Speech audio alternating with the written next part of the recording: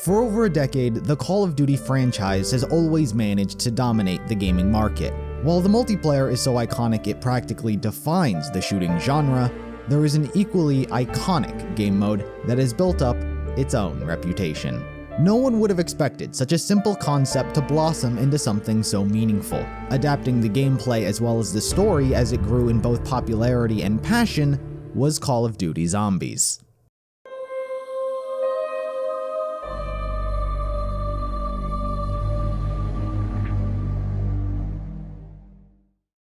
While oftentimes to understand and grasp a timeline it is best told through a chronological perspective, Call of Duty Zombies' timeline can easily get very confusing and difficult to follow through this method alone. To best deliver the most coherent possible series of events, I will be using a mixture of both chronological and sequential storytelling to make everything as easy as possible to follow.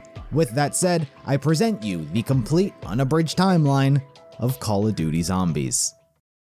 Like most stories, everything starts at the beginning, quite literally in this case. The first beings to ever exist in the universe were known as Keepers. They existed within the Aether. The Aether is simply the name which encompasses the entire universe as a whole. The Keepers were unearthly creatures, but their intelligence and power was astounding. The very first Keeper to ever exist, simply referred to as the First One, created a device known as the Summoning Key. This single device is the oldest artifact in all of creation and allowed the Keepers to manipulate the Aether. With it, they created Agarthan, a physical manifestation of the Aether itself. This place would go by many names: Paradise, the House, the place above creation. But despite what it was referred to, it was a location which exists outside of all known and unknown universes, and simply exists within its own pocket.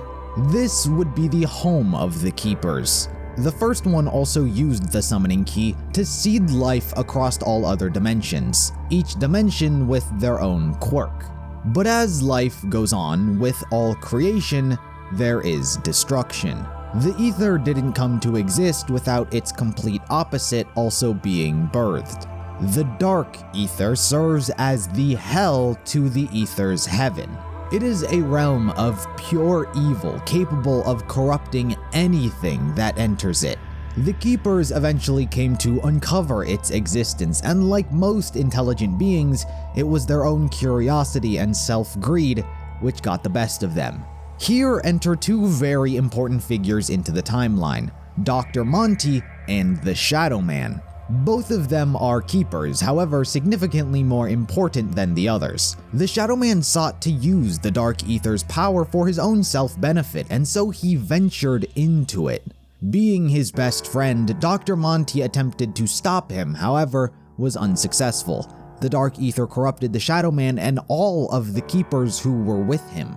The corrupted Keepers began to become morphed, changing their appearance and becoming an entirely new entity known as Apothicons. Unlike the Keepers, the Apothicons were given new purpose due to their corruption. Their sole motivation became to wreak havoc across all of creation. They invented the Aether Pyramid, a device which could harness the power of the Dark Aether and control the Aether entirely. Seeing the danger the Apothicons posed, the Keepers were forced to take action and fight against them. This led to a war between the corrupted being led by the Shadowman and the uncorrupted being led by Dr. Monty. This event would go on to be known as the War of Agarthan. When all the smoke settled, it was the Keepers who came out victorious. Seeing their inevitable defeat, the Apothicons hid away their Aether Pyramid on the moon in one of the newly formed universes. All of the Apothicons were then banished to the Dark Aether, where it was to remain their prison. From here, Dr. Monty, as well as all of the other Keepers, vowed to be the protectors of all universes, guardians of the multiverse, never allowing the Apothicons' corruption to spread. As time passed, the Apothicons slowly somehow managed to worm its way out of imprisonment and into creation once more. And with it, they attacked humanity and Earth. In this universe, the Apothicons attacked humanity, and keeping true to their promise, the Keepers once again descended upon Earth to fight them off. This time, the Keepers were aided by humanity. There was a group of warriors in particular, which, when banded together, they were able to put a stop to the Apothicons. This event would go down in this universe's history as the Great War. With that, the Keepers yet again sealed the Apothicons away, but similar to last time, the Apothicons still had a method of tampering with the multiverses.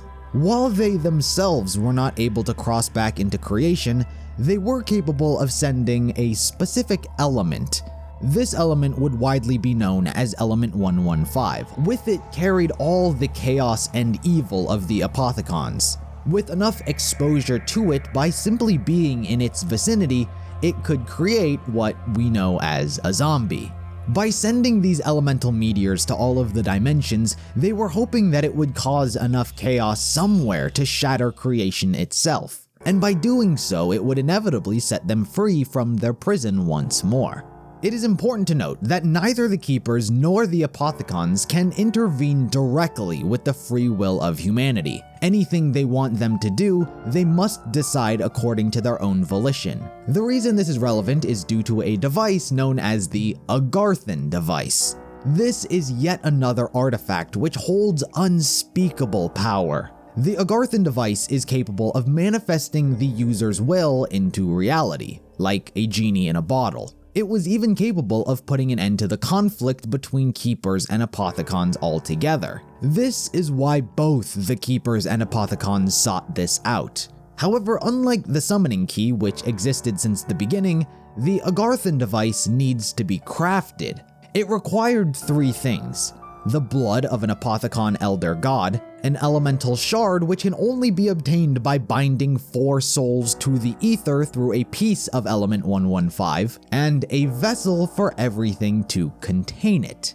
And all of that leads us to Earth in the original timeline. Where the Apothicons sent divinium meteors to different dimensions, in this timeline it was first uncovered by the small mining town of Purgatory Point in the year 1885. This story follows a man named Jebediah Brown. When he was only 10, he and his mother moved to Purgatory Point seeking a new life. The two settled in quite well, both getting jobs in the local shops. For over 40 years, there never quite seemed to be anything of note. But one day, the miners uncovered a mysterious blue rock. This was Element 115. Due to the frequent and direct exposure to it, the rock corrupted a miner named Clive Farnsworth, who was turned into a zombie. He returned to the town and killed Jebediah's mother, viciously ripping out her throat. Clive was promptly killed by their neighbor, and Jebediah buried his mother. The day's the 14th of April, the year of our Lord 1885. A day I will hold dear until my last. I have done and spent 30 years of my life in Purgatory Point. My ma brought me out here when I was but 10 years young. She hoped to give us a chance at a new life. They're good folk here in Purgatory Point. Sure, sometimes they get a little rowdy, and maybe we strayed too far from heaven's gaze, but what do you expect from a frontier mining town? Something happened to one of the miners. Clive Farnsworth, a good man, came by the shop a few times. Anyway, he went down into that mine, stayed down there for 10 days. When he came back up, he was changed. They say he was like a feral animal, rabid and carnivorous. His mind was gone, his flesh all sallow and bloody, his eyes ablaze in a red light. First home he stumbled upon was me and Ma's. I was at the shop at the time. Ma went out to meet him, and Clive, Doc said it happened quick. Clive jumped on her, ripped her throat. Old Bill ran over, put 2 through Clive's skull, shot him dead, like a dog. But Ma, she's been laid to rest now. She'll rise up to heaven, and bless her soul, she'll be greeted with open arms. That mine, they've been digging for that blue rock. Some folks say you stare too long, you'll find the devil in it. I need answers. I need to understand what happened. I'll head down to that mine tomorrow. He knew something was wrong, as word had spread about this blue rock, and so he went searching for answers himself. He visited the Element 115 meteor, and upon his interaction with it, it forever changed him. The corruption had touched him, and thus connected him to the Aether. That night, upon his return, he had visions from what he perceived as angels. In reality, these were the Keepers. They had warned him to prepare for what was coming, and were also testing the limits over how much influence they can have over humans. Their first real test was getting him to create a machine that could upgrade any weapon put inside of it. This was the creation of the very first Pack-a-Punch machine. They guided him in constructing the blueprints, and despite not being much of a blacksmith, he was successful in the Pack-a-Punch's creation. The day's the 19th of April. The year of our Lord, 1885. Somehow. I don't know how it's possible. Last I recall, I was headed into the mine. I swear, I was only down there for a few hours.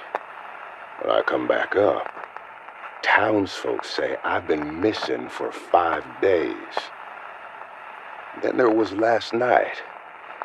When I slept, I had a vision. 2 angels came down to me from heaven. They told me I needed to be ready to prepare for what was coming. And what was coming, they would not tell me, but how to prepare. Build a machine, they said. A machine that will grant you great power.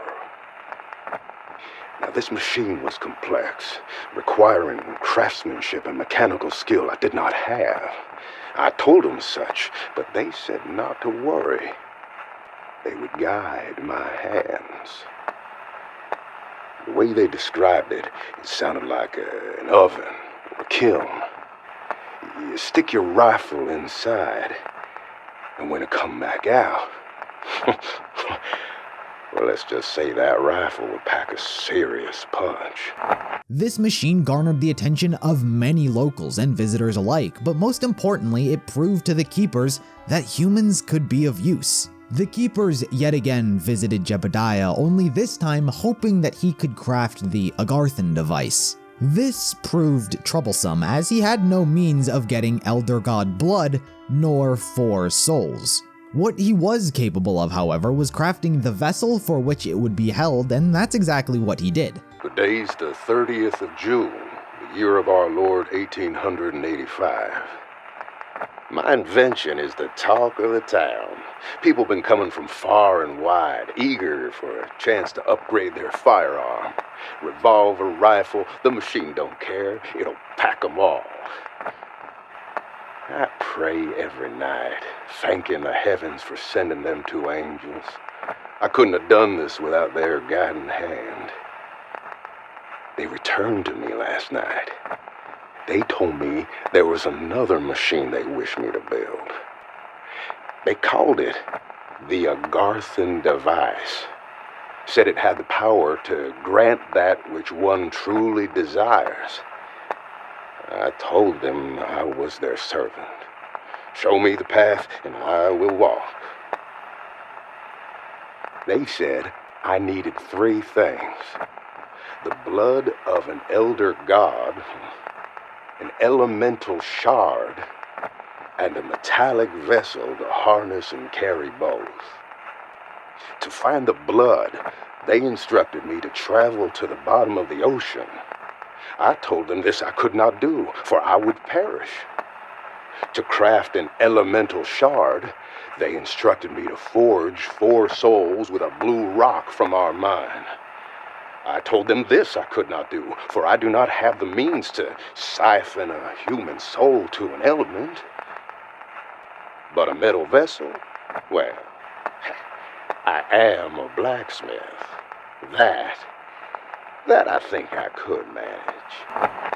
Over time, the town would fall into ruin due to its close proximity to Element 115. The residents became delusional, paranoid, and even Jebediah suffered some side effects as well. He became overcome with grief about the loss of his mother, and for whatever reason, perhaps the simple madness of losing one's mind, he dug up his mother's corpse and put it into the Pack-a-Punch machine. This created an unforeseen result. Her body did not disappear from the machine as any normal gun would. Instead, an apparition of her appeared in their old house, although it was a much younger version from when she died. Her ghost would continue to be bound to the house for the foreseeable future. The day's the 21st of July, the year of our Lord, 1885. I have a confession. I am burdened with sin. I fear I am the architect of my own damnation. This town is cursed. The devil himself has possessed our people. Folk have been acting all kinds of crazy paranoia, visions, seeing things that ain't there. And the violence. 7 dead in the last 5 days. Sheriff don't know what's gotten into these people. But I know it. It's that damned mine. Them blue rocks. Doc believes them to be meteors from the sky, from up in the stars. Maybe from heaven. But whatever the cause, I fear the disease that consumes this town has gotten to me as well. Last night, I felt overcome with loss and grief. I went to see Ma at the cemetery. Maybe it was a whiskey. Maybe it was delirium. I can't say, but I dug her up and took her into town. I took her to my shop where I kept the machine. I don't know what came over me. Like something took control of my body, like a puppet on strings. I put her in the machine. I don't know why. Maybe it would bring her back to me. But she vanished. Nothing came back out. I stumbled home in a daze, but as I arrive, I see before my eyes, I see an apparition, a spirit. It looks just like her, only when she was younger. She floats around the house now. I catch her playing the piano. The angels. They came back to me again. I've built the metal carriage just as they asked. Only one thing left to do now. Upgrade it with my machine. Seeing his purpose as having been fulfilled and the steady decline of his well-being, the Keepers instructed him one last task: to put the vessel he crafted into the Pack-a-Punch machine, which he did. Such energy mixing with each other wound up teleporting Purgatory Point beneath the surface of the Earth all the way in Angola, Africa. Following this, the town was completely overrun by zombies, and Jebediah is killed. The day's the 22nd of July, the year of our Lord, 1885. We are truly lost. This town, these people, we are being punished by heaven for our transgressions, and now must suffer the righteous hand of retribution. I did as they asked. I put the metal vessel in the Pack-a-Punch machine just as instructed. Next thing I know, all the energy, all the power of the world gets sucked out of the air as if pulled inside the machine. Next thing, the world went wide. I came to, and I see that my shop, all the people, the whole damn town has been transported, as if willed by the Lord, into this cavern buried below the surface of the earth.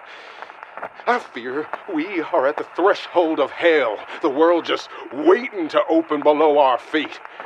We've been overrun by the devil's army. The dead have risen and now do us in battle. My name is Jebediah Brown, and I bow humbly before the two angels and ask for forgiveness. Show us the path to salvation. We are listening. Hello? The events that transpired here would remain buried for some time. No one would know of the zombies or Element 115. All that was left were remnants of a once forgotten mining town. The setting and time frame for everything that's about to happen is World War II, Nazi Germany. The events that happened in the real world are very much the backdrop for everything going on around it. World leaders and military alliances all still apply. For this story, we are largely following the side of the Germans. The next character to uncover Element 115's existence was a doctor named Ludwig Maxis. He formed an organization known as Group 935 dedicated to this element's research and study. Among its constituents was Edward Richtofen. Dr. Richtofen is a bona fide sociopath who sees no moral distinction between natural death and plain murder. He is a Nazi doctor and major general within the Axis ranks. He was originally at the forefront of torture and information extraction research during the war, but when approached to join Maxis to research Element 115, he joined. It is also important to note that Richtofen is also part of the Illuminati and was working on behalf of their interests when joining Group 935. The Illuminati's role in the entire timeline is largely unimpactful and not important.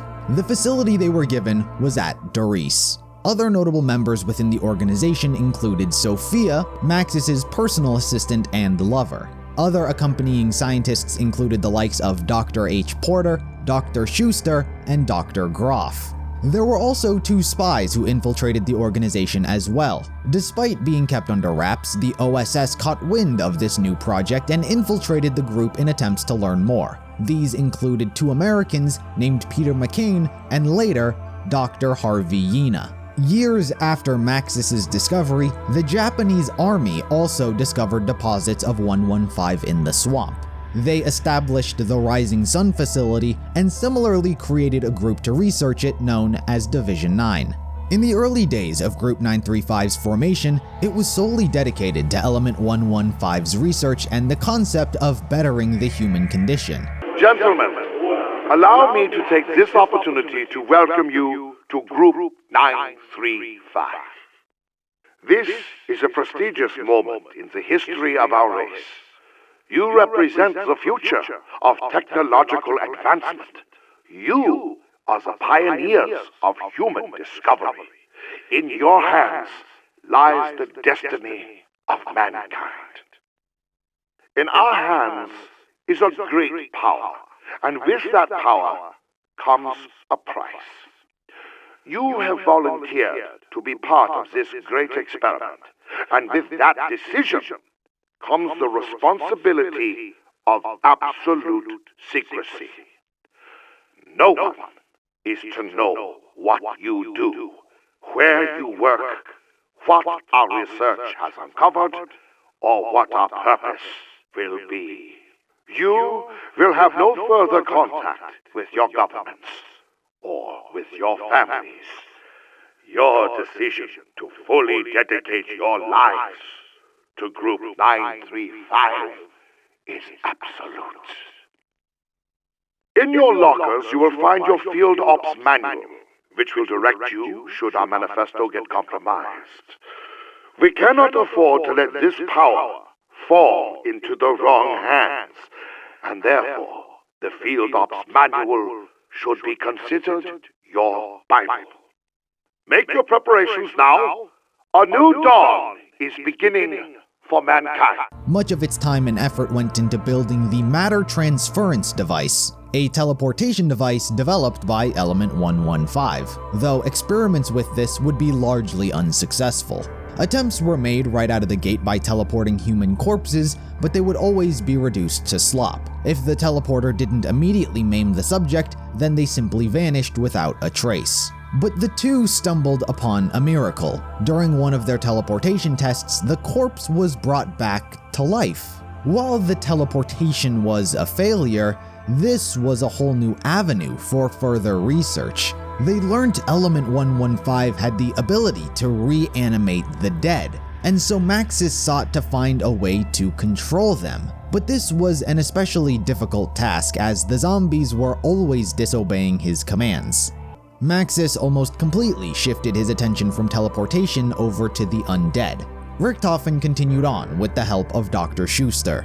Over the next few months, the two scaled down their testing size from human teleportation down to a walnut, and for the first time, they successfully teleported an item as intended. Log entry 38, date December 4, 1939. The matter transference prototype is prepared for test run number 151. We have now reduced our test subject's mass to prove that this is possible. Dr. Schuster, please give an overview. Yes, Dr. Richtofen. We have the new test subject, a walnut, weighing in at 10 grams. The target platform is now at 3 feet with no obstructions. We have 1 microgram of the element, which, according to our calculations, will be entirely used up during tests. Excellent, Dr. Schuster. Commence test number 151. Yes, Doctor.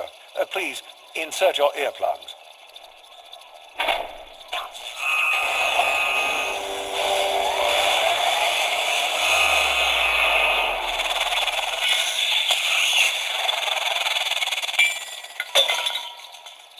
Good God.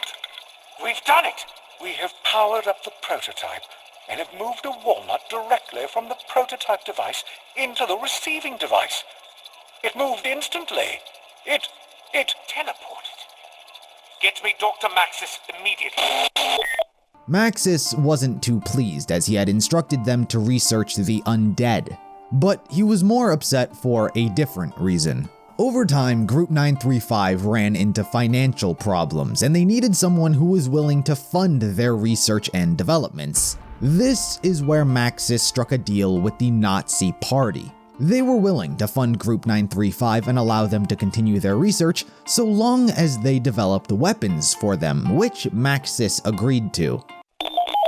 But this is not the crucial experiments that you are supposed to be working on. With all due respect, Dr. Maxis, this is a breakthrough of unimaginable proportions. What? That you moved a walnut a few feet? Yes, Edward. We will improve the human condition by revolutionizing the walnut industry. I can see it now. Edward's walnut delivery. Don't be obtuse. How dare you call me that? We are at war, Edward. I will admit that there is promise here. But until this war is won... Correct me if I'm wrong, Dr. Maxis, but Group 935 is a research organization. What was the motto? To improve the human condition? What business of ours is this war? Fine, Dr. Richtofen. I will let you in on a little administrative secret. We are finalizing a deal with the Nazi Party. We need funding. We need equipment. They need new weapons. Chances are this war will end soon with a treaty or two, and we will be in a much better position to help the world. Are you certain this won't cause massive defections? We have scientists from all over the world working with us. That is why it is with the utmost confidence that I share this with you. No one will know of this. This is simply the breaking of an egg to make an omelet. Think of the tactical advantage we would have. Think of the cost. Think of the time. We can provide the Nazis technical expertise in various areas without putting all our eggs in your walnut basket. Good day, Edward, and get back to your real work.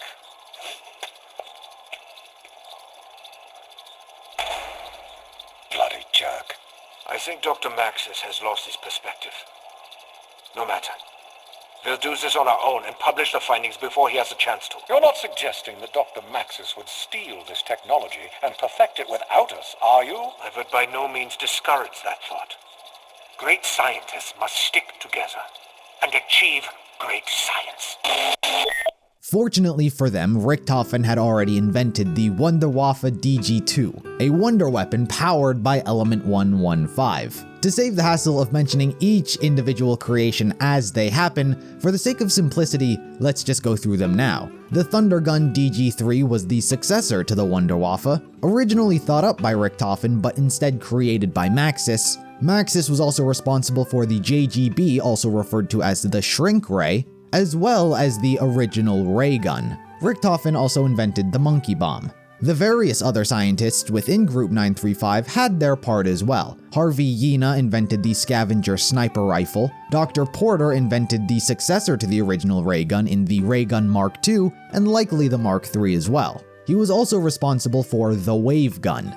Pretty much every wonder weapon found within the games were created by either Group 935 directly, or similar groups who were doing the same thing later down the timeline. This also goes for the perks and elixirs. Juggernog, Quick Revive, Speed Cola, and Double Tap were all fused with Element 115 for their special effects. These inventions would happen over the course of the timeline, so just keep that in mind. They didn't just all get invented in a few months. The Nazis were happy to fund them so long as their weapons development, teleportation technology, and reanimation of the dead were to be used to help them in the war. This is why Maxis was so upset over Richtofen continuing the teleportation experiments when an undead army would be far more useful. But Richtofen was surprisingly a man of science. He might be a sociopath, but he continued to work diligently on human teleportation. In fact, as time went on, he became so confident in the success of the matter transference device that he offered himself to be used as a test subject. And this is where you can really say Richtofen's story begins. Entry 42. Date, January 4, 1940. Dr. Schuster and I, despite mounting pressure from Dr. Maxis, have continued working on the matter transference prototype. We have made great strides in the last 30 days, and are ready for our first human subject. If our calculations are correct, we will send a test subject, me, to the receptacle station sitting 30 yards away and behind a cinder block wall. Are you certain you want to do this, Dr. Richtofen? Nein, Dr. Schuster. But this must be done. Quickly, put in your earplugs and power up the machine.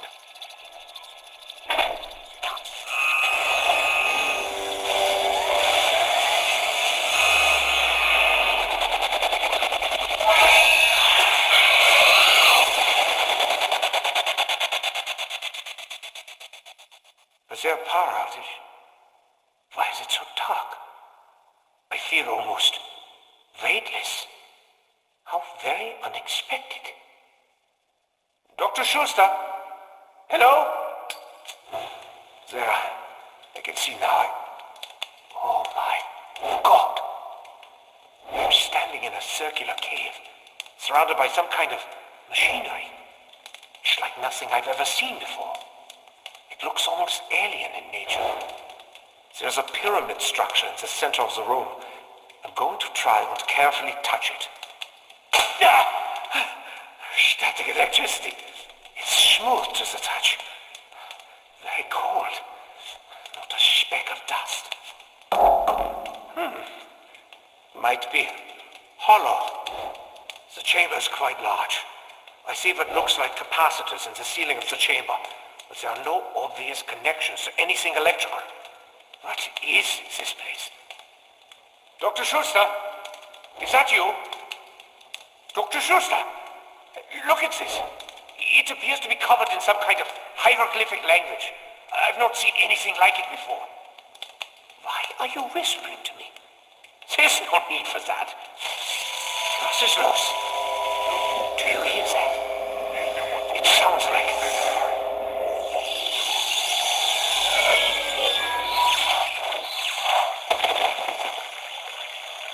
My God! What happened? I seem to be in some kind of jungle. I can't be certain of where I am.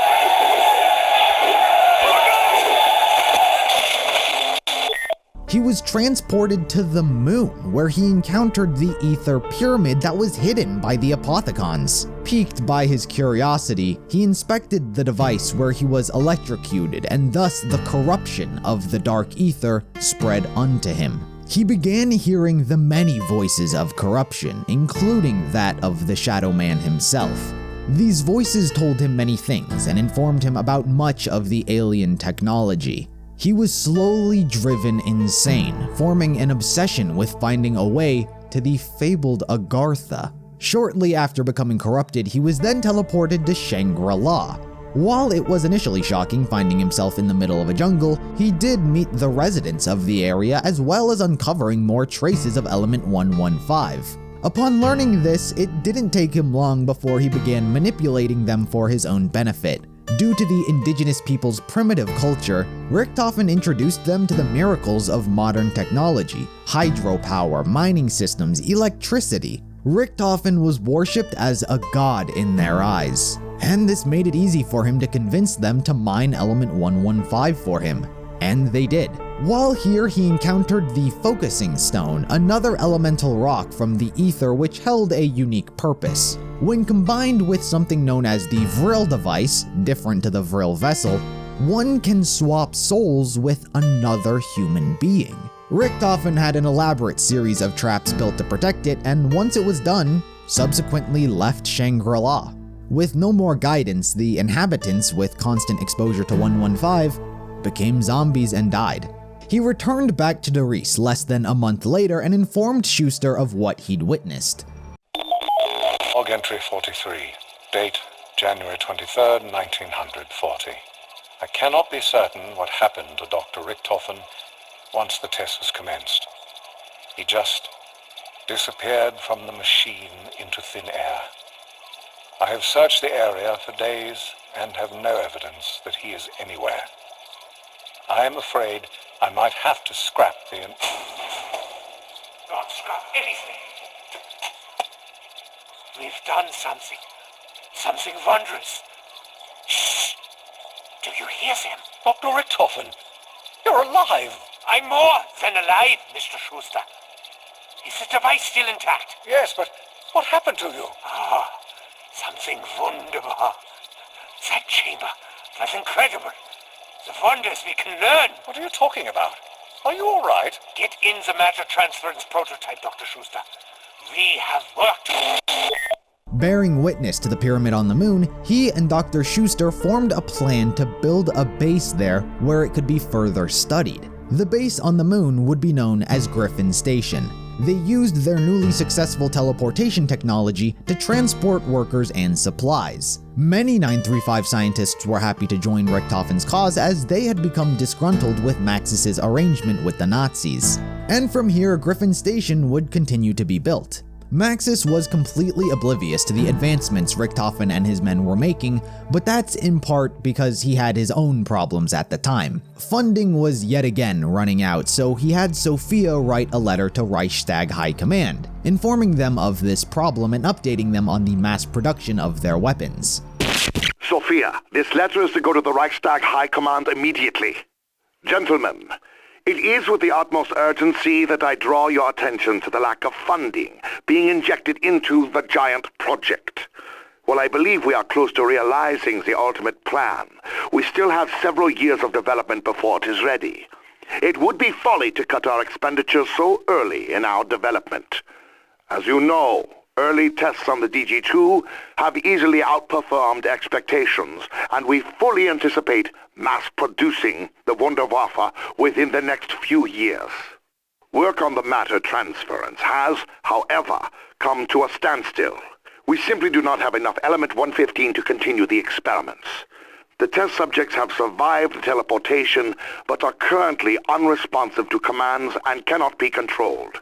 If we are to overcome this obstacle, we need to increase the frequency and size of the experiment.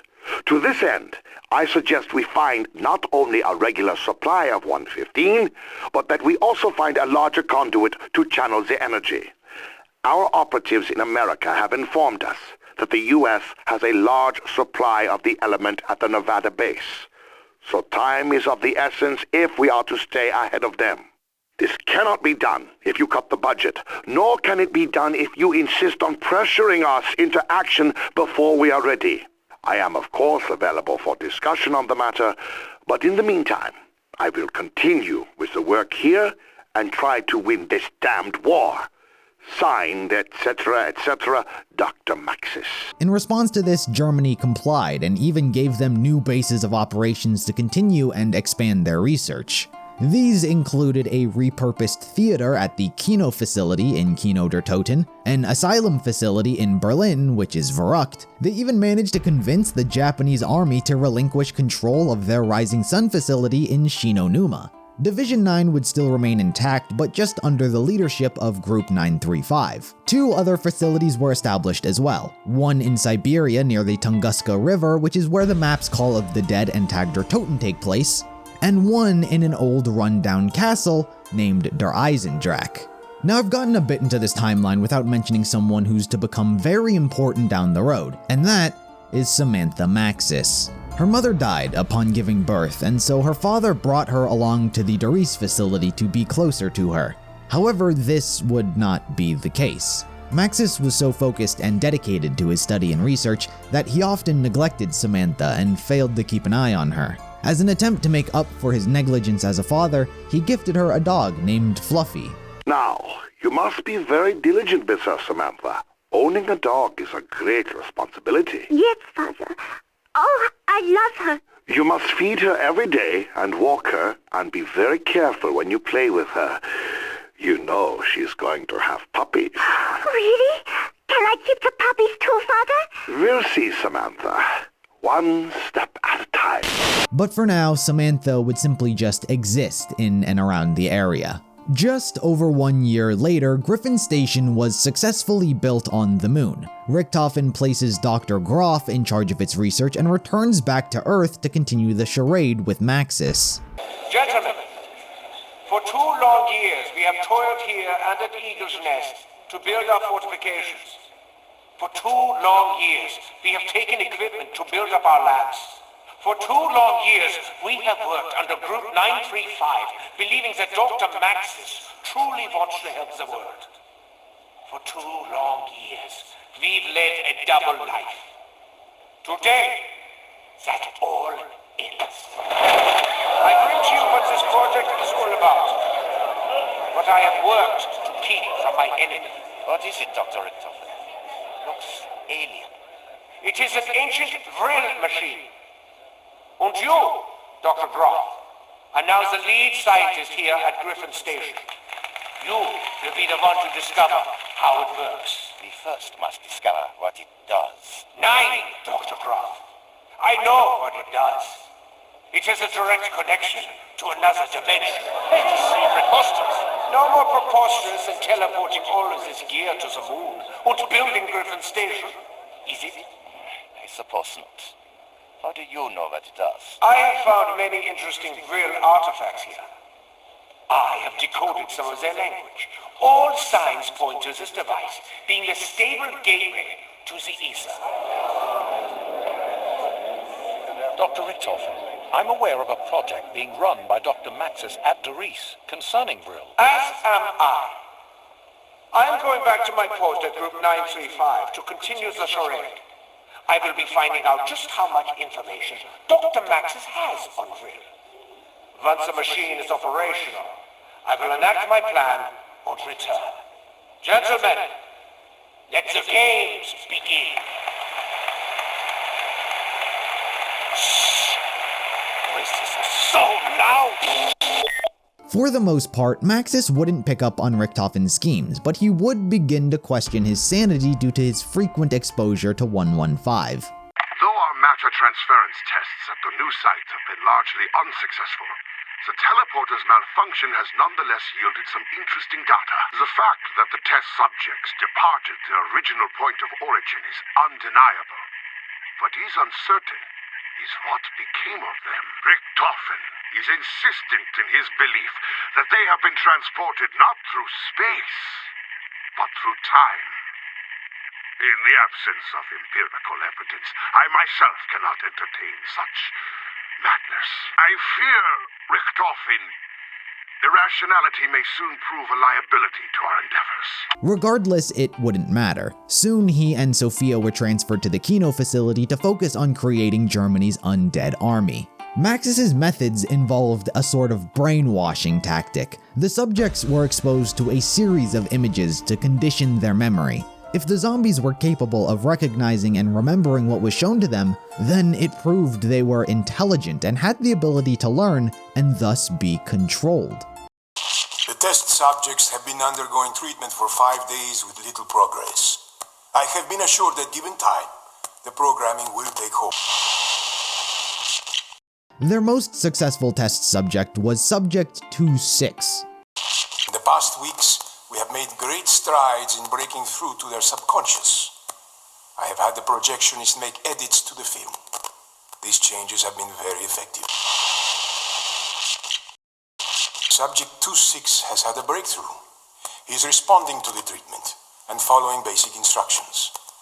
The violent outbursts have been greatly reduced, and given time, we feel this method of treatment will be 100% effective in most cases. Maxis didn't need the zombies to remain controlled forever, just long enough to be used as soldiers pointed in the right direction. The ideal amount of time was 26 hours. Our timeline for deployment can be accelerated, given the progress we have made in the past 2 weeks. If patient 2-6 can retain the impressions longer than 26 hours, we will have the process perfect.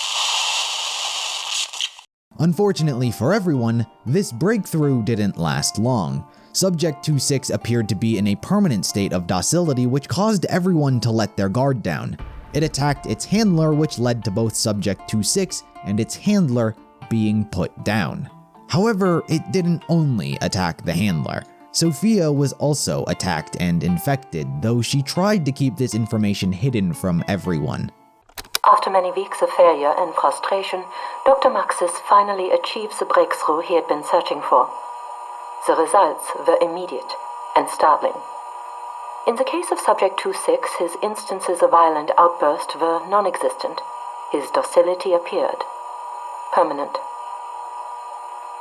Unfortunately, while we prepared to implement the treatment on the other subjects, there was an incident. During his field test this morning, Subject 2-6 attacked a handler. 2-6 and the handler were both destroyed. Maxis believes Subject 2-6 only attacked the handler. He does not know I was attacked as well. I have observed a developing pattern of high fevers and cold sweats. My thoughts are erratic. My relationship with Ludwig is complicated. I fear I cannot keep this secret from him for long.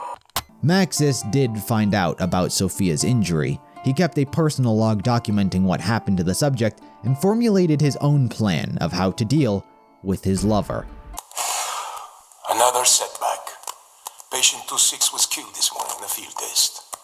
He lost control and attacked one of our handlers. His injuries were minor, but patient 2-6 was destroyed. The break in programming coincided with the flashing lights and loud noises of the fire alarm in the test facility. One moment. What is it? The break in programming coincided with the flashing lights and loud noises of the fire alarm in the test facility. One moment. What is it? You wanted to see me, Ludwig? Sophia, yes. Do come in. Sit down, my dear. Have some tea. Is everything all right? No. Everything's fine. Drink your tea.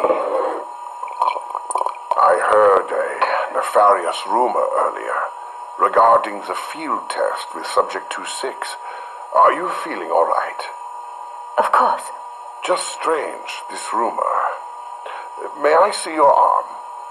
What? No. Why do you need to see my arm? Relax, Sophia. I would never hurt you.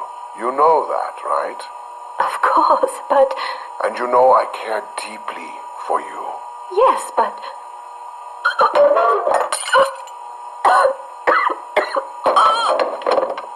Yes. then you know everything I am about to do is for your own good.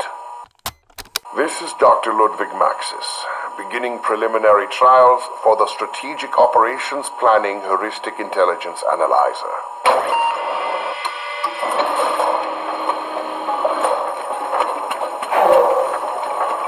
My God, what's happening? Ludwig? Dr. Maxis? Hello, Sophia. Where am I? It's so dark here. I can't see anything. That's all perfectly normal. How are you feeling? I feel nothing. What have you done to me?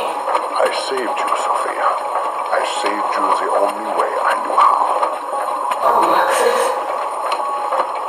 What have you done?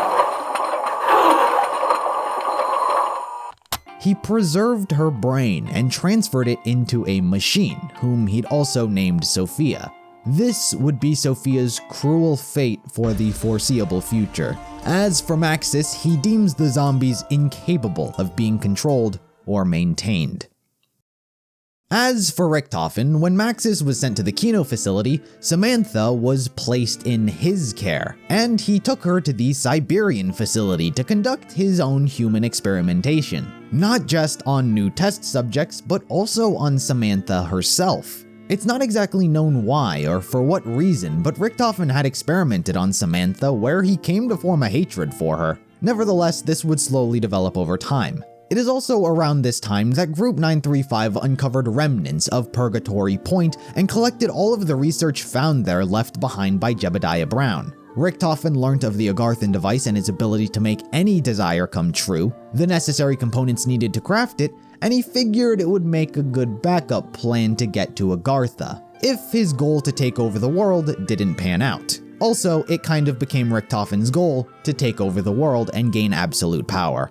The Vril vessel was brought to him, and he kept watch over it and the Agarthan device's progress. Log entry 937, date May 15th, 1942. Dear Diary, our men have safely returned from Africa, where they recovered a number of artifacts buried underground, in some sort of subterranean cowboy village. Apparently it was American. That's right, an American cowboy western town, buried underground in Africa. Stupid American Schwein, with their apple pie and their baseballs, all thinking they can just waltz into another country and claim it as theirs. There is no art to their work. But I digress. The boys have returned with a number of fascinating articles and documents. They have pieces from a destroyed machine called the Pack-a-Punch. With a name as clever as that, it must be American. I have given the schematics to Dr. Porter. Perhaps he will have better luck replicating Jebediah Brown's work. Speaking of that blacksmith, we also recovered plans for the Agarthan device. It seems that the blacksmith already built one of the pieces, the fabled Vril vessel. The Agarthan device, a device capable of granting that which one desires. Almost like a genie in a bottle. I think I shall keep this genie in my back pocket. If my plan fails, and it won't, perhaps this device can get me to Agartha. As for Richtofen's human experimentation project, 3 test subjects were captured. Log entry 1438, date July 18th, 1945. Dear Diary, I have been at Group 935's Siberian facility now for merely days, but mein cup already runneth over with exciting news. First, yesterday, I learned that I would receive not 1, not 2, but 3 test subjects. Hopefully with proper 115 injections, we will be able to use these specimens to access the human mind. The Chancellor's undead army is on standby until we crack this crucial step. Firstly, a Japanese samurai in Bushido named Takeo Masaki. He's a man who's always been dedicated to his principles. He was born into a wealthy family, a bloodline dynasty of highly decorated samurai. Even from the early age of 5, he would be seen playing in the streets with his katana, slicing the tails off terrified kittens. It was clear that he was going to continue bringing honor to the Masaki name. His life was dedicated to perfecting his discipline, for without it, life otherwise had no meaning. He joined the Imperial Japanese Army and quickly rose up its ranks, as war was the perfect setting for him to explore his bloodlust and the nature of those less honorable than himself. Due to the legacy of his family name and actions on the battlefield, Takeo garnered attention from the Emperor himself. He witnessed Takeo's unwavering fear, his ability to stare death in the face and endure whatever was thrown at him, and he was jealous. He began to use Takeo for his own personal missions due to his loyalty. This even involved overseeing Division 9's research on Element 115. Takeo reported that the work being done there was unacceptable, and in response, the Emperor ordered Takeo to hand himself over as a test subject, for which he complied. Takeo was then taken by Group 935. The second test subject was the Russian sergeant Nikolai Belinsky. His reputation is shrouded in that of a ruthless killer, someone who's climbed up the ranks by murdering those ahead of him and sleeping his way through the political ladder. However, these stories of him may be just that, stories. In reality, there was only ever one thing he loved in this world, and that was his wife. She meant everything to him, but once Germany began their advance into the Soviet Union, the country became a war zone. They bombed the major cities, and Nikolai's wife was killed in the carnage. This was perhaps a fate worse than death for him. It sent him into a spiral of drowning his sorrows in alcohol. He drank to forget, and it is likely within his drunken stupor where the tales of the ruthless killer Nikolai were born. Also made up were stories of his ex-wives. He began speaking about various other women he had married, who at least 5 of which he murdered himself. These women were non-existent, but rather a manifestation of the sadness he was burying deep within him. Nikolai would continue to fight on as a soldier, part of the Soviet forces. He participated in the Battle of Stalingrad where his brother was killed, and he was subsequently captured by German soldiers and taken by Group 935 to become a test subject. Richtofen's third test subject was a Mexican of unknown origin named Pablo Marinas. These 3 were subject to Element 115 experimentation as Richtofen attempted to unlock the human mind, tamper with the brain and body by using Element 115, and create an army of soldiers for the German forces. It wasn't just about controlling these 3 in particular either. They also attempted to clone them so they could create their own soldiers. The Element 115 affected them all differently. Takeo began vomiting uncontrollably. Nikolai was not responsive to the treatment unless vodka was involved.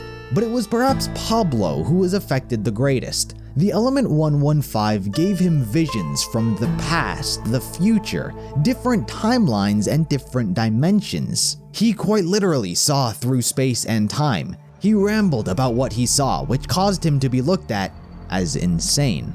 While Richtofen continued to work on creating soldiers for the German forces, he began to find the work boring and uninteresting, which led him to reevaluate his interest in the Agarthan device's creation.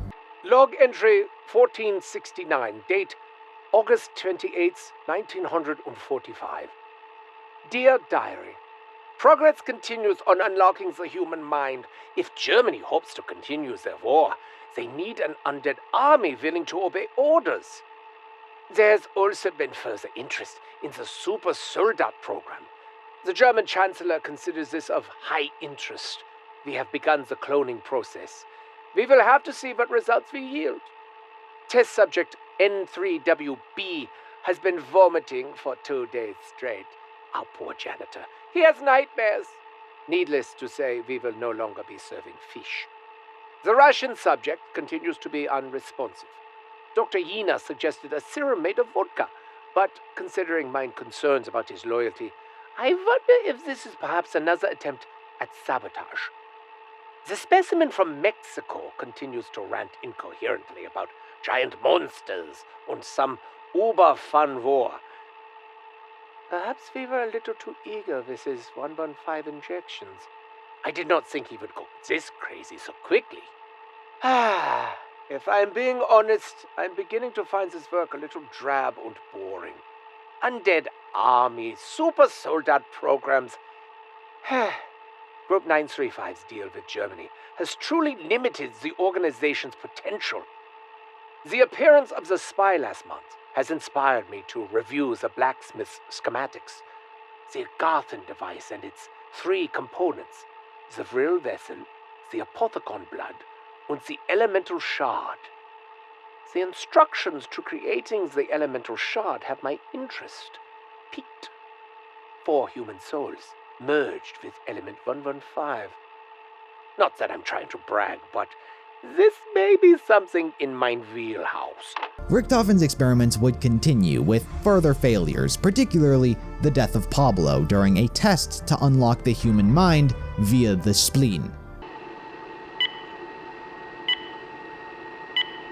Scalpel, please, Dr. Yee. Scalpel, Dr. Richtofen. What exactly are you looking for, Dr. Richtofen? We are attempting to locate an appropriate stimuli that will trigger the brain's involuntary willingness to obey command. There we are. Forceps, Dr. Yee, if you please. Forceps, Dr. Richtofen. But the liver and kidneys, or the spleen?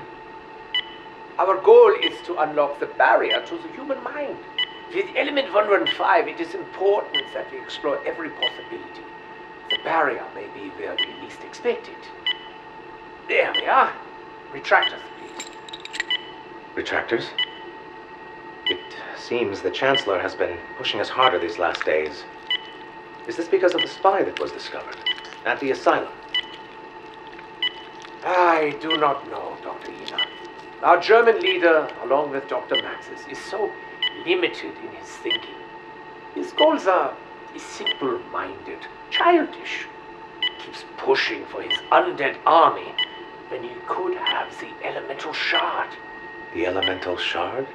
A device capable of endless energy. We could use it to craft anything, including an Agarthan device of immense power. Hold this open while I grab the injector. Agarthan device? Why haven't I heard about this? Dr. Yee, do you have a firm grip? You are shaking. I'm ready. Please, proceed. Injecting serum in 3, 2, 1. Hold it open. The injection is nearly complete. I can't hold this grip. Well, I guess the barrier isn't in his spleen. Nincompoop! You did this. I knew it. You let go on purpose. Richtofen, it was an accident. My hand slipped. Don't go. Log entry 1471. Date, September 2nd, 1845. Diary. Another day, another failure. This time, subject N3WB just blankly at the floor. The Russian subject still smells like urine, even after he was given a bath and deloused twice. And I think I might have killed the specimen from Mexico. His spleen is on the floor, and he's not moving anymore. I can verify with certainty, however, that the barrier is not located in the spleen. Dr. Continue no matter the cost.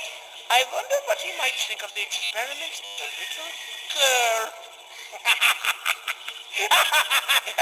Nice! Drop that! That's my spleen! As time went on and Richtofen descended into madness, Cornelius Pernell, who was responsible for sending Peter McCain in as a spy to Group 935, believed the group was losing control over its experiments and decided to pull the plug on the investigation. A special force team was formed with the intent of extracting Peter McCain. It was led by Tank Dempsey. He was chosen due to the grit he showed during the Battle of Peleliu. He and his men were captured during the early raids, and he spent 2 weeks submerged in malarial water in a rat-infested bamboo cage. He gnawed his way through the cage and took down his captors with only a bobby pin and his Medal of Honor. All he knows is war and working to win it for everyone he's fighting for. He is the definition of an American hero. He, alongside John Banana, Smokey, and Paxton Gunner Ridge, were sent to the Verrucht facility to extract Peter McCain. Before they got there, however, Peter's identity as a spy was uncovered and he was captured by Group 935. An outbreak at the asylum shortly followed, and amongst the chaos, Peter had managed to escape, but lost his left forearm in the process. By the time the extraction team arrived, it was too late. The facility was overrun, and they were forced to fend for themselves. Both Smokey and John Banana were killed. A radio was left behind in Banana's final moments of death when he lost his mind. Field report. A quiet retort. The mission has all gone south. It's Johnny here. Smokey is near, most likely with meat in his mouth. We've been here for ages. I ran out of pages, but now have a mic to record. The mission has failed.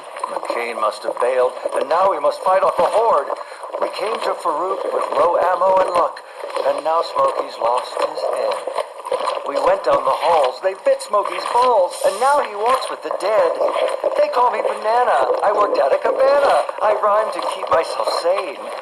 Though Smokey is dead, I'm holding his head, which right now is eating my brain. Dempsey, on the other hand, is captured by Group 935 and is used as a replacement test subject for the Mexican in Richtofen's experiments. Log entry 1472, date September 10th, 1945. Dear Diary, today was a good day. The swelling has subsided, the ice helps. They made liverwurst for lunch. It was... I still have not had any luck reprogramming any of the live specimens. Dr. Maxis, the key to unlocking the human mind will be more easily discovered on someone who isn't dead yet. I am not convinced. The army is stored until I can break this trust barrier. Oh, apparently someone in security found a spy in the group. They are delivering him from the place of one that I broke. The only survivor was Gunner, who managed to make his way back to the United States and report what happened to Pernell. Dempsey was transported to the Siberian facility, and he, alongside Nikolai and Takeo, were all exposed to serums of element 115 and tested on by Richtofen. Log entry 1473, date September 17th, 1945. Dear Diary, today... Hands off me, damn dirty Nazi. Uh-oh, it doesn't look good. That's right. You want some of this? I'm taking you home in fags. Freak.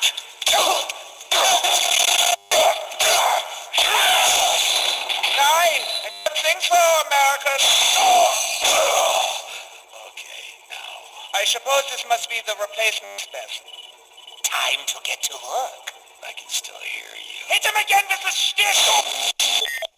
There were many attempts to grow their own versions of these three, but each one of them came out deformed and a failure in one way or another. In the end, these tests would be unsuccessful and later abandoned. Experiments would continue to be conducted on the three, however. Serums of 115 were continuously injected into them, causing them to slowly go mad. Evidence of this can be found in their prison cells written on the walls.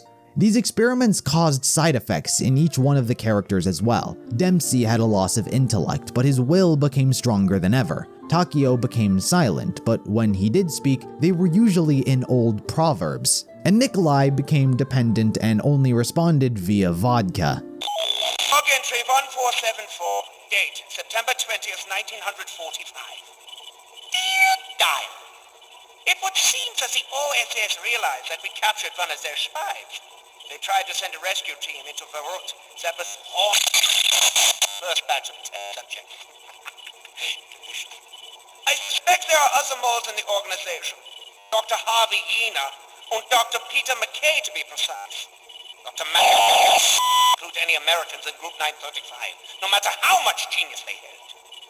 Stupid Americans with their apple pies and baseball and children. But I digress. The new American test subject is interesting, and muscle. His intellect seems low, but his will is strong. Like the others, he doesn't seem to know who he is anymore. Unlike the others, he keeps breaking the restraints and yelling at me. Test subject N3WB is still staring at the floor, muttering what sounds like some kind of proverb over and over again. I think his mind may have been destroyed by the process. Oh well. The Russian subject recently began responding to stimuli, but only after injecting him with a new serum made primarily from vodka. Perhaps this is a breakthrough we've been waiting for. While Richtofen continuously worked on unlocking the human mind, his own motivations and goals would also be tested. He began making progress on the Agarthan device, specifically the Elemental Shard. Using a processed rock of 115, Richtofen successfully managed to siphon off pieces of everyone's soul and put them into the rock. This included himself, as he needed 4 souls in total, and he was conveniently around. Oh well, the Russian subject recently began responding to stimuli, but only after injecting him with a new serum made primarily from vodka. Perhaps this is a breakthrough in the experiment we have been waiting for. Perhaps I was too harsh on Dr. Yina. It was he, after all, who suggested the vodka serum. Credit where credit is due. Today also marks a great success for one of my side projects.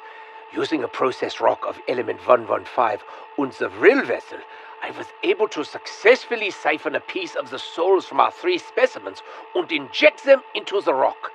Without access to a 4th individual, I used part of my own essence. Much to my surprise, the rock grew and transformed, creating a beautiful shard of glass made purely from element 115 and parts from 4 human souls. The Vril vessel, the elemental shard. All we need now is the Apothicon Blood, and the Agarthan device shall be complete. End log entry 1474. Or should I say 1474? Doesn't matter. All that was left to complete the Agarthan device was the blood of an Apothicon. Unbeknownst to Richtofen or anyone at the time, by siphoning the souls of those 4 together, it effectively bound them across all dimensions and universes. No matter what, no matter where, these 4 were stuck with each other, though they wouldn't know it. Seeing how Richtofen began using Group 935's resources for his own personal projects, Dr. Yina saw it the perfect time to prove his loyalty to the organization in an attempt to clear any and all thoughts the others might have had that he might be a spy due to being American. You cannot do this. You have no authority. You've left me no choice, Dr. Richtofen. You used 935 resources to work on personal projects.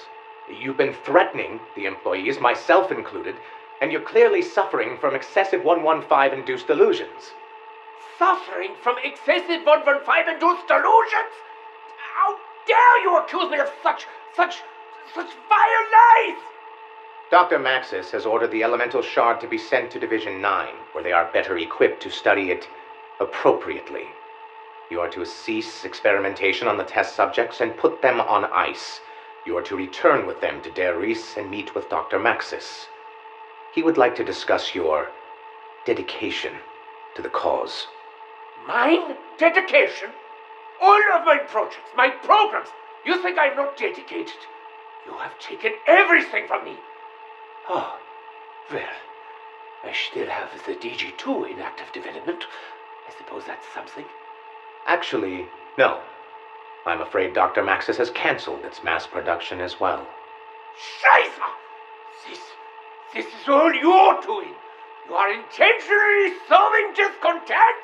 You are trying to destroy us from within. You're working for the Americans, aren't you? You're a spy. Just like Dr. Peter McCain, Dr. Maxis will never have hired Americans, no matter how much genius they have. No, Dr. Richtofen, that's your paranoia talking. You've been exposed to Element 115 for too long. I'm just a loyal servant to Group 935 trying to protect its interests. Now, if you have any issues, I suggest bringing them up with Dr. Maxis. Oh, don't you worry, little lying apple pie brain, Herr Yina. I intend to bring up a great many things with Dr. Maxis. Richtofen was forced to put Dempsey, Nikolai, and Takeo on ice, hand over the Elemental Shard, which was to be taken to Division 9, where they could properly study it, and he was forced to return back to Derice with Maxis. And to top it all off, mass production of the Wunderwaffe was cancelled. Understandably, this pissed Richtofen off as he felt betrayed, and so he formulated his own plan to deal with Maxis and Samantha in the process. Like I said earlier, he came to form a hatred for Samantha, though we never really see why. Log entry 1475, date October 1st, 1945. Died. As for the control group tests, they have been put on hold.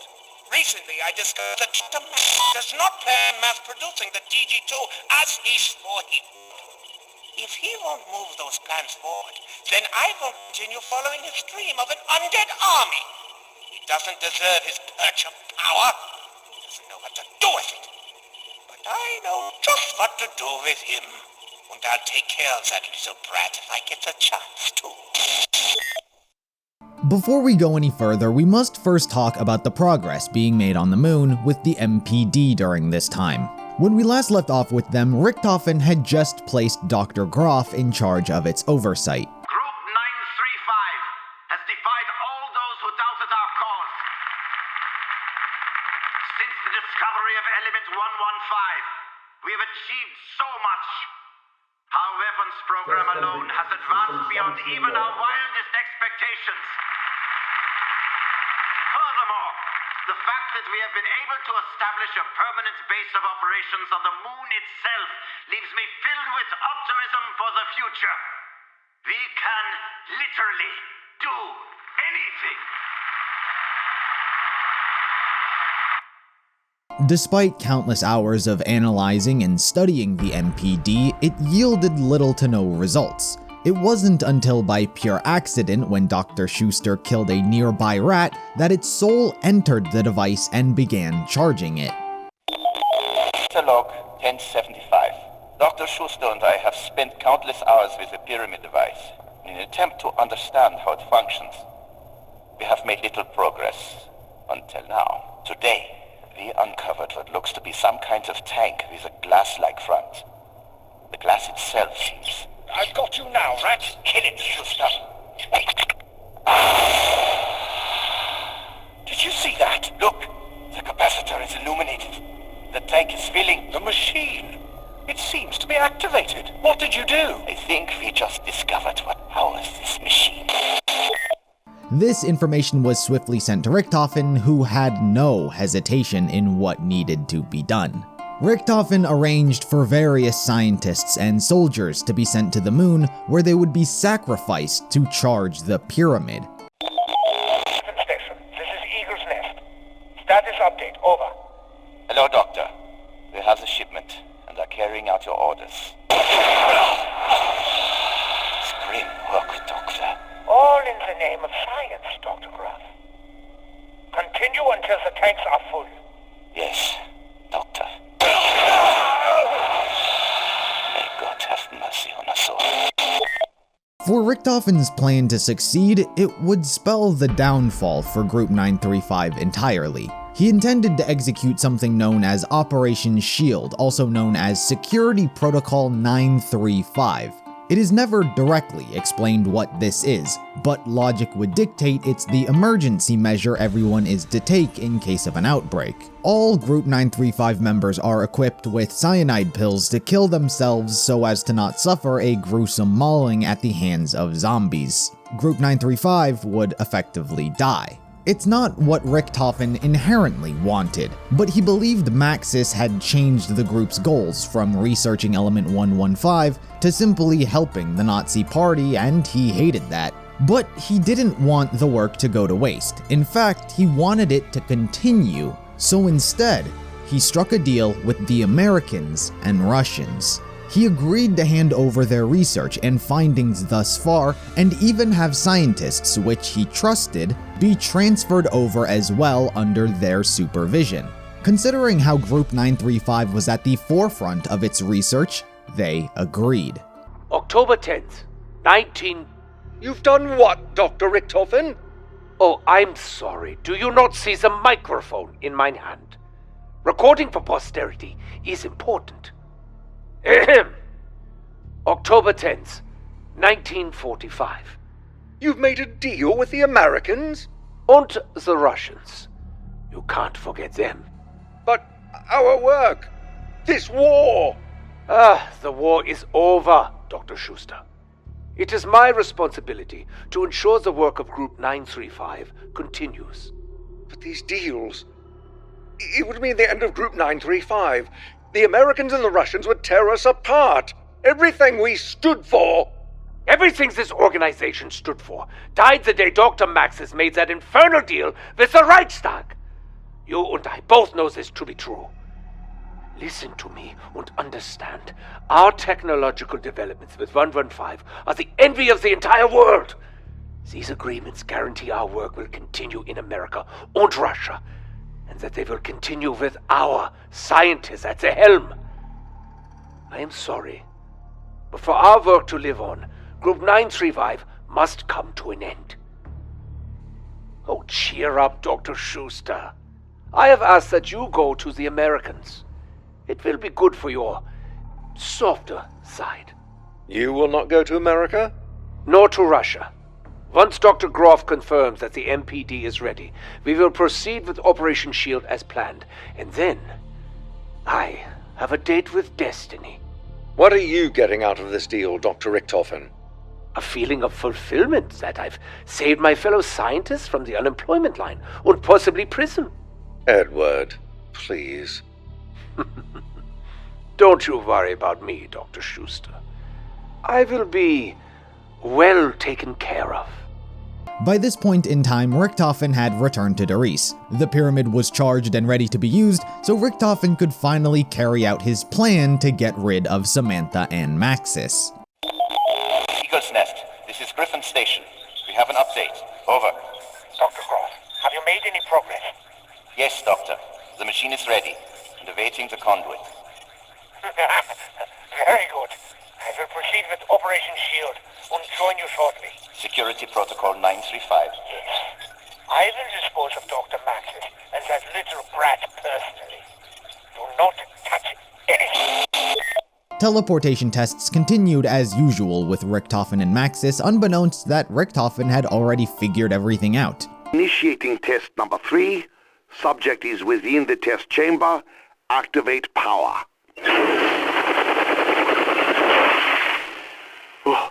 Oh my God. Do you hold yourself and clean that up? Test number 3. Unsuccessful. Test subject has been reduced to the same state as previous subjects. Clean up the test chamber and recalibrate the system. Let's do it again. Yes, Doctor. Though our matter transference tests at the new site have been largely unsuccessful, the teleporter's malfunction has nonetheless yielded some interesting data. The fact that the test subjects departed their original point of origin is undeniable. What is uncertain is what became of them. Richtofen is insistent in his belief that they have been transported not through space, but through time. In the absence of empirical evidence, I myself cannot entertain such madness. I fear, Richtofen, irrationality may soon prove a liability to our endeavors. For test number 5, Maxis actually used Fluffy, the dog he gifted to Samantha, though Fluffy would disappear into the ether. Edward, tie the damn thing down! We can't have it running around during the test! It's tied down now, Dr. Maxis. Initiating test number 5. Subject is within the test chamber. Activate power. Searching for vitals. No reading, Doctor. The subject has disappeared. Dr. Maxis, we've done it! Don't be foolish! Test number 5 is unsuccessful. Subject has vanished, yes, but has not reappeared at the mainframe. Recalibrate the damn system, now! Test number 6 is where Richtofen enacts his coup to finally get rid of Samantha and Maxis. Initiating test number 6. Subject is within test chamber. Activate power. Damn it, Edward! Did you set up the device correctly? Yes, Doctor. As per your specifications. If you had done it to my specifications, then it would have worked. Wouldn't it? As usual, your incompetence has... What? Do you hear that, Doctor? Quiet, you fool! Test number 6 is a failure, but the experiment has caused some kind of electrical force energized within the chamber. Well, open the door! Doctor, I don't think... Open the door! Now!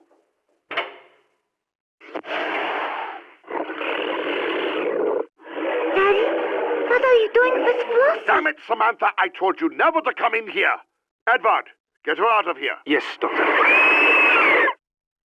What's wrong with her? Daddy, what did you do? Flossie! Come back here! Samantha! Stop her! Easy! Come here, Samantha. Good girl, Flossie. Gently, Samantha. That's not Flossie anymore. We must get out of here. What? Edward, what are you doing? Open the door! Edward, open this door now! I'm scared. Don't go! Stay by me, Samantha! Goodbye, Dr. Maxis.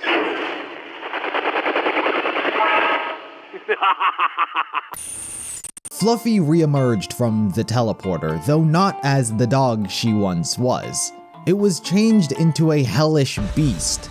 This is what would go on to be known as the Hellhound. Maxis and Samantha were trapped in the test chamber and teleported. Richtofen had no intention of teleporting them anywhere specific. It seems that he had actually just intended for fate to decide, or perhaps he was hoping that the teleportation would simply kill them outright.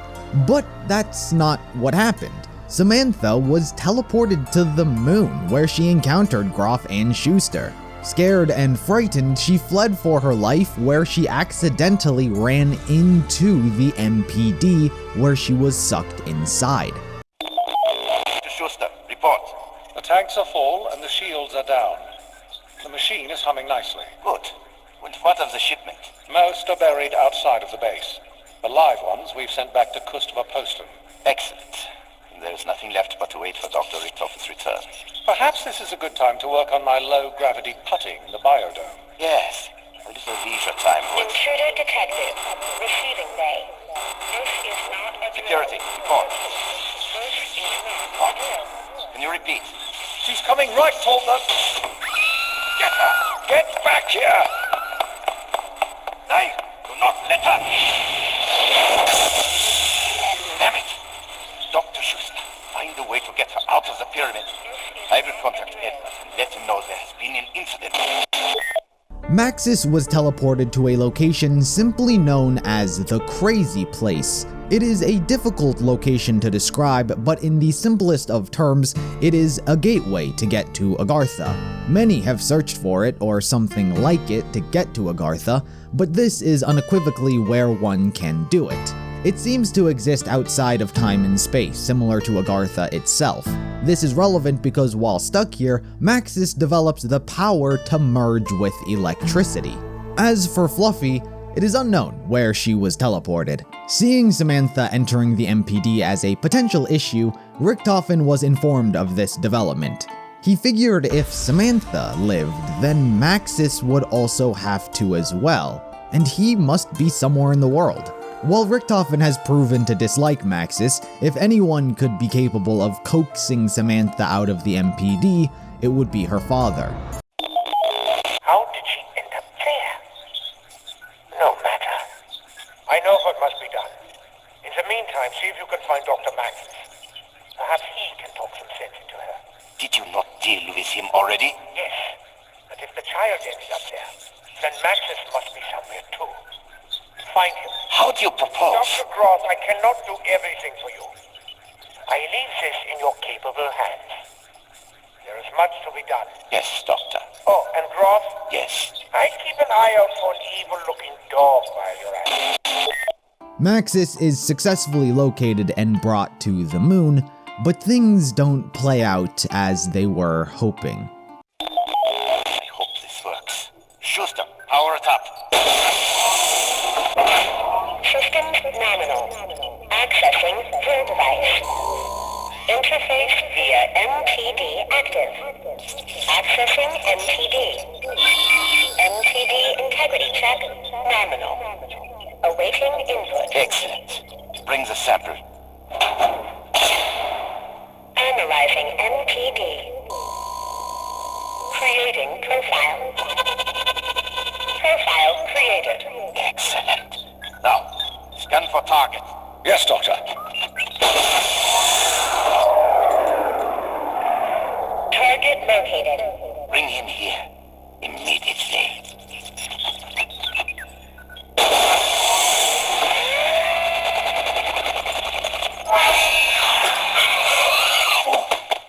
Greetings, Dr. Maxis. Schuster, I should have known. Where is that rat Edvard? Where are we? And how did you get me out of that wretched None of that is important right now. Allow me to fill you in. Samantha, honey, Daddy is here. Come, dear, please. Open the machine. Daddy will not let them hurt you anymore. Honey, Daddy knows he's made some mistakes. I am truly sorry that you were put through so much. When your mother died, I could not bear the thought of losing you, too. That's why I kept you so close. I did not mean to neglect you. I just wanted to know you were safe from harm. Daddy! I love you, Samantha. I love you too, Daddy. Can you do something for me? Something very important. Yes. Kill them all.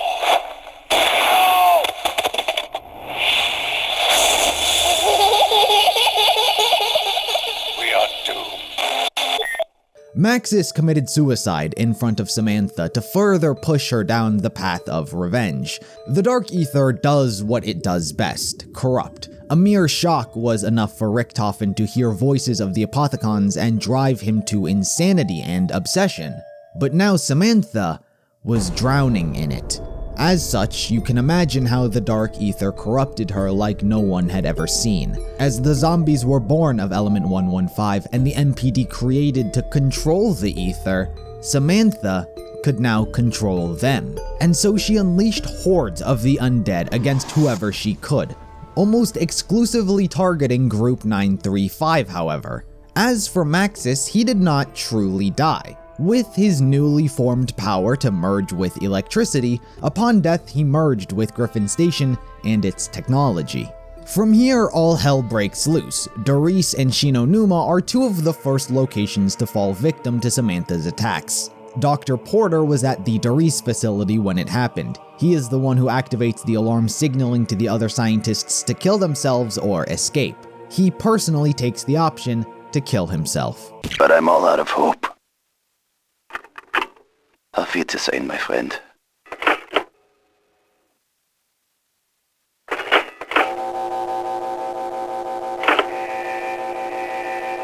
Warning, the shield is now active. Damn it! I can't find my pills. Materials and report to the barracks. They are coming. I must do what I must do. God forgive us all. To destroy the designated materials and report to the barracks. This is not a drill. Warning, the shield is now active. To destroy the designated materials and report to the barracks.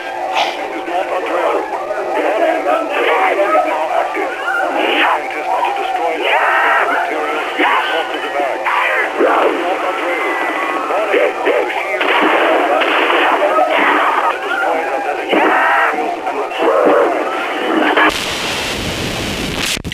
Seeing no other option and faced with an endless undead horde, Richtofen needed capable soldiers by his side to assist him in taking down and usurping power from Samantha. So he returned to the Doris facility and reawakened his old test subjects, Dempsey, Takeo, and Nikolai. Fortunately for him, the three had no memory of who they really were, or more importantly, who Richtofen was. It didn't take much convincing to get them to side with him, as the undead were an easy enemy to rally them together. From this point forward, this group would be known as Ultimis. To take control from Samantha, what Richtofen needed was his diary. The extensive research of 115 he had documented, the Agarthan technology he'd uncovered, everything the voices told him, it was quite difficult for the mind to contain all of this information, and thus he documented it in his diary. However, there was one slight problem. The diary was currently at the Kino Numa facility.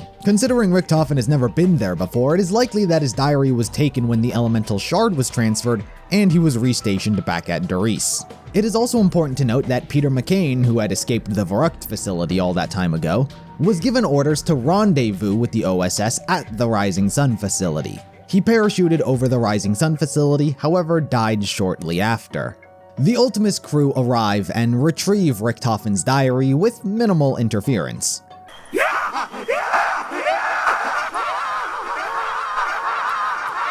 From here, Richtofen formulates his plan on how he intends to defeat Samantha. What he needs is the Vril device, the golden rod, and the focusing stone he encountered in Shangri-La.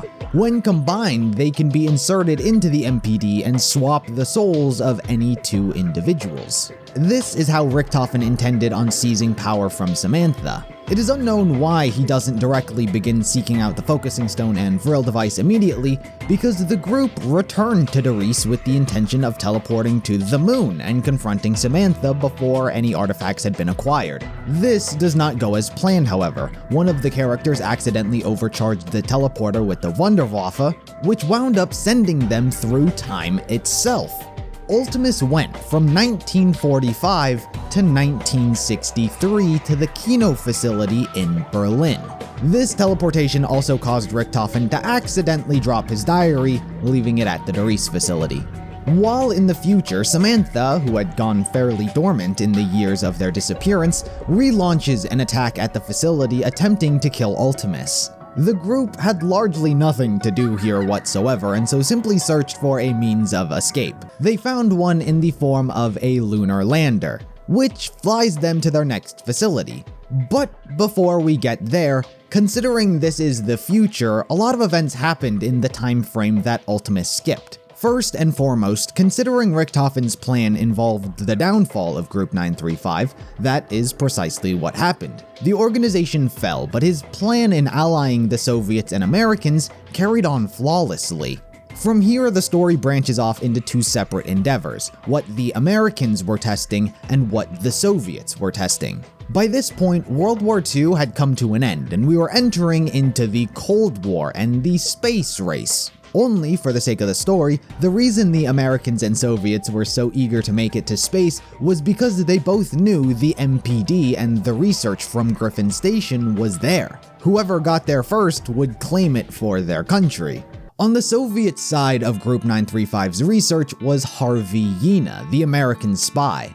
After Group 935's disbandment, he had the option to either return to the US or continue further research into Element 115. He saw this to be the perfect opportunity to continue assisting America while not being with them. It was clear that they were getting their own portion of Group 935 scientists, so he decided to go with the Soviets and double their research. He hired two scientists to help him, Anton Gersh and Yuri Zavoysky. And together they made the Ascension group. There were many projects going on in Ascension at the time, many of which involved getting to the moon. There was the standard rocket testing along with attempts of teleportation. This was also further pushed thanks to the Soviets obtaining Richtofen's diary from Doris, which he dropped when they teleported through time. The Soviets saw decent progress with teleportation, but not enough to actually make it to the moon. This is where we need to branch off slightly and return to a previous character from the timeline, as they become quite relevant right now. And that is Pablo Marines, the Mexican test subject from Richtofen's experiments at the Siberian facility. Richtofen initially deemed him dead after removing his spleen, which ironically Harvey Yena had a hand in.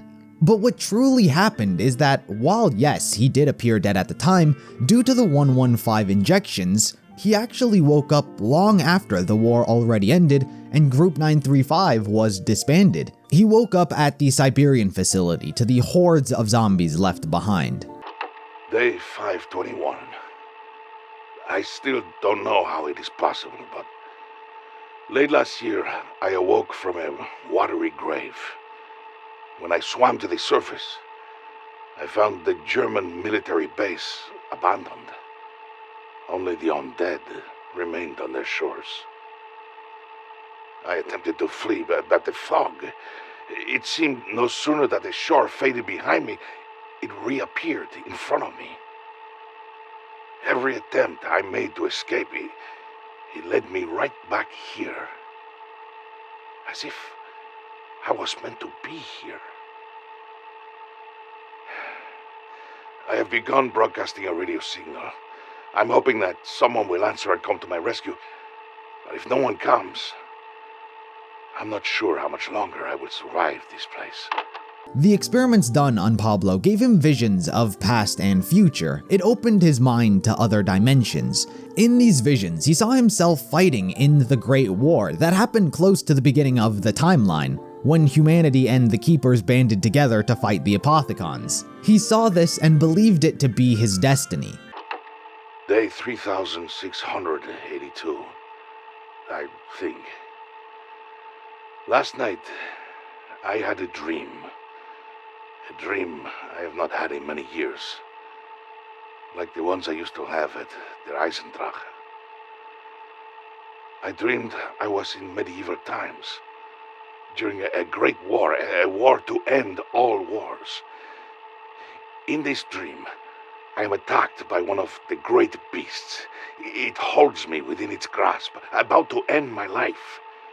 When I am saved, spared by a man in cloth, not a priest, someone more powerful. He wields a staff of fire. I see 4 heroes stand atop of a mound. The 4 raise their staffs in unison, and suddenly the knights know the war is not lost. I rejoin the fight, and fight alongside my king. For years I had dreamed of this war. I wonder, perhaps the Germans' experiments warped my brain, my sense of space and time.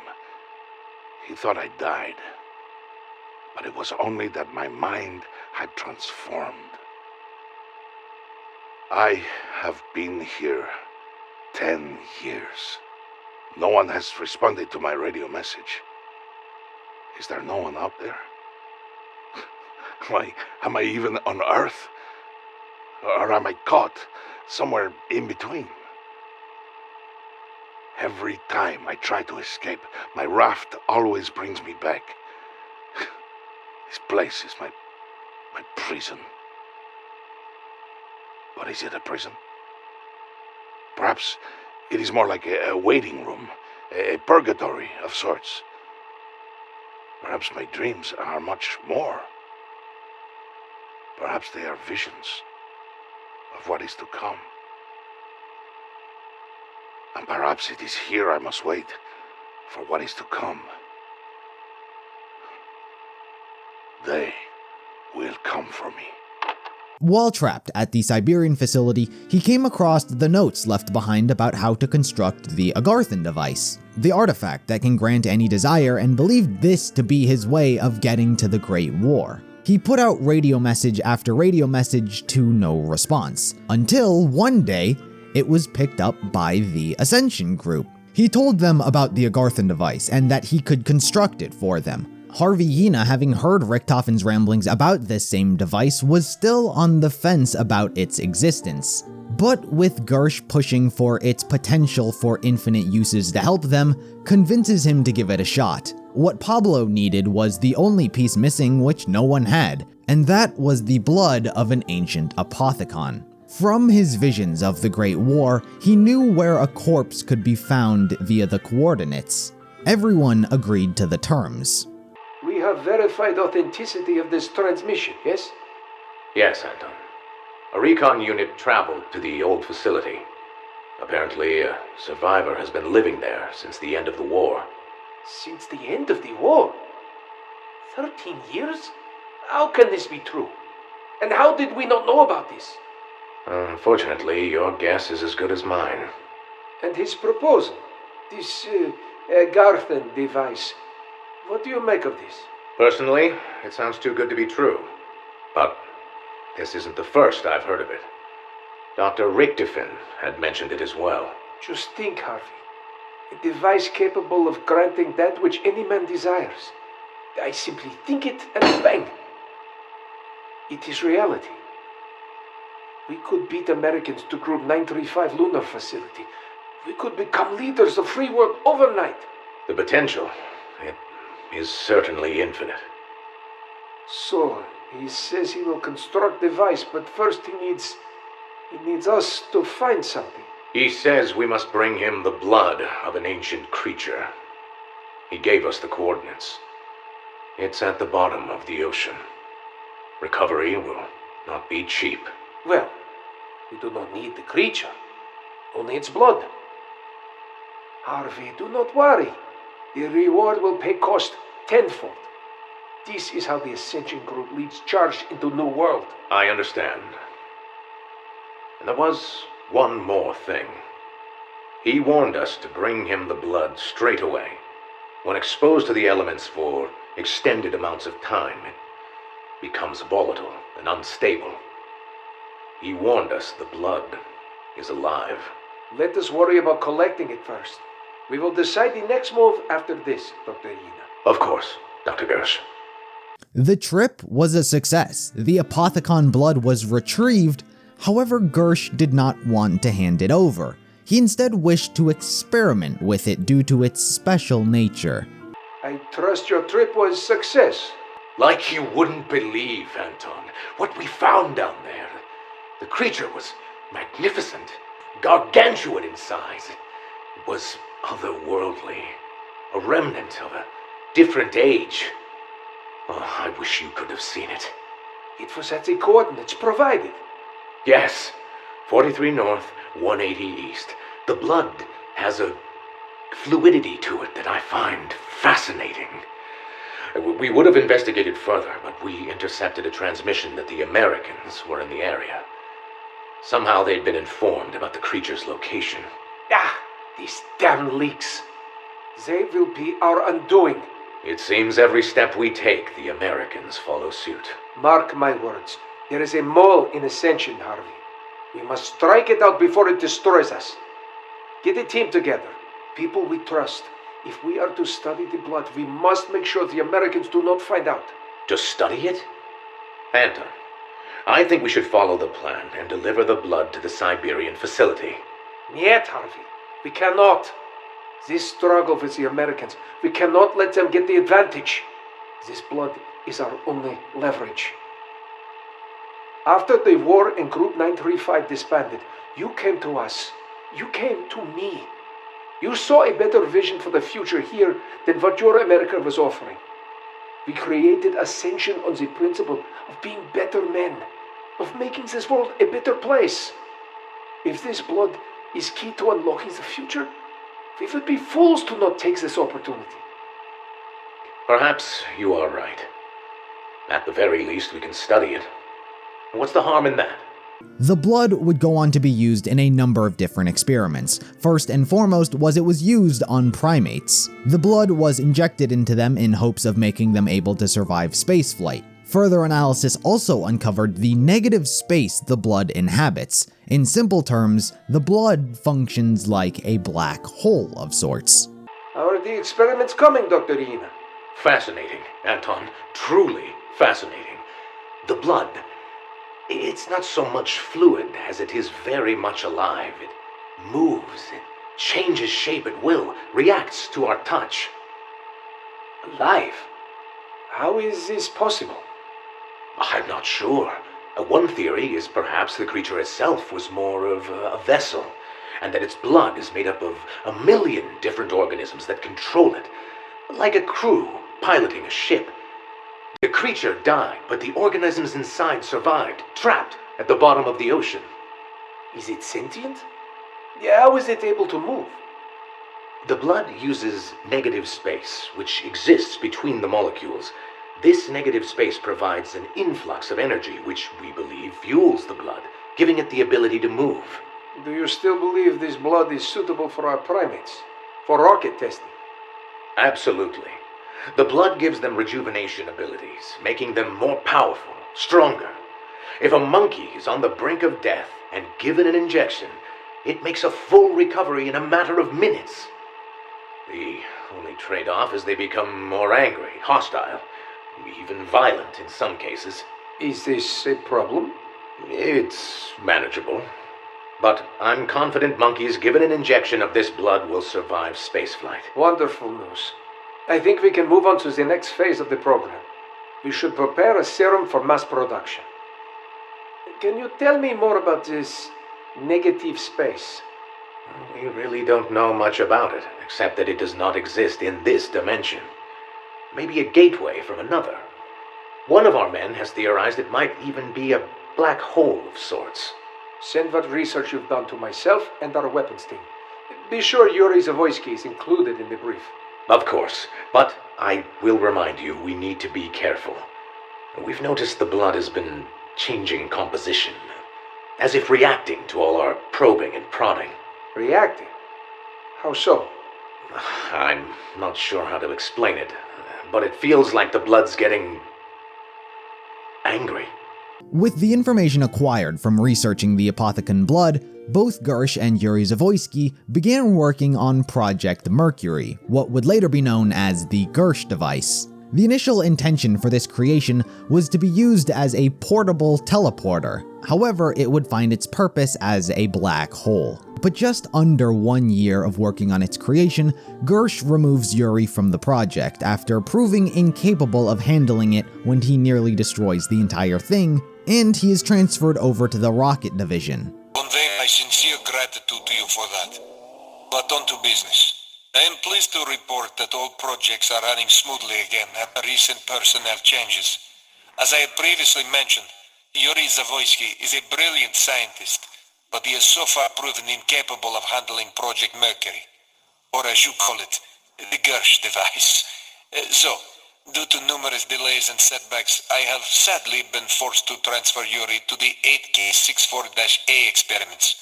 I have decided that your nephew should take his place, and look forward to working with him directly.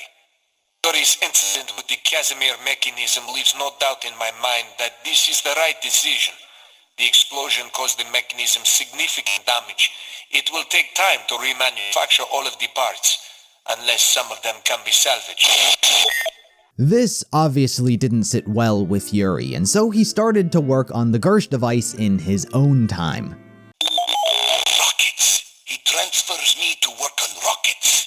These experiments require no finesse, no imagination. My intellect is ill-served blasting a bunch of monkeys into the atmosphere. But I can't fight Gersh over this. I was able to hold on to my keys. Some after-hours research. No one else really understands what Project Mercury is capable of. Until then, this lab will have to do. Wait, is it a Matryoshka doll? Is someone at a child? This did not bode well for Yuri. As part of his new position, he was given Richtofen's diary. While it may appear to be simple notes and logs from his past, it was also, in fact, corrupted by the dark ether. Similar to Element 115, prolonged exposure to Richtofen's diary is enough to drive anyone insane and hear voices. Found the box today. Some Rebenka left his teddy bear in it.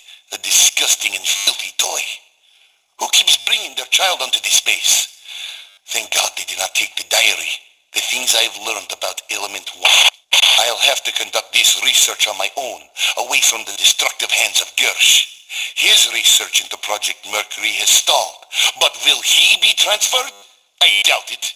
As long as Project remains on track, his friends I must start small. Yuri slowly began to become much more hostile, hearing the voice of Samantha in his head. I assure you that our craft will be far superior to whatever the Americans, or should I say, Canadians, are developing. Finally, Project Thunder is nearing completion. My staff has assured me that the remaining issues of the effective range and power cell size will be solved within the next few months. Oh, and also, You should know that Dr. Zavoysky does not appear to be adjusting to his new position. He has been hostile towards the other scientists, at least more than usual, and has frequently been seen muttering to himself.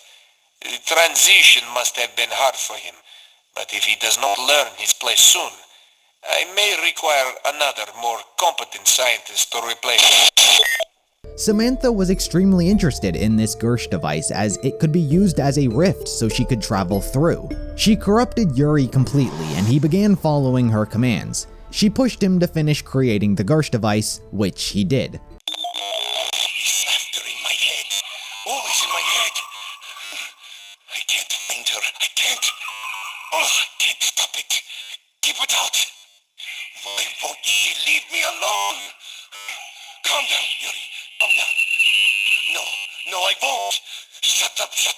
Stop!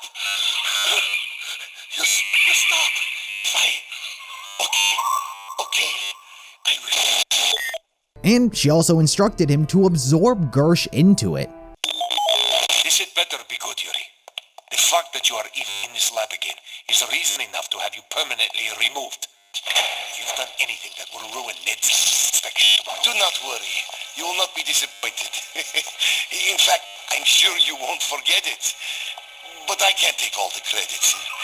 If you will do me the honors.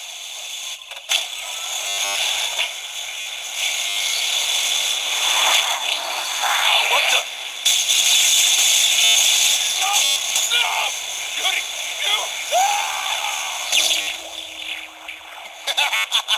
You fat pig! Enjoy your dip! Oh no. No!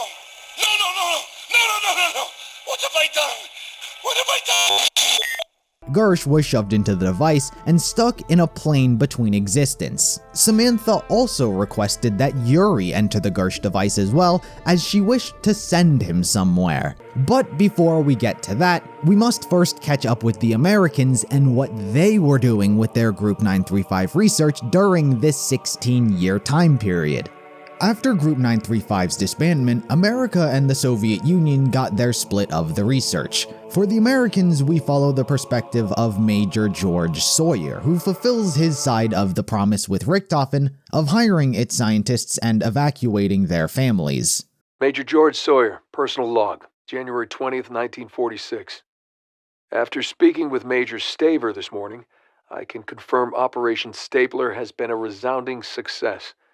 While our officers met with the Soviet representatives to negotiate the fair split of Group 935's research, our operatives quietly extracted 40 of its scientists and their families. In the coming days, they're to be officially hired as War Department special employees. To our knowledge, the Soviets have yet to realize what we've done.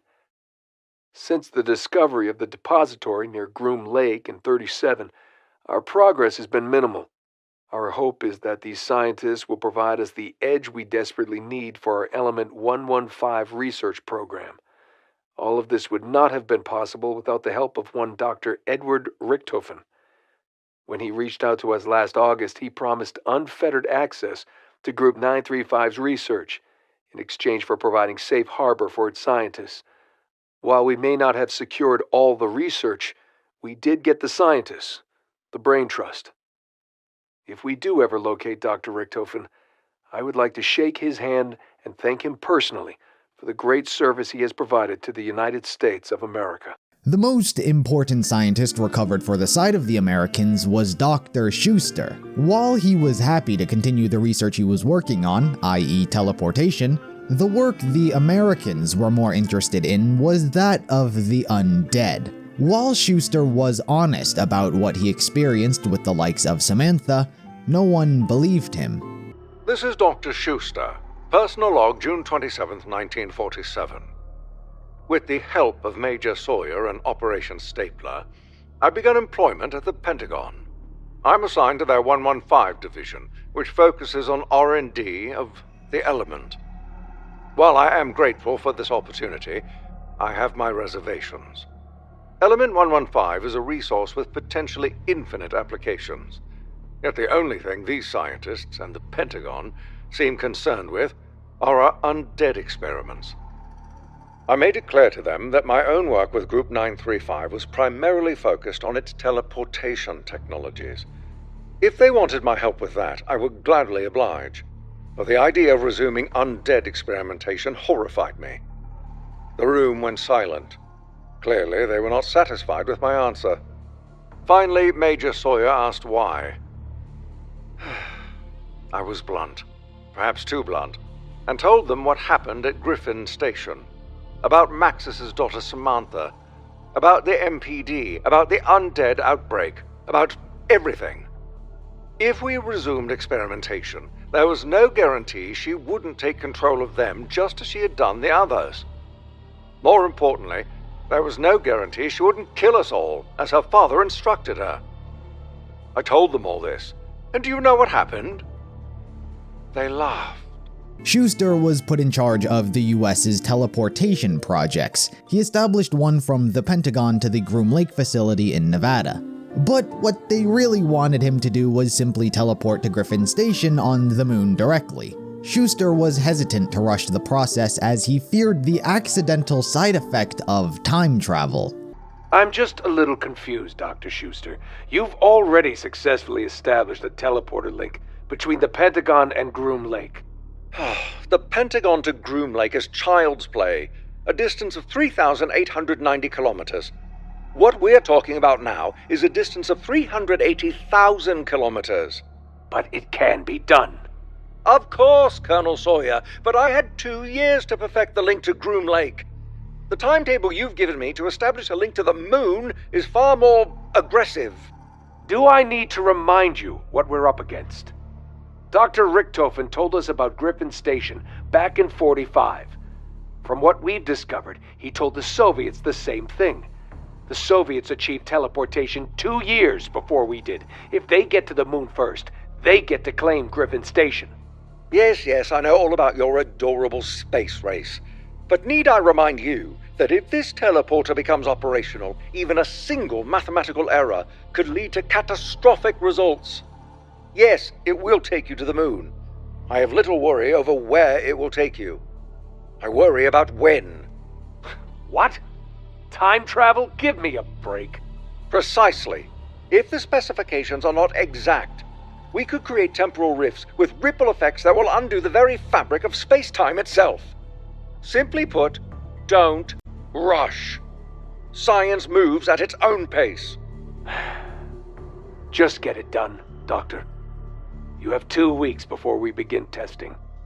The zombie experiments would not cease, however. Schuster, alongside a new doctor, Dr. Lehman, continued where Maxis left off, trying to create docile zombies that could be controlled.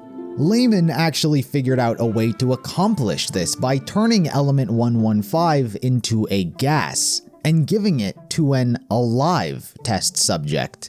You have made progress, Dr. Lehman. Yes. Yes. As you know, our success with the undead experimentation has been limited. Yes, we've achieved the same benchmarks as Maxis, but as with his trials, they refuse to obey orders. That's right. We can't control them. We can't make them docile. But I believe I've cracked it. I'm listening. Okay, last month, our man inside the Ascension group sent us copies of Dr. Richtofen's diary. Now, I've been poring over it, following his research, and... That doesn't seem very docile to me. Just watch. Stand back, Dr. Schuster. I promise you, it's quite safe. Walk. Incredible. It's completely subservient. How did you achieve this? Well, I vaporized element 115, brought it to a gaseous state. The specimen inhaled it. Inhaled it? Unfortunately, it had to be done while the specimen was still alive. While they were still alive? Good heavens, man, did you... Look, the soldier was going to die anyway. Doctor? Are you all right? Oh, my apologies, Lehman. I'm distracted by the eyes. They're yellow. It is also important to note that Harvey Yena, who is currently at the Ascension group, copied Richtofen's diary and sent it to the US. Dr. Lehman was the one in charge of it. However, somehow, someway, similarly to how the Dark Aether corrupted Yuri Zavoysky by reading the journal, it too began to corrupt Dr. Lehman.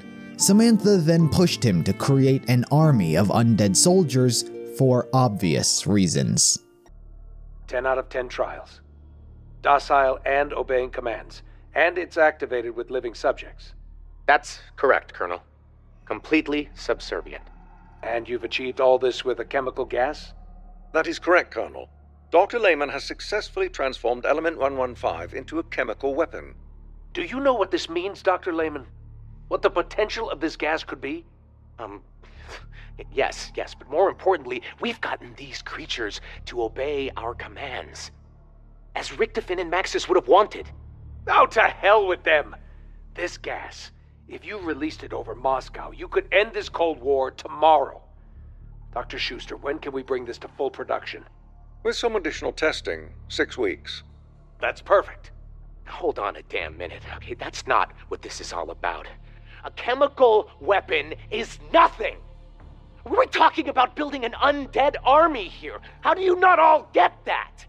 It's what I'm supposed to do. It's what I've been ordered to do. What's gotten into you, Dr. Lehman? What's gotten into me? We're not following her orders. She told me to do this. It's what we have to do, not waste our time with this bullshit. Excuse me, Doctor. Do we have a problem? No, Colonel, no problem. We'll get it done. Be sure you do.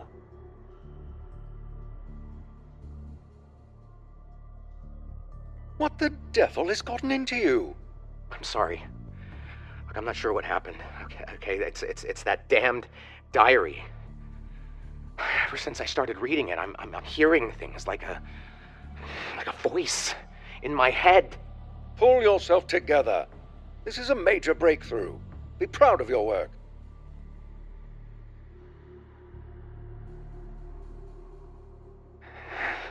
Don't worry. I still hear you. They are fools. It will be done.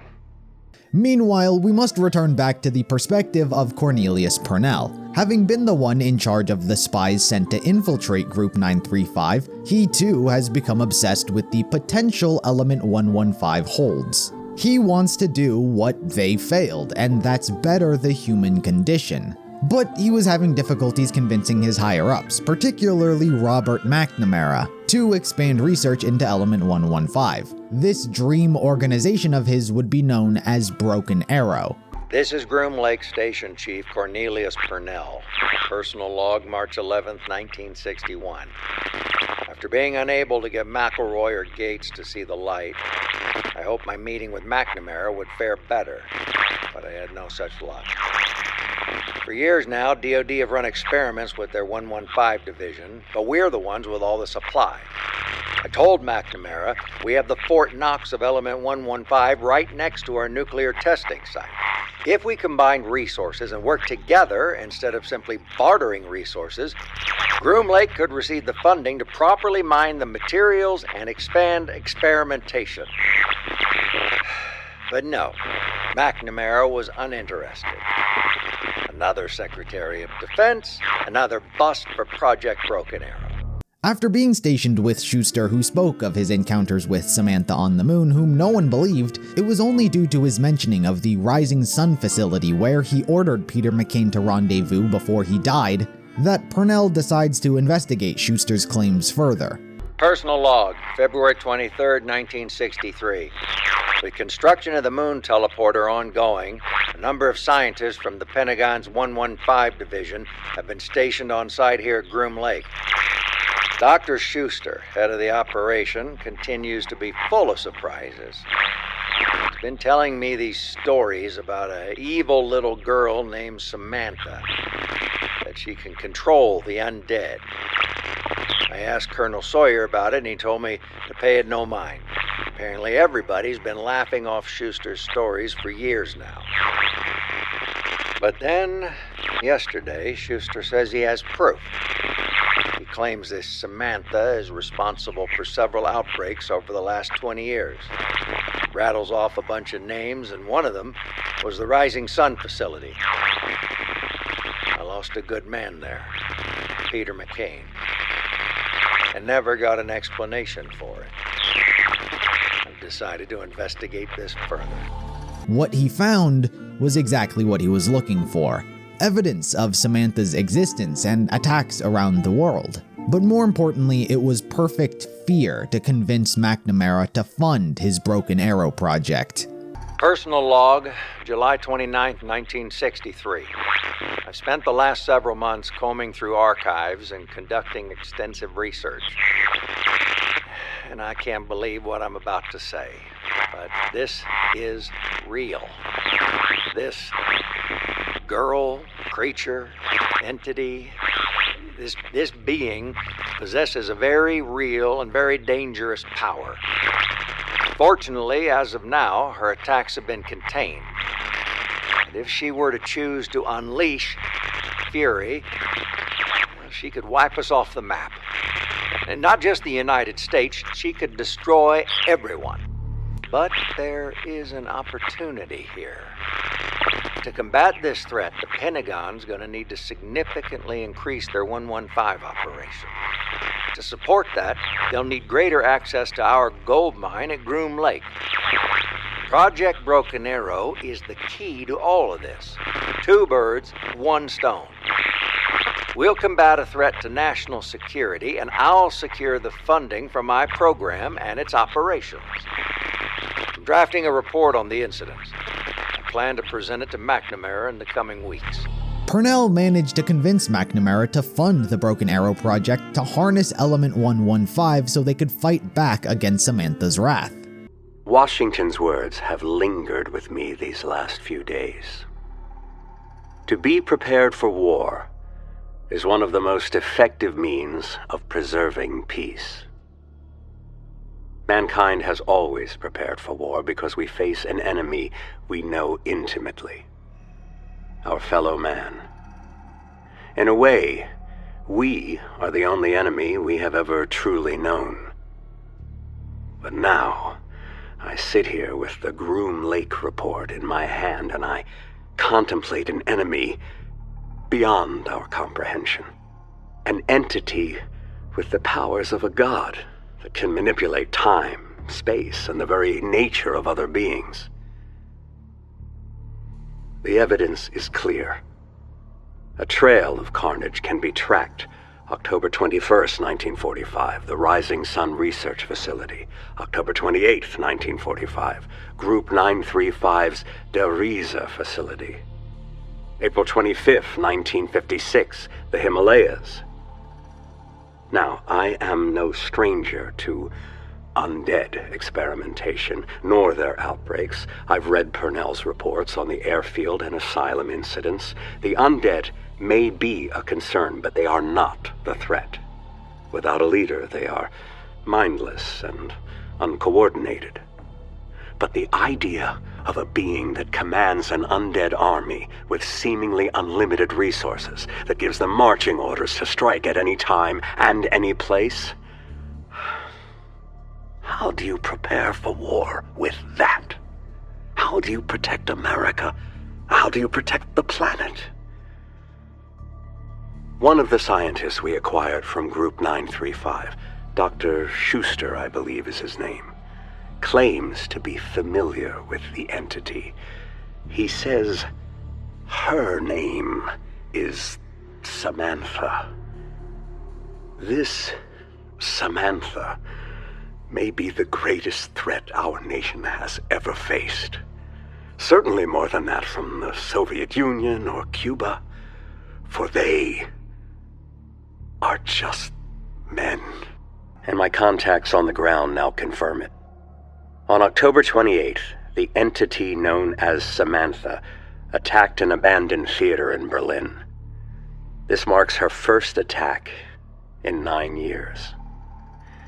The location she chose is interesting. In 1940, the German High Command repurposed it as a Group 935 facility. That makes this the third Group 935 operation that Samantha has targeted. The Berlin incident has forced us to reevaluate the recent Pentagon outbreak. We had previously assumed it was a contained affair, but must now acknowledge the possibility that Samantha played a role. I've made arrangements for the President and Castro to discuss the Broken Arrow initiative. If Samantha poses as great a threat as it seems, we must put aside our differences. No nation alone can defeat her. An alliance must be formed. We must reach across the metaphorical aisle. The meeting will be held here at the Pentagon in the coming days. Dick will be joining us for some reason. Jack requested he attend. Regretfully, I am forced to admit that Pernell was perhaps correct.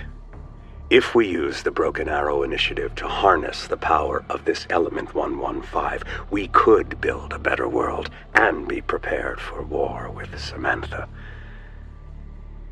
I've given Roebuck the coordinates of the Berlin incident for safekeeping. He'll log them, along with all the others. His plan worked, and Broken Arrow was greenlit. Personal log, September 3rd, 1963. The discussion with McNamara was a resounding success. His plans for it are bigger than I ever thought possible. The fools. It was so easy. All those hawks over there think about is war. I offered them a morsel, a nugget, and had the meeting out of the palm of my hand. Yeah, well, good riddance. They'll get their war, and I'll get my riches. They want to destroy this Samantha? It's so narrow-minded. Why destroy her when we can take her power and harness it for ourselves? With the amount of Element 115 buried down there, just imagine what we could do. We could mold the Earth anew, create it in our image. A toast. Here's to Dr. Schuster for gifting me this opportunity. When we get the excavator up and running at the test site, I'll be sure to get him access. And here's to Broken Arrow. And to opening new worlds. But much like many others, Pernell had ulterior motives. He didn't want to simply stop Samantha, he wanted to take her power for himself, or for the sake of the United States. But part of Pernell's newfound insanity was thanks to Element 115 itself. When the ore was initially getting mined, he spent so much time near and in close proximity to it that it just corrupted him as it does. Broken Arrow. Dream of mine for many years. When I joined the company, you know what I did? What I cut my teeth on? I sent men to their deaths. I was a handler. First for the OSS, then CIA. I oversaw ops, and I sent in men to die. I was a bow. They were my arrows. Smokey, John Banana, Peter McCain, Tank Dempsey. The list goes on and on. So many men lost. But my ops were good. Job well done. Pats on the back for Pernell. So, I climbed the ladder and eventually became station chief here. And spent much of my time, now that I think about it, in this very room. After we'd mined the Element 115, we'd store it in here. I would stare at it for hours. I got lost. And then one day, it just clicked. I had to do what Group 935 failed to do. I would build a program to harness its power. I was tired of killing. I wanted to create technological marvels, help humanity improve the human condition, and who knows, maybe even bring the dead back to life. Repair the broken arrow, if you will. Now, I have the perfect test subject. For now, Pernell would go off to his new facility, Camp Edward, otherwise known as Nuketown, to conduct his own experiments. Regardless, with that setup with the Soviets and Americans, we can finally return to the Ultimis characters, who last we saw were teleported from the future from 1945 to 1963. They landed at the Kino facility in Berlin, where they were attacked by Samantha. They found an escape via lunar landers, which took them to the now overrun Ascension facility. Samantha had turned all those corrupted by Element 115, and all the monkeys who were tested on with the Apothicon Blood got loose as well. Part of the reason they have also arrived here is because Richtofen's diary is also here. Upon arrival, they are reached out by Gersh, who no longer exists in the physical realm, but is still able to communicate with Ultimis, asking for their assistance to free him, which they do. There's not much else to it. They release him from his ethereal form and he begins to travel through space, time, and dimensions. The real object Ultimis got from their visit was Richtofen's diary again, so he knows what objects he needs to take control away from Samantha, the Vril device and the focusing stone. While the characters freed Gersh, by doing so they themselves were also accidentally pulled into the Gersh device and flung into the future. The mid to late 2000s to be exact. They did wind up where Richtofen had wanted to go, the Siberian facility where the Vril device was left, but they wound up trapped in a closet. Fortunately for them, there was a big movie being filmed at this location. George Romero had uncovered old documents left behind by Group 935 and their experiments to bring the dead back to life. Years ago, I did research for a World War II movie.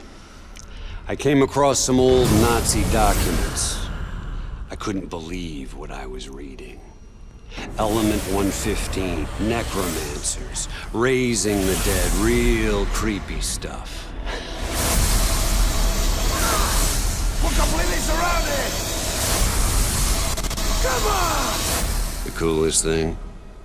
Some of that crazy shit happened right here. And so he decided to make a movie on site. He cast Danny Trejo, Sarah Michelle Gellar, Michael Rooker, and Robert Englund as his actors. However, once Ultimis arrived, a zombie outbreak occurred. George Romero was turned into a zombie himself, but as for the four actors, Richtofen convinces them to help him get the Vril device from the facility, which they do. The actors serve no greater role than this, so Richtofen leaves them behind to die. The entire cast and production team disappear without a trace. It's been 6 weeks since the rest of the Call of the Dead cast and crew went missing. Hollywood's lost its fucking mind with this story. An entire production vanishes? Crazy talk.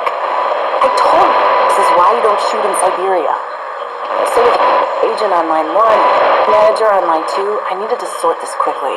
I'd rather zombies come for me than an agent. That's real horror. I don't need that. To venture off into a little bit of a side story, this led George Romero's assistant Sally to begin searching for him. She dug up research files and read documents pertaining to the likes of the Ultimis crew. I started going through his research, and good fucking lord, this is a confusing mess. So much shit about time travel, different dimensions. Honestly, I'm not even sure what he's getting into. You can make this stuff up. A mad German scientist, a foul-mouthed American, a drunk Soviet, and a warrior Japanese soldier, all working together? Her journey inevitably led her to investigate Shangri-La, where Richtofen had accidentally teleported all those years ago, in search of answers from two past explorers named Brock and Gary. So I started with a simple one.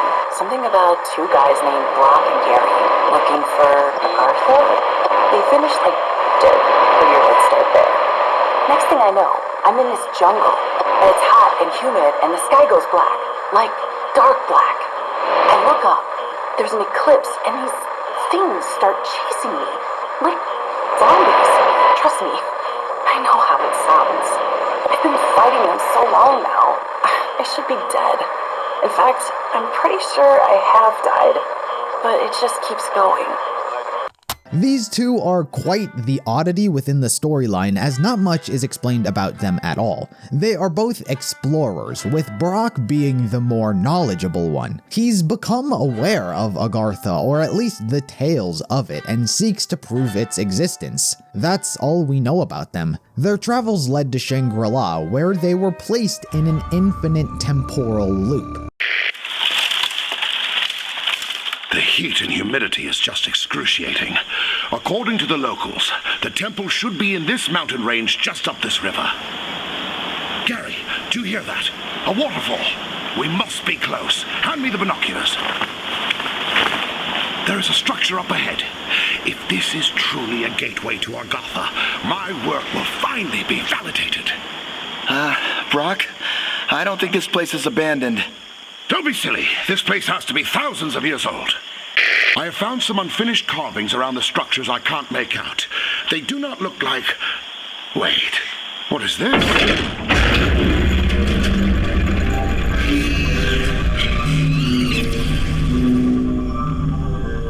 What the hell was that? Why is the sky dark? It's an eclipse. We must have... Run!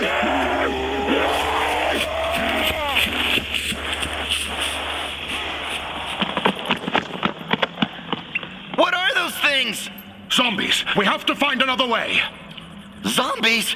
What are you talking about? The writings must have been right. No! Don't touch that! Damn! Take a look around and try to find a way out. I got nothing. We will have to conserve our supplies. Take your shoes off and hand me your socks.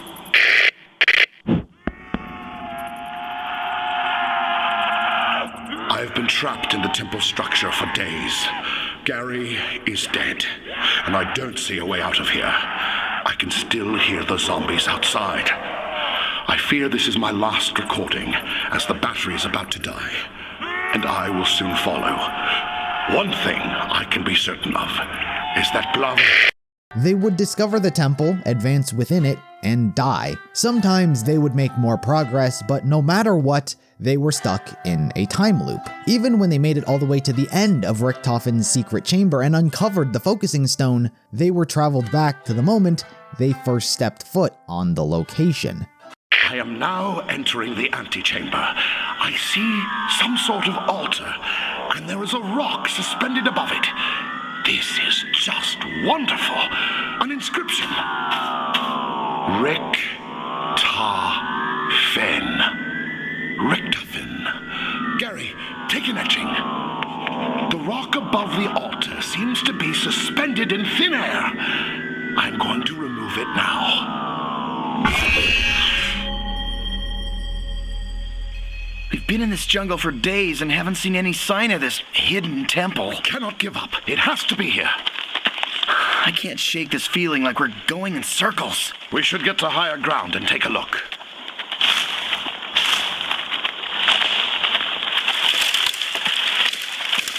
The heat and humidity is just excruciating. According to the locals, the temple should be in this mountain range just up this river. Gary, do you hear that? A waterfall. We must be close. Hand me the binoculars. There is a structure up ahead. If this is truly a gateway to Agartha, my work will finally be validated. Sally, the reporter from the Call of the Dead Future, travels to Shangri-La and suffers the exact fate as Brock and Gary. She actually winds up getting stuck with the two on their infinite time loop. I've started setting up these traps. Pretty damn proud of them, if I do say so myself. Wait, I hear something. Can't help but think they hold some kind of key clues. We should investigate the stepped pyramid for some clues. I think we should get the hell out of here while we still have the chance. But we're so close to proving the existence of... Ugh, finally. Sorry, the only thing more annoying than the undead are those two guys, whoever they are. Anyway, I've been trying to get some bars on myself for days, and I'm having no luck. I swear, if I die a few more times, I may actually lose it. At least then I'll have those agents off my back. But continuing on characters who arrive at Shangri-La, we are finally back to our main Ultimis characters. After obtaining the Vril device from Call of the Dead, they were teleported to Shangri-La to obtain the focusing stone. Considering they themselves didn't have access to it, they had to use Brock and Gary's infinite time loop to their advantage. They led the two through the traps one by one until they were capable of getting them to Richtofen's altar. Once the focusing stone was acquired, Richtofen now had the two pieces he needed to swap bodies with Samantha and take control of the Aether. But while in the process of teleporting to the moon, similar to the accident that occurred at Doris with the Wunderwaffe, Dempsey fires the shrink ray at an incoming zombie, which messes with the teleportation, shooting them in an undesired trajectory. They bounce off of the moon and accidentally wind up in the Pentagon itself. And this is right in the midst of Dr. Lehman unleashing the Nova 6 gas per Samantha's influence. She convinces a now insane Dr. Lehman to release Element 115 gas through the facility. They do not understand, right? They don't see what you are trying to accomplish. But I will show them. They want it weaponized? I will show them what weaponized does. Soon, they will know.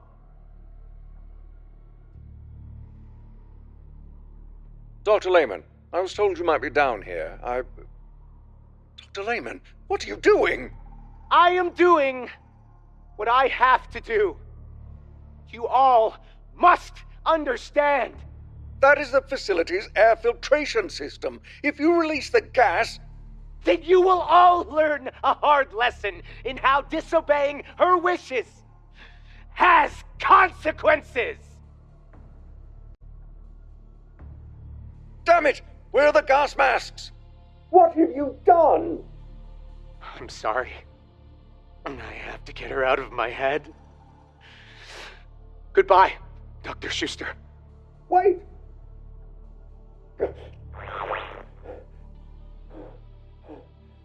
Is this your doing, Samantha? Are you there? We're truly doomed. While Dr. Schuster was capable of getting a gas mask on, it is unknown whether he managed to survive, as he does not make another appearance in the timeline after this event. She also had Yuri Zavoyski, who entered the Gersh device, exit here as well to unleash the undead test subjects. And this is where the events of Classified take place. Ultimis are forced to fight their way through the Pentagon during its zombie outbreak. The characters are capable of surviving and actually find the teleporter Schuster established from here to Groom Lake, and they take it to almost safety. Samantha is still hot on their trail, however they uncover the other teleporter that was attempted to be created by Schuster to travel to the moon directly, which they take. But just as Schuster feared, the unfinished teleportation technology sends the characters to the moon, but in the year 2025. Despite the jump into the future, it is finally the time where Richtofen can enact his plan. Through his efforts, he opens the Aether Pyramid and uses the Vril device to transfer souls with Samantha. Richtofen takes control of the Aether and zombies while inside Samantha's body, and Samantha is now stuck in Richtofen's old body.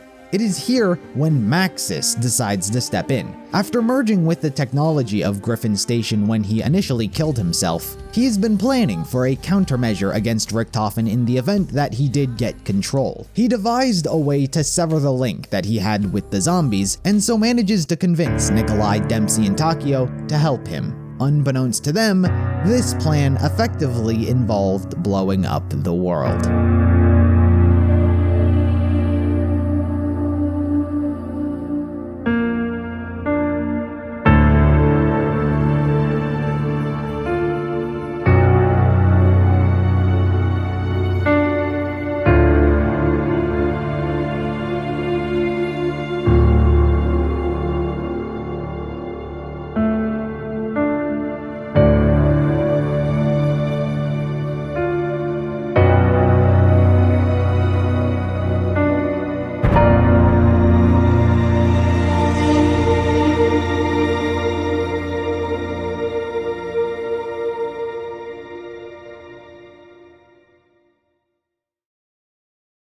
Before we can continue with the timeline, there is obviously now a huge gap in history. Ultimis teleported from 1963 to 2025, a period of 62 years. So, what developed within that time frame? Firstly, mere days, if that, after Ultimis's ventures through the Pentagon, JFK, McNamara, Castro, and Nixon planned their meeting. The events at the Pentagon with Ultimis would be seen as a cautionary occurrence. Admittedly, the aesthetic of the disaster during their trip is played up for the gameplay, and not as severe as it would imply. As Robert McNamara had already planned, the four got together to meet to discuss what to do about Samantha as well as real-life politics. For time and the world do not stand still.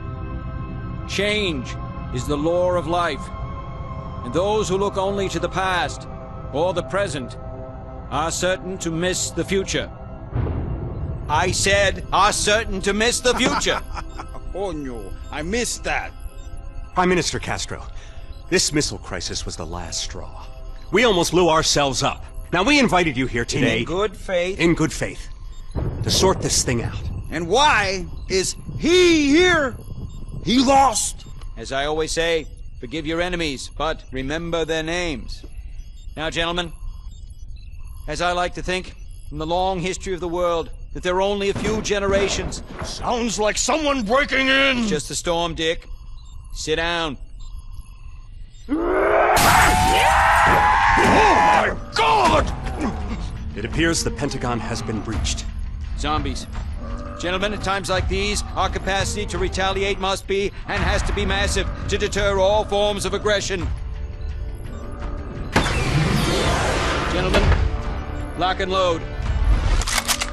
Viva la revolución! Any last words, Mr. President? Yes, Jack. Any superlative words of inspiration for our humble troops? Do not pray for easy lives, my friends. Pray to be stronger men. Considering their hand in being just like Group 935, Samantha launched yet another attack on the Four. This time Samantha had Yuri play a direct hand in terrorizing the Pentagon, and he would be nicknamed the Pentagon Thief. Much of the storyline that happens here actually isn't too relevant. In this timeline, the Four survive and go on to do what they did in real life.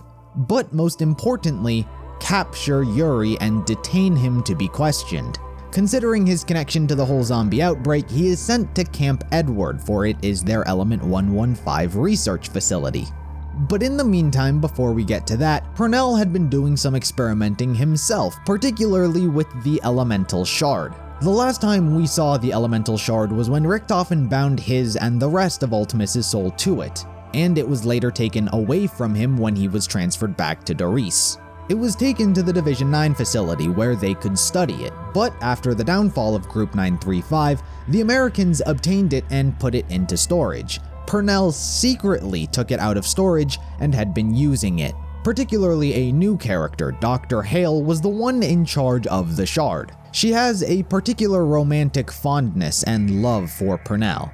She used the Elemental Shard to power ADAM units. They were all-purpose robots who served more or less capable of any general task. But due to the Shard being powered by souls, when the ADAM units were powered by the Shard, they too felt like they became alive, and she wanted to further experiment with this. But Pernell decided to take over this hypothesis for himself. The electrical output is unlike anything we've seen before, Director Pernell. Come now, Dr. Hale. This is Element 115 we're talking about here. We know what it's capable of. That's what I thought too. But the Elemental Shard, it's different. The levels of concentrated energy it contains, well, simply put, our team has been unable to measure it. It's unlike any Element 115 sample we've studied before. Whenever we drain energy from it, that energy is replaced, as if it's recharging itself. This ability, I think it's what Maxis was looking for all those years ago. I think it's the Genesis code. That's unlikely, Doctor. I know how it sounds, but look at the ADAMs. When we charged them with regular element 115, it gave them power. But when they were charged by the shard, they feel and act different. They feel alive. Dr. Maxis spent years reanimating the dead. Hell, the Germans made that Group 935's primary purpose during the war.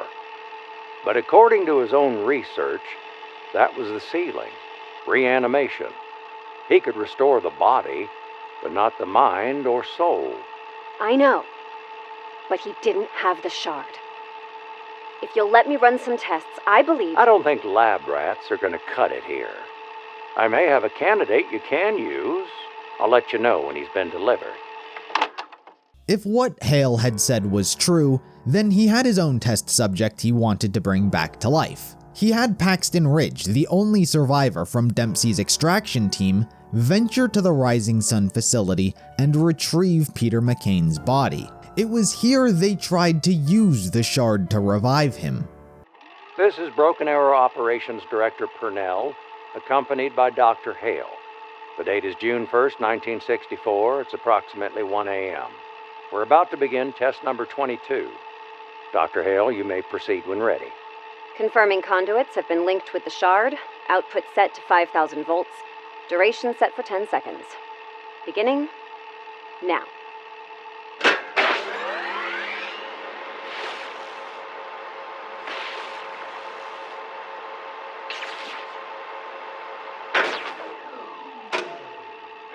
Damn. I'm sorry, Dr. Hale. I thought we had him. Director. I don't believe it. Incredible. Assessing vitals. First glance, everything looks good. I'll need some time to run a few tests, but I think we've done it. Oh, take all the time you need, Dr. Hale. If we've done it, if we've truly restored life to the deceased, we'd better be damn sure we're right. Let's keep him quarantined for now. Begin your tests when ready. We need to make sure he is, well, who he was. What was his name, Director? Peter. His name was Peter McCain. I'll send you his file. And, Doctor? Yes, sir? Not a word of this to anyone outside the company. Not the CIA, not the DOD. Broken Arrow eyes only. Of course, sir. Peter McCain was successfully brought back to life. While he initially had side effects such as visions of Apothicons, they quickly faded out. The Department of Defense also wanted to use the elemental shard for different Broken Arrow experiments elsewhere, and so confiscated it from Pernell. Though not wanting to part with the item, he instead broke the shard into two halves, keeping one for himself. Thinking the DoD was turning against him, he had Peter McCain swear loyalty to him and Broken Arrow over the US. Dr. Hale says you're making big improvements every day now. Yes, sir. You might say I'm beginning to feel like the old me. Absolutely remarkable. How far you've come these last few months can't be understated. How's the memory loss? Still a struggle, sir. If I close my eyes, I can see it clearly for a moment. Doris, the asylum, the plane jump, but then it's gone. And the nightmares? The nightmare, sir? Dr. Hale mentioned something about strange dreams, giant monsters, medieval France. Not in weeks, sir. Those have subsided. Outstanding news. So, what's next, Peter? What are your plans once your recovery's completed? Sir? Well, Dr. Hale mentioned your interest in staying on at Broken Arrow. Broken Arrow brought me back from beyond the veil, sir. I can think of no greater honor than repaying the organization for what they've done. Believe me, Peter, the honor would be all ours. These are strange times. I need good men like you in my circle. DOD's claws are deep into our organization. Too deep. I've not confirmed it, but I suspect they've planted spies in our ranks. Last month, out of the blue, they forced me to give up the elemental shard, as if they knew what we were up to. I'm sorry to hear that, sir. Oh, that's all right. DOD don't know it, but I managed to break the shard in two.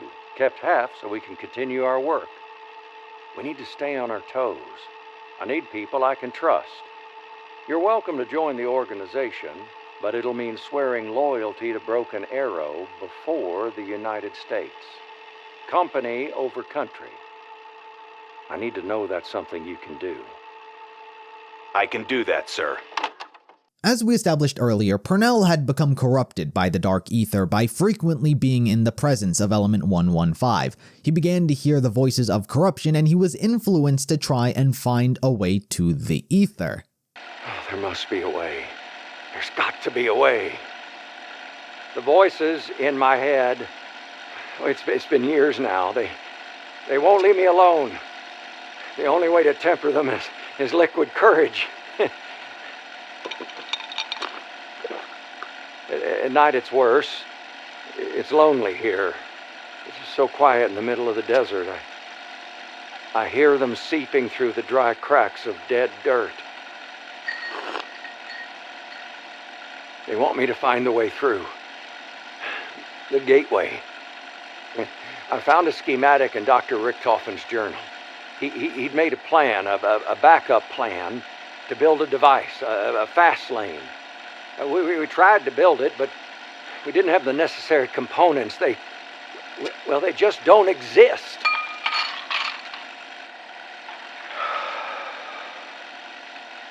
The last several months, I've had this reoccurring dream. In it, I'm able to merge with the Aether, the spirits.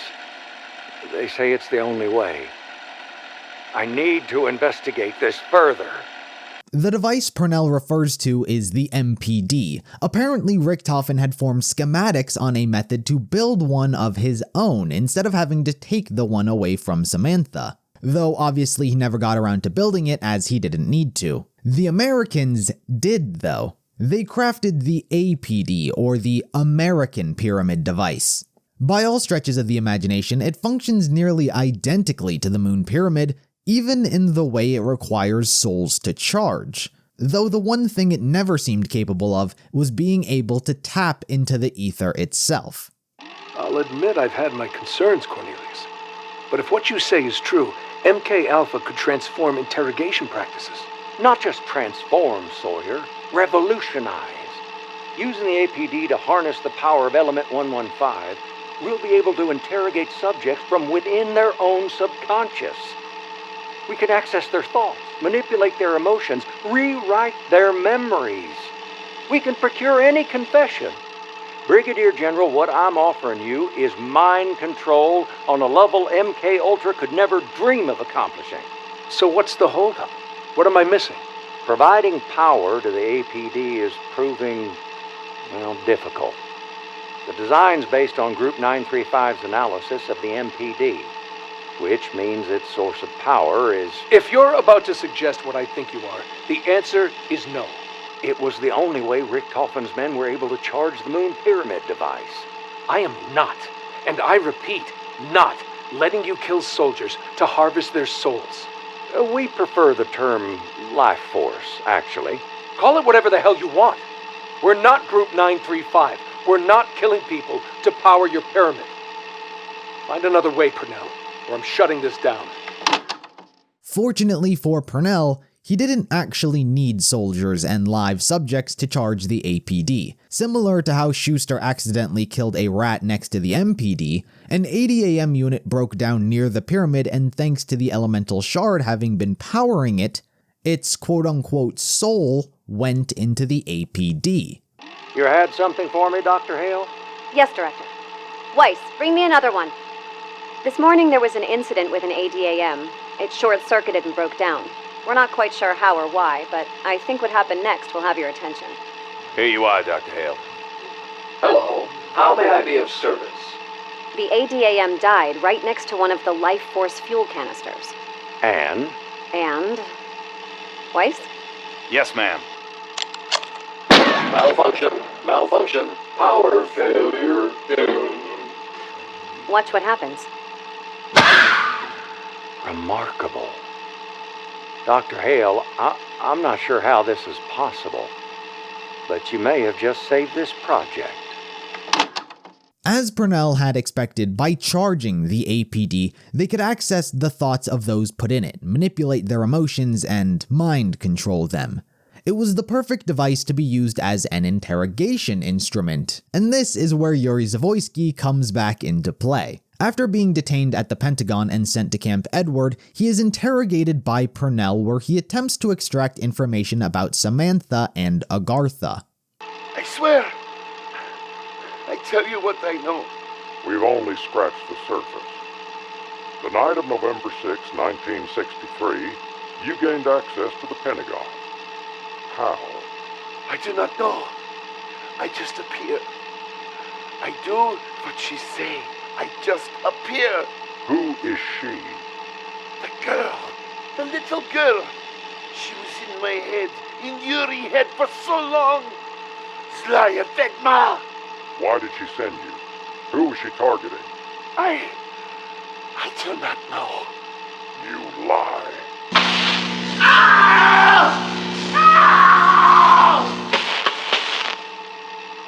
Tell me who she was targeting. People who tried to stop her. She sent me to stop them. I obey. Try to stop them. I take weapon. Get out of my head. I can feel you. Okodi. Not until we're finished. Did she tell you about her next attack? Next attack? What is her next attack? What's she planning? She said many things. About past, present, future. Oh, she see all time the same. That is how she travels. She show me. What did she show you? What did she show you, Yuri? She showed me moon. And she showed me this place. Secret government facility. Is she planning to attack here? Not for a long time. 50, maybe 60 years. There will be big boom. Then she attack. Don't play games with me. I never play games. I tell you what she tell me. She tell me you will be there too, Pernell. How do you know my name? Terminate the session. End it now. What else did she show you, Yuri? What else have you seen? I seen different worlds, universes, past and future. These things are meaningless because all paths will be taken. Different worlds? You think this place is only place? This is one of many. And in each, 4 men are trapped. What do you mean, 4 men? 4 men split in 2, beginning and end, first and last, Alpha and Omega, Primis and Ultimis. What the hell's he talking about? Who are they, Yuri? Their names, Yuri. What are their names? They are trapped. I see them. For years, they are trapped in the endless cycle. No matter how they try to break it, there is no escape. Cycle always begins anew. It is the Aether. Once it was above all worlds, but then it corrupted one, and like virus, this corruption spread.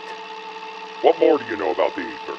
I know what she tell me, and what they tell me. Who's they? The 4 men? Yet, 2 angels.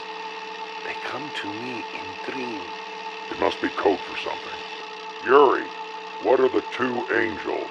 They come from place above existence. Agarthan. Yuri, this is very important. How do you get to Agartha? Why do you hear the voices too? Answer the question.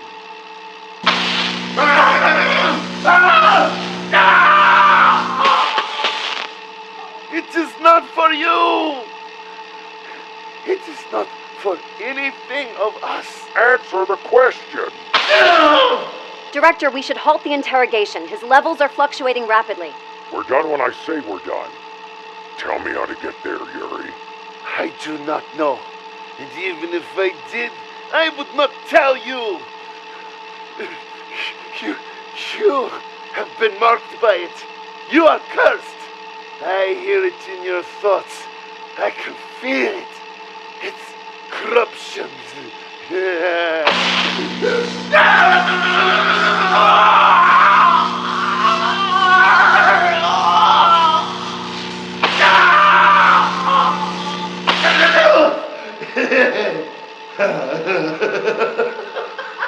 I can do this all day, Yuri. Tell me what I want to know. Get out of my head! The confluence! Curse! The children! How do we get there?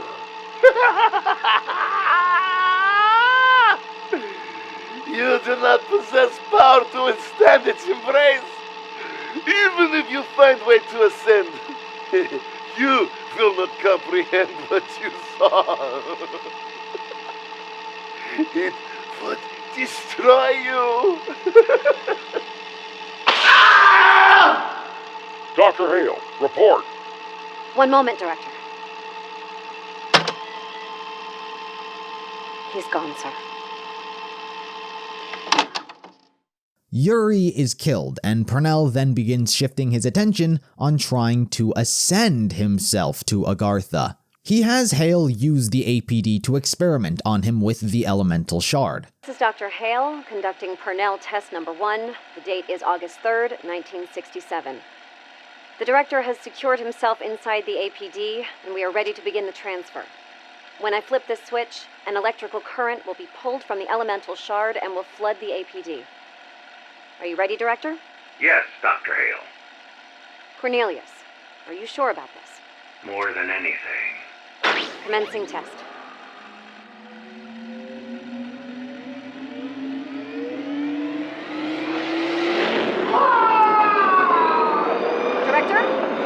Director! Ending test.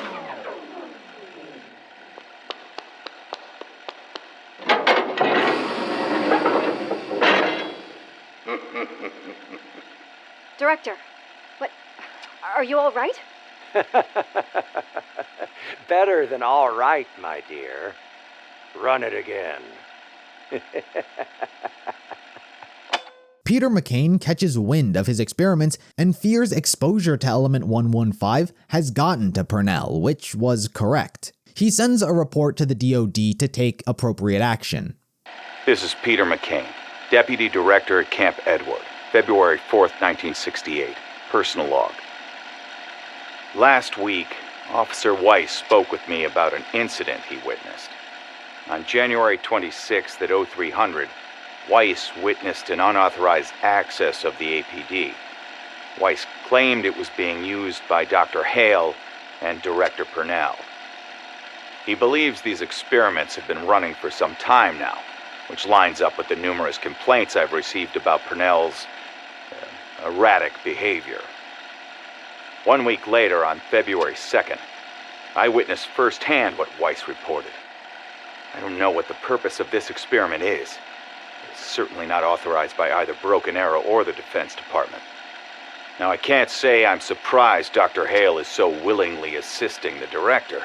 Her affection for him is well known around the base. I also can't say I'm surprised Pernell would take advantage of her affection. My old friend has changed in recent years. I suspect his exposure to element 115 is the reason for his newfound confidence. I've decided to inform Brigadier General Sawyer. The Department of Defense will decide his fate. Pernell found out about his report and subsequently detained McCain in a cell. What? What happened? Where am I? Cornelius. 4 years ago, I asked you to swear an oath. An oath to the company. Company over country. At that time, you pledged loyalty. I guess we have different definitions of the word loyal. This is one of our solitary cells. How did I get here? Put some knockout juice in your tea. Passed out like a baby. Had my men throw you down here. You see, they're still loyal to me. Especially once I informed the staff that you've been experiencing delusions due to 115 exposure. You're a threat to yourself and all those around you. No, that's not true. You know that's not true. And to think, after all I've done for you. I carried the guilt of your death for years. I carried it for so long I was determined to find a way to bring you back. I find a way. Bring you back from the great beyond. And this is how you repay me. Cornelius, you're not well. You need help. You're suffering from aggressive 115 exposure. You're not seeing clearly. Oh, on the contrary. I see clearer now than I ever have. I walk through the land of the blind with one eye open. And what do? You go and file a report with the Department of Defense that Director Cornelius Pernell is unstable and a threat to national security. Can't have you interfering with my plans, Peter. You can't stop it, Pernell. Sawyer will come. He'll bring his men. He'll see what you've become. Well, of course he will. But it won't matter. By then it'll be too late. With McCain detained, Pernell and Dr. Hale continued their experiments inside the APD. Pernell's entire being would be altered. His human body was changed into that of pure energy. While this was happening, Major Sawyer and his men arrived to arrest Pernell thanks to the report from Peter McCain. This is Dr. Hale conducting elemental shard test number 54. The date is March 15th, 1968. Initiating test now. What on earth is going on?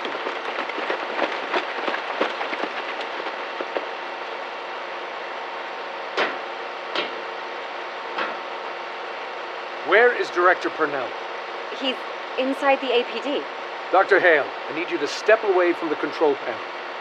Private? Yes, sir. No, wait. You can't stop the test. We're right in the middle. Doctor, Director Pernell has betrayed his country and is considered an enemy of the state. He's coming with us. Right now. Private, you may proceed. Wait, no!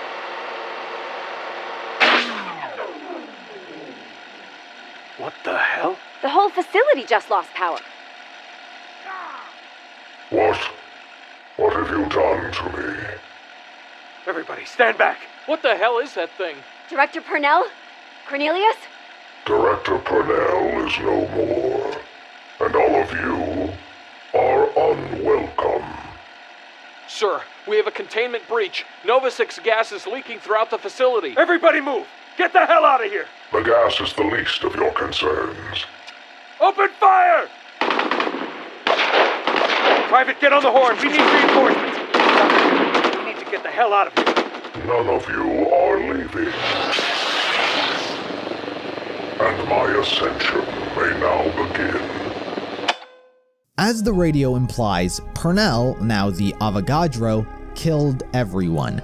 Peter McCain, who was imprisoned, also dies, but thanks to the oddity in which his life was brought back, his soul would remain floating around the area. As for the Avogadro, there's a slight unanswered mystery about what happens to him. After these events, he is back inside of the APD, as it now functions as a sort of detainment. It is possible that Sawyer and his men were able to force him back inside before they were killed.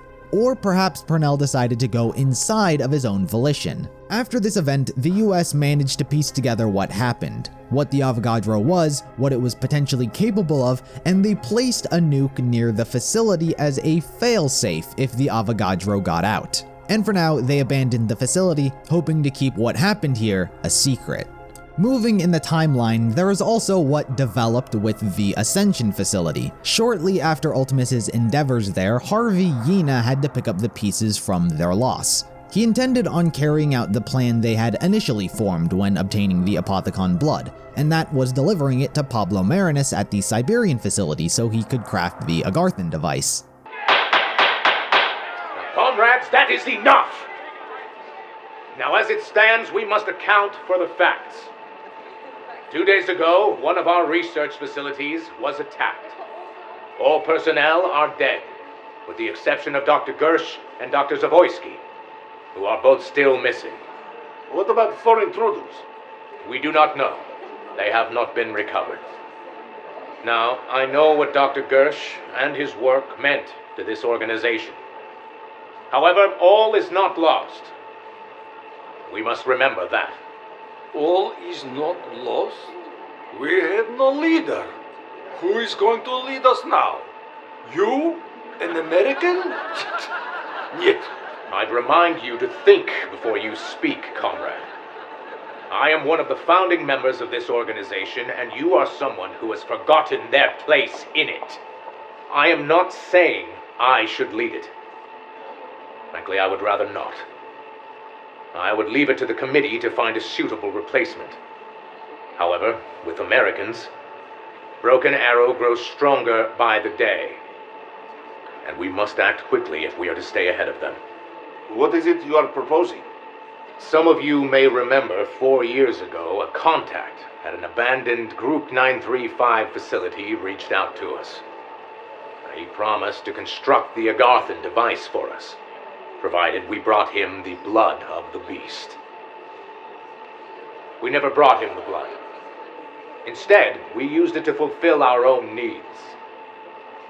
I propose I take a small crew and deliver the blood, as promised, to our ally in Siberia.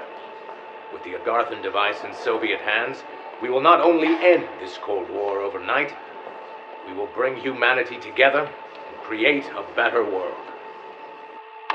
They boarded a ship and began the transfer of the blood. However, as was observed during the experiments, the blood was getting angry. The Apothicon Blood broke out of containment and attacked the whole crew, killing everyone on board. This is Dr. Harvey Yena. It's the 1st of January, 1964. Happy New Year. We are 15 minutes out from the abandoned Group 935 Siberian facility, where I will deliver the blood, as promised, for the creation of the Agarthan device. After I have secured it, I've arranged for rendezvous with my handler, who will take me back to American soil. It's been nearly 20 years. I can hardly remember my former life. After Group 935 disbanded, I had a choice. Come home, or turn to the Soviets and bury myself in the heart of their organization. I chose the latter. When again would America get such an opportunity? There was a moment back in 45, right after McCain was discovered, where I thought Dr. Richtofen had discovered the truth, that I was a spy. He was right, of course. But it turned out Dr. Richtofen had his own problems with Group 935. It's time to go back home. Darn it, if I'm not excited to eat a hot apple pie and catch a game of baseball. What the? Sir, he's broken containment! What on earth is going on? The blood. It broke containment. It started attacking the guards. Follow me. We need to move. Now! Sir, no! The ship would make its way to the Siberian facility, but unfortunately, no one was there to deliver nor claim the blood. Meanwhile, with the other divisions of Broken Arrow, for this story we follow a new agent of the company named Russman. He worked for Broken Arrow, we can only imagine, about as long as they were formed, upwards of 40 years. We are going to be moving forward in time quite a bit. While we've been largely talking in the time period of the late 60s, Russman's story begins around 2025. Broken Arrow has still been advancing within this time, building new facilities to prepare for Samantha's attacks. There was one in China as well as Hanford, Washington. One task Russman was sent on was to Camp Edward. Knowing of the Avogadro's creation being that of pure energy, Broken Arrow thought that they could potentially harness it, use it as an infinite power source. so he, alongside another employee named George Barkley, were sent to Camp Edward to transfer a piece of the Avogadro to the Hanford site. The mission was fairly easy as they encountered little to no hurdles. This is Case Officer Barkley. It's July 6th, 2025. Myself and Project Manager Russman have returned to Camp Edward and... George, the hell you doing? Get your ass up here. We got ground to cover. I'm sorry, sir. I just get a bit nervous. What? The Nova 6 gas?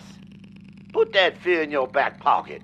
Once the incident in 68 was contained, they powered down the site. As long as we don't flip the master switch, we should be fine. It's not the gas, sir. It's the robots. Oh, come on now, Barkley. Robots ain't gonna harm anybody. From what I've been told, as long as we're on site, they remain perfectly still. Don't move an inch. But moment we leave, bang!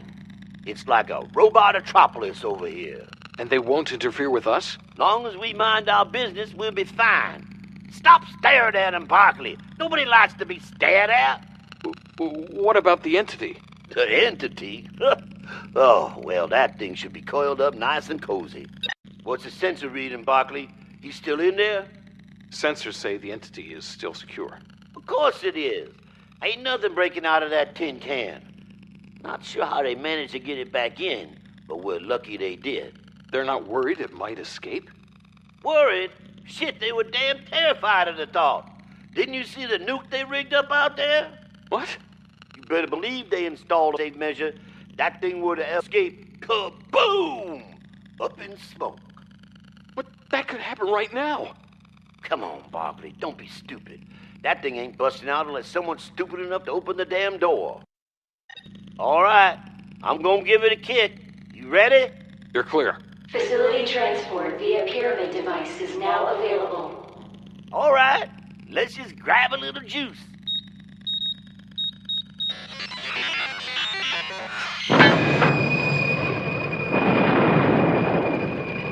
Sample now transferred to Hanford site. What? That's it?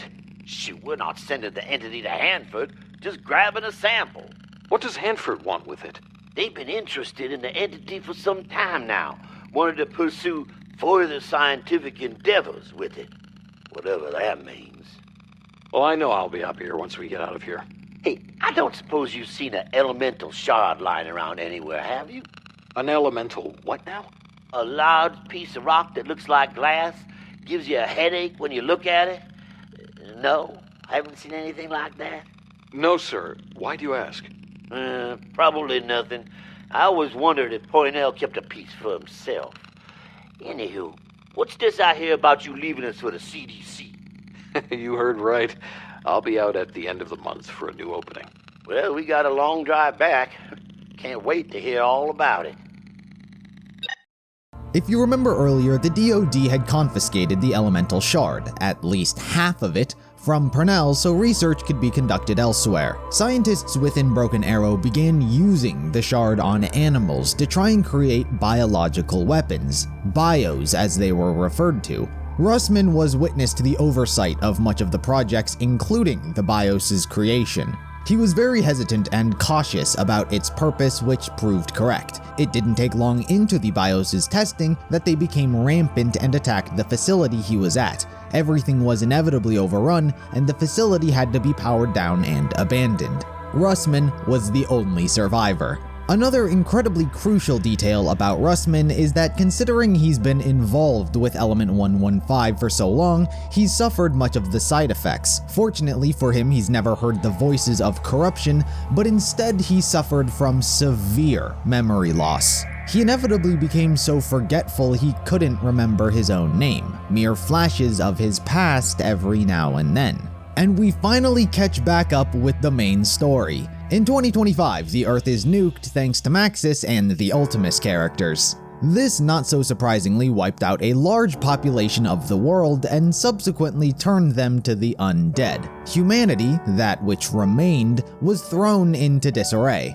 And on top of that, there was a current battle struggle for power. Maxis' plan A of blowing up the world and cutting Richtofen off from the Aether didn't work, and so he turned to his plan B, simply overpowering Richtofen. If he could open a gateway to Agartha, he could in turn find Richtofen's soul and throw him out. He intended on opening a portal by activating 3 polarization devices. When all active, the energy created would be so massive, it would open a gateway to Agartha. What has occurred cannot be undone. However, I realize the calculations were made in haste and could potentially threaten the entire globe. That was not the intent.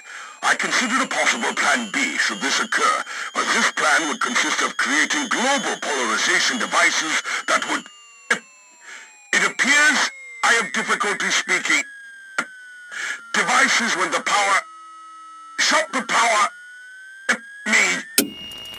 Similarly, Richtofen's plan involved doing the same thing, but in favor of him. If the pylons were activated in his favor, then his connection to the Aether would be enhanced, making him nigh unstoppable, giving him absolute power. Considering both of them are spirits, technically speaking, they both had to try and convince others to do it for them.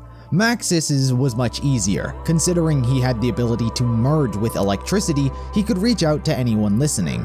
He did get his own group of followers to attempt to activate the pylons for him. Hello? Hello? Are you there?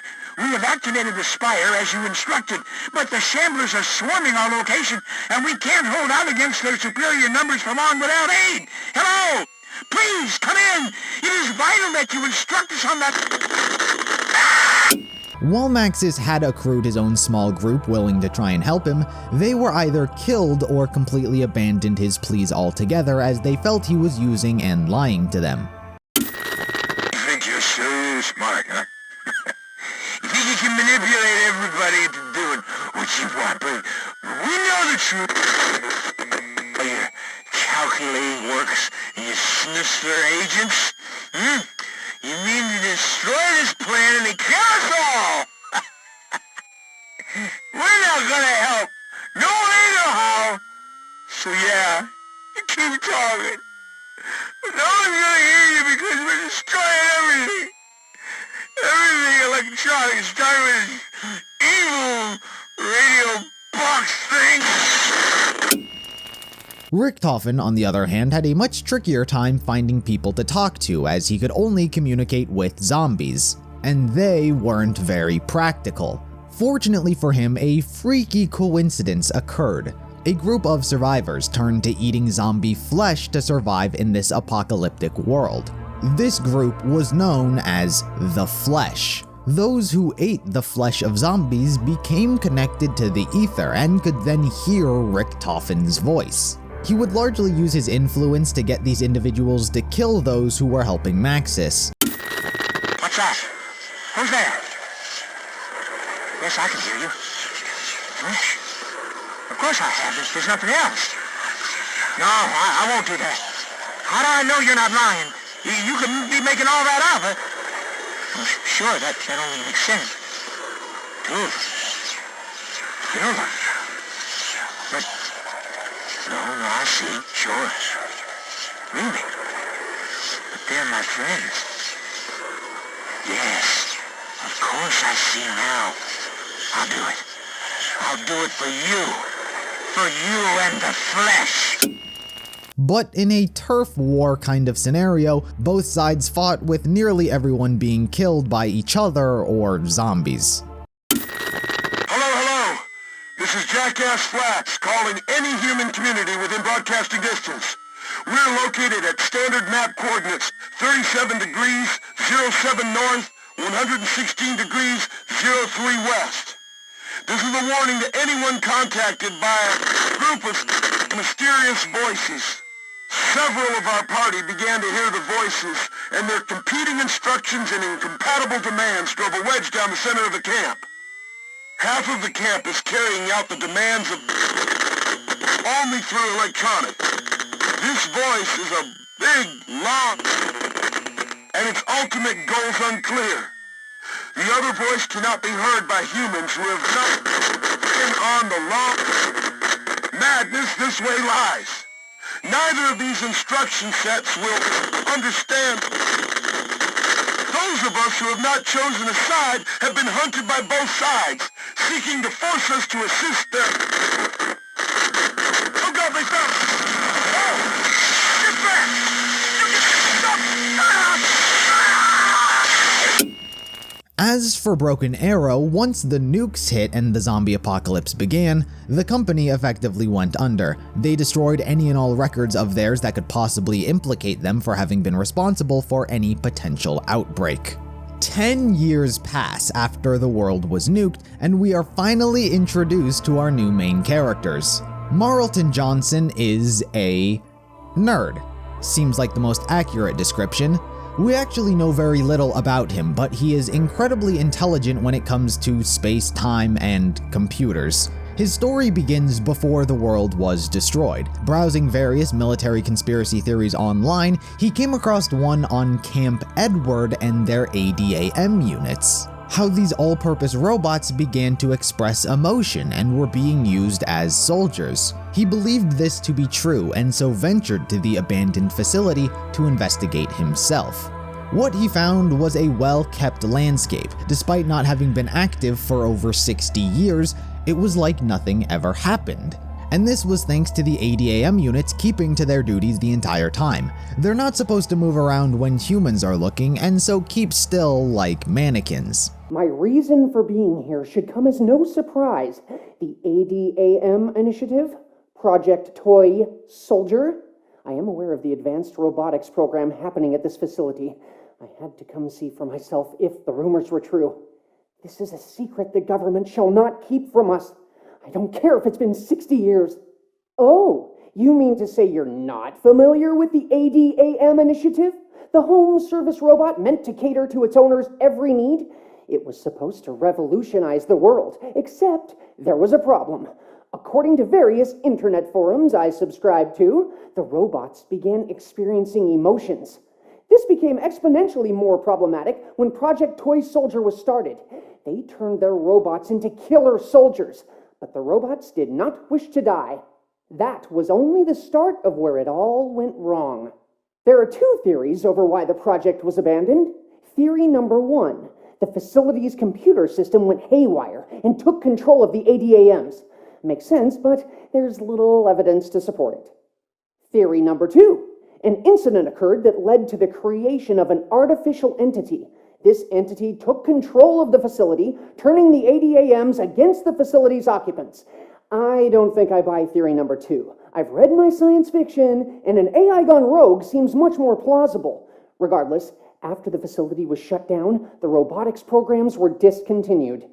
I maintain what I've always said. The robots at this facility are still alive.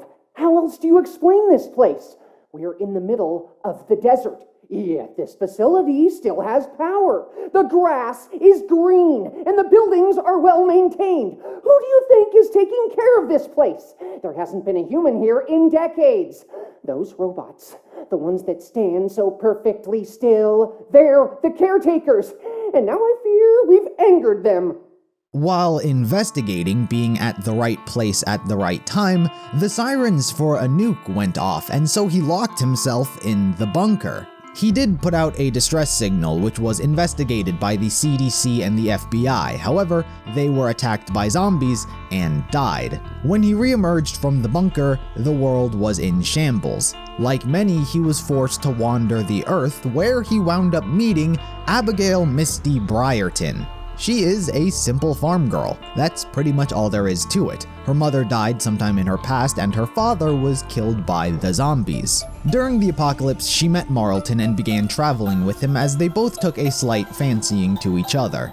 Then there is Samuel J. Stuhlinger. He has a history he'd prefer no one knew about, and that's the fact that he used to be a member of the Flesh. He partook in the cannibalism of zombie meat, and he too gained the rare ability to hear the voice of Richtofen through the Aether. And finally, there was Russman himself. After the downfall of Earth and Broken Arrow, he was forced to wander, but thanks to the years of Element 115 exposure, his mind was gone. He could still talk, react, and move about his life as he was, more than capable enough to survive on his own. But memories would slip his mind. On their journey, both Stuhlinger and Russman met each other and banded together. They stole a bus and began wandering as a team. All 4 of these characters' paths would cross in a small town near Hanford. This group would go on to be known as Victis. It is here where the events of Transit take place. Banded together for the first time, the 4 characters are reached out to by Maxis to activate the polarization devices so he can quote-unquote save the world. He obviously puts on the front of a friendly ally despite his more devious intentions. But while reached out to by Maxis, Richtofen also reaches out to the only one he can, Stuhlinger. He tries to get him to convince the other 3 to activate the polarization devices in his favor. A especially difficult task, as a voice inside his head doesn't make him appear as the most sane of individuals. In the end, the characters follow the only direction they seem to have and activate the polarization devices in Maxis' favor. Despite not doing what he wanted, Richtofen still hopes that they may still decide to help his cause, and so uses the power of the Dark Aether to teleport them to China at Die-Rise. It's an old broken aero facility long since abandoned and in disarray after the zombie apocalypse. Nevertheless, it's where the second polarization device lies. I don't understand. Why are you doing this? Why me? Travel where? Don't you get it? There's nothing left! Oh, how did you... What? What do you mean, mend the rift? Well, maybe I don't wanna. Huh? Did you think of that? Oh, you can't tell them about the flesh! What I did, they'd kill me if they knew. Ah, shit!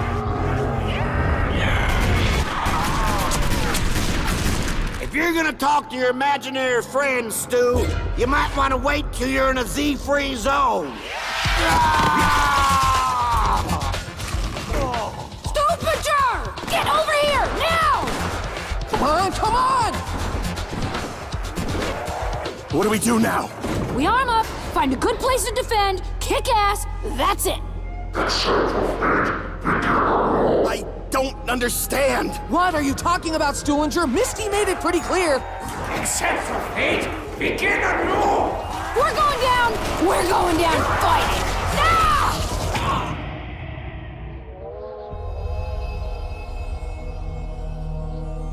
Have we been here before? The reason the characters are respawning is thanks to Richtofen. It's one of the only times the Dark Aether has shown the ability to fully reanimate the dead to their original state, and pretty much the only time in the entire timeline anything like this is done, so take it with a grain of salt. Regardless, Richtofen cannot allow them to fail. They are the only ones who can activate the polarization devices for him, so he will reset them as many times as it takes to get it right. However, similarly to what the characters did in Hanford, they activate the pylon in Maxis' favor. The next location the 4 are sent to is Africa. The final pylon is located at Purgatory Point, the old mining town that first discovered 115 and was teleported underground. Enough walking for today. We set up camp here.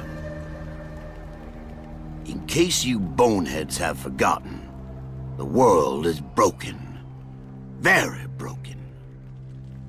The dead walk the earth, and what remains of civilization is at the mercy of forces we barely understand. What makes you think we're gonna find something different at this new place? I don't know that we will, but at least we'll be sure. Sure of what exactly? I don't know. His memory's going again. Your name is Russman. Russman. That my first or last name? We don't know. You're just Russman. Yeah, anyway, you're a former operative from Broken Arrow. You've been walking the Earth since the, incident. Yeah. I think I remember. The town. That's right! That's where you found us!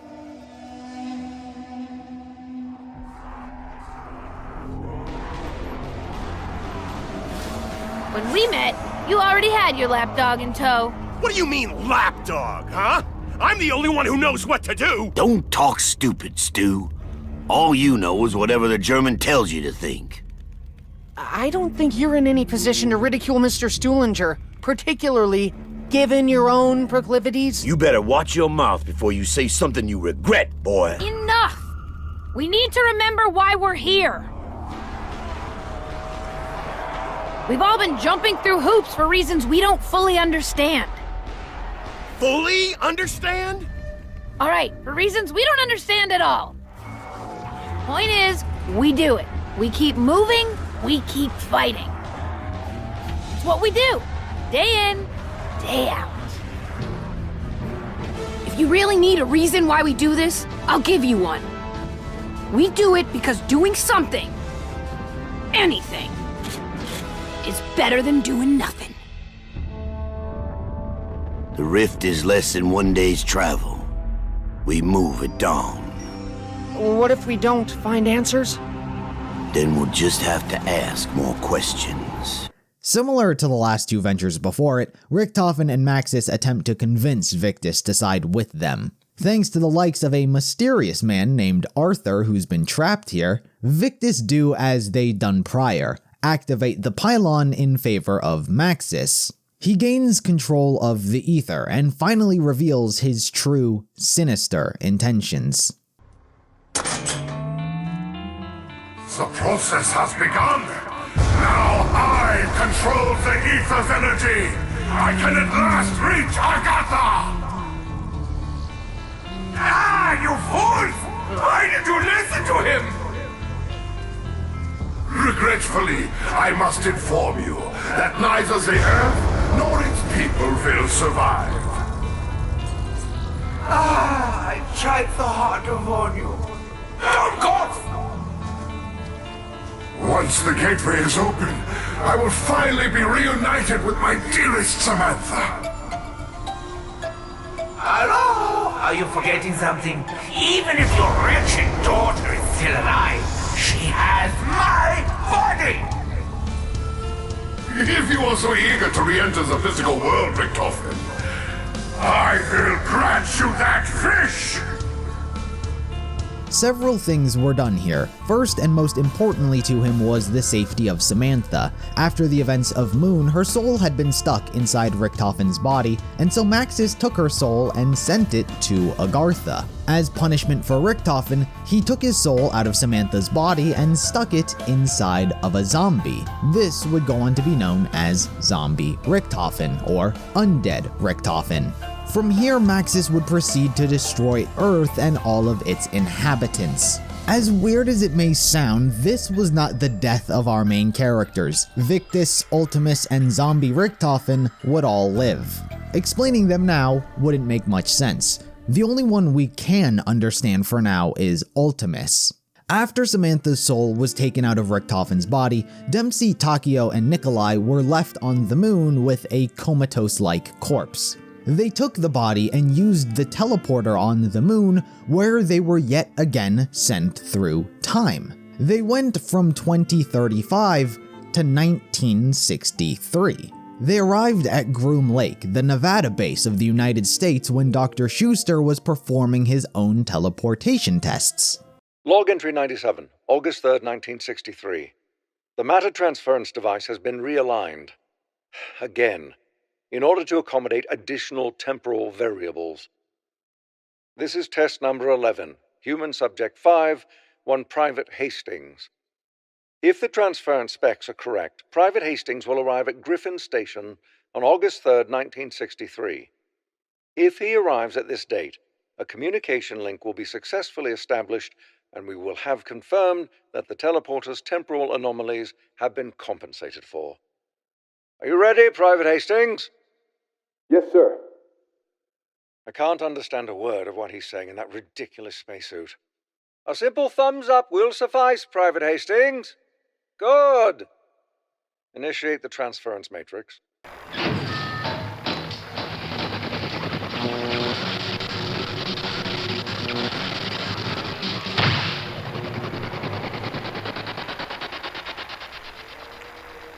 Moment of truth. Dr. Richards, did it work? Do we have a stable connection? No, sir. Nothing.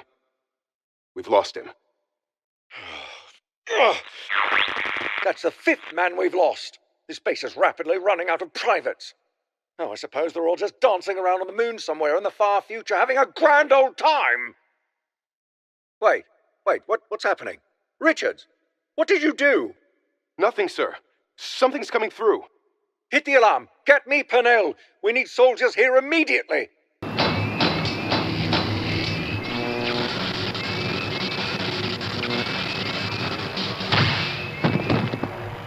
Who the hell are you? Where did you come? Wait. No, it's not possible. From here, Pernell, who had yet to establish Broken Arrow, and wasn't yet the Avogadro, figured that they would make for good test subjects to be further studied. This is Cornelius Pernell.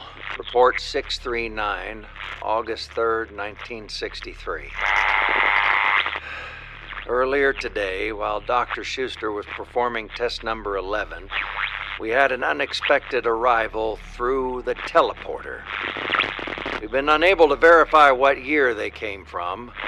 Our struggle with temporal anomalies during teleportation is well documented, but we are certain of where they came from. The moon. This event alone is baffling enough and is without explanation.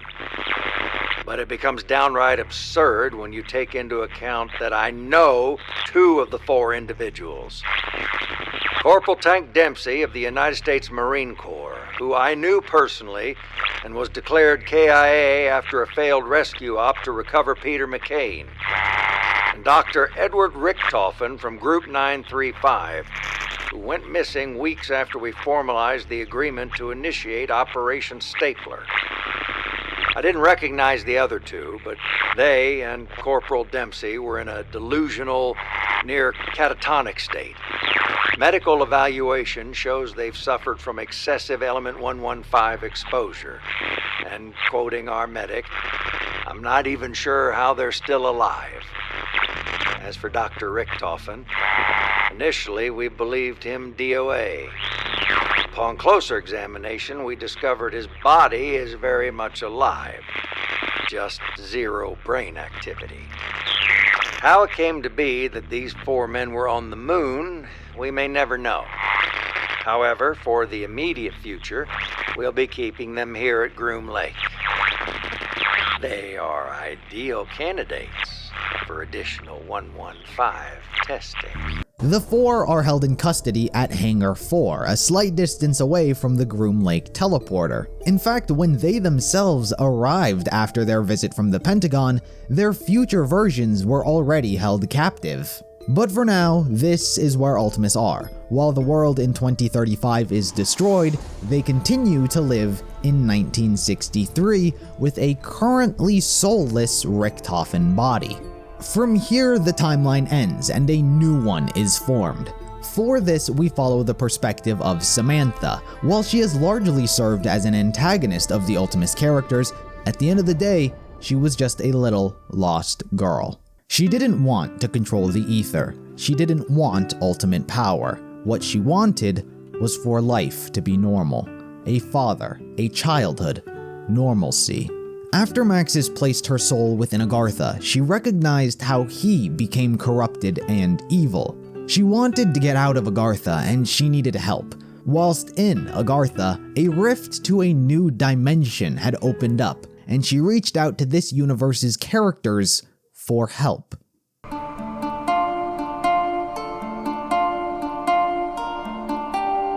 We finally reach Dimension 63. The timeline and characters that we've met so far all still exist in their own universe, but being a different dimension, this one veers off in its own unique path, with pretty much the exact same characters. It is also where the timeline gets quite confusing. This timeline spurs on a whole series of paradoxes, events which could not possibly exist nor make sense. But I'm going to try my best to help you understand. As setup, there are 3 maps which pertain directly to this dimension: Origins, Mob of the Dead, and Shadows of Evil. The former 2 hold their own little niche, but Origins is very, very important. In the original timeline, Element 115 was discovered thanks to Apothicon sending meteors to a whole bunch of different dimensions, and it was simply found. But in Dimension 63, history is very much important. If you recall from the beginning of the entire timeline, the Apothicons on their second escape from the Dark Aether attacked humanity. The humans banded together and fought off the Apothicons thanks to 4 heroes. It was the event known as the Great War. That happened in this universe. Because of that event, massive deposits of 115 reside in what is now northern France. Group 935 was similarly formed to research this element, and Maxis and Richtofen joined the organization. Unlike the original timeline, in this universe, Richtofen greatly respects Maxis and even views him as a sort of father figure. Researchers within Group 935 were able to uncover remnants of the Great War and statues of the 4 heroes from it. During the war, the 4 heroes wielded elemental staves, and the researchers find documents written about them in these catacombs. Maxis then intends on recreating these staves and having Richtofen head its development. The ancient texts describe an artifact known to them as the Amplification Rod. It is my firm belief this item is instrumental to harnessing the energy of the elemental stones. Unfortunately, neither the rod nor the stones have been recovered from any of our dig sites. I fear we must push forward regardless. As such, I have drawn up plans to create replica rods based on the descriptions from the main chamber. I will instruct Richtofen to begin fabrication immediately. Continued research of Element 115 creates localized energy fields, which leads Maxis to believe in the concept of gateways across space and time. Researching Element 115 continues to yield unforeseen results. The conversion process creates localized energy fields, which appear to function as portals, bringing forth objects of indeterminate origin. It is my hypothesis, however outlandish, that this transfer of matter may actually be occurring through space and time. I believe the answer may lay with the broken rune stones located at the mound. Perhaps channeling sufficient energy from the conversion generators to their location may prove fruitful. His hypothesis would prove correct, as Samantha begins reaching out to him from Agarthan for help. The child's voice calls to me more frequently than ever. At first, she spoke only of her imprisonment in a mythical realm known as Agarthan. Now she claims to be my daughter, even though I know no such child exists. I fear my sanity may be slipping away from me. Over time, the researchers working at the dig site would suffer from Element 115 exposure. Group 935 also invent 3 giant mechanical robots to help them in the war, named Freya, Odin, and Thor, and Maxis slowly becomes obsessed with the voice of Samantha, who's frequently talking to him, and comes to believe her to be the key to everything. The large deposits of Element 115 slowly take over the camp. The knights who fought back in the Great War are resurrected, and Maxis becomes near catatonic thanks to his frequent exposure to it. Richtofen, who's been cautiously observing Maxis' erratic behavior over the past year, fears what the element has done to him and everyone. Seeing the undead come back to life, he takes drastic measures and preserves Maxis' brain. At the same time of this outbreak, there was still a world war going on, hence why the research into 115 was taking place in the first place. Because of that, nations from all around the globe sent spies to France to observe Group 935's progress. These include the likes of Tank Dempsey from the United States, Nikolai Belinsky of the Soviet Union, and Takeo Masaki from Japan. Unlike the Ultimis characters, these ones are never experimented on, meaning their personalities and character are much more flushed out and not designated to acting via a stereotype. The 3 are present during the zombie outbreak and all converge on Richtofen's location.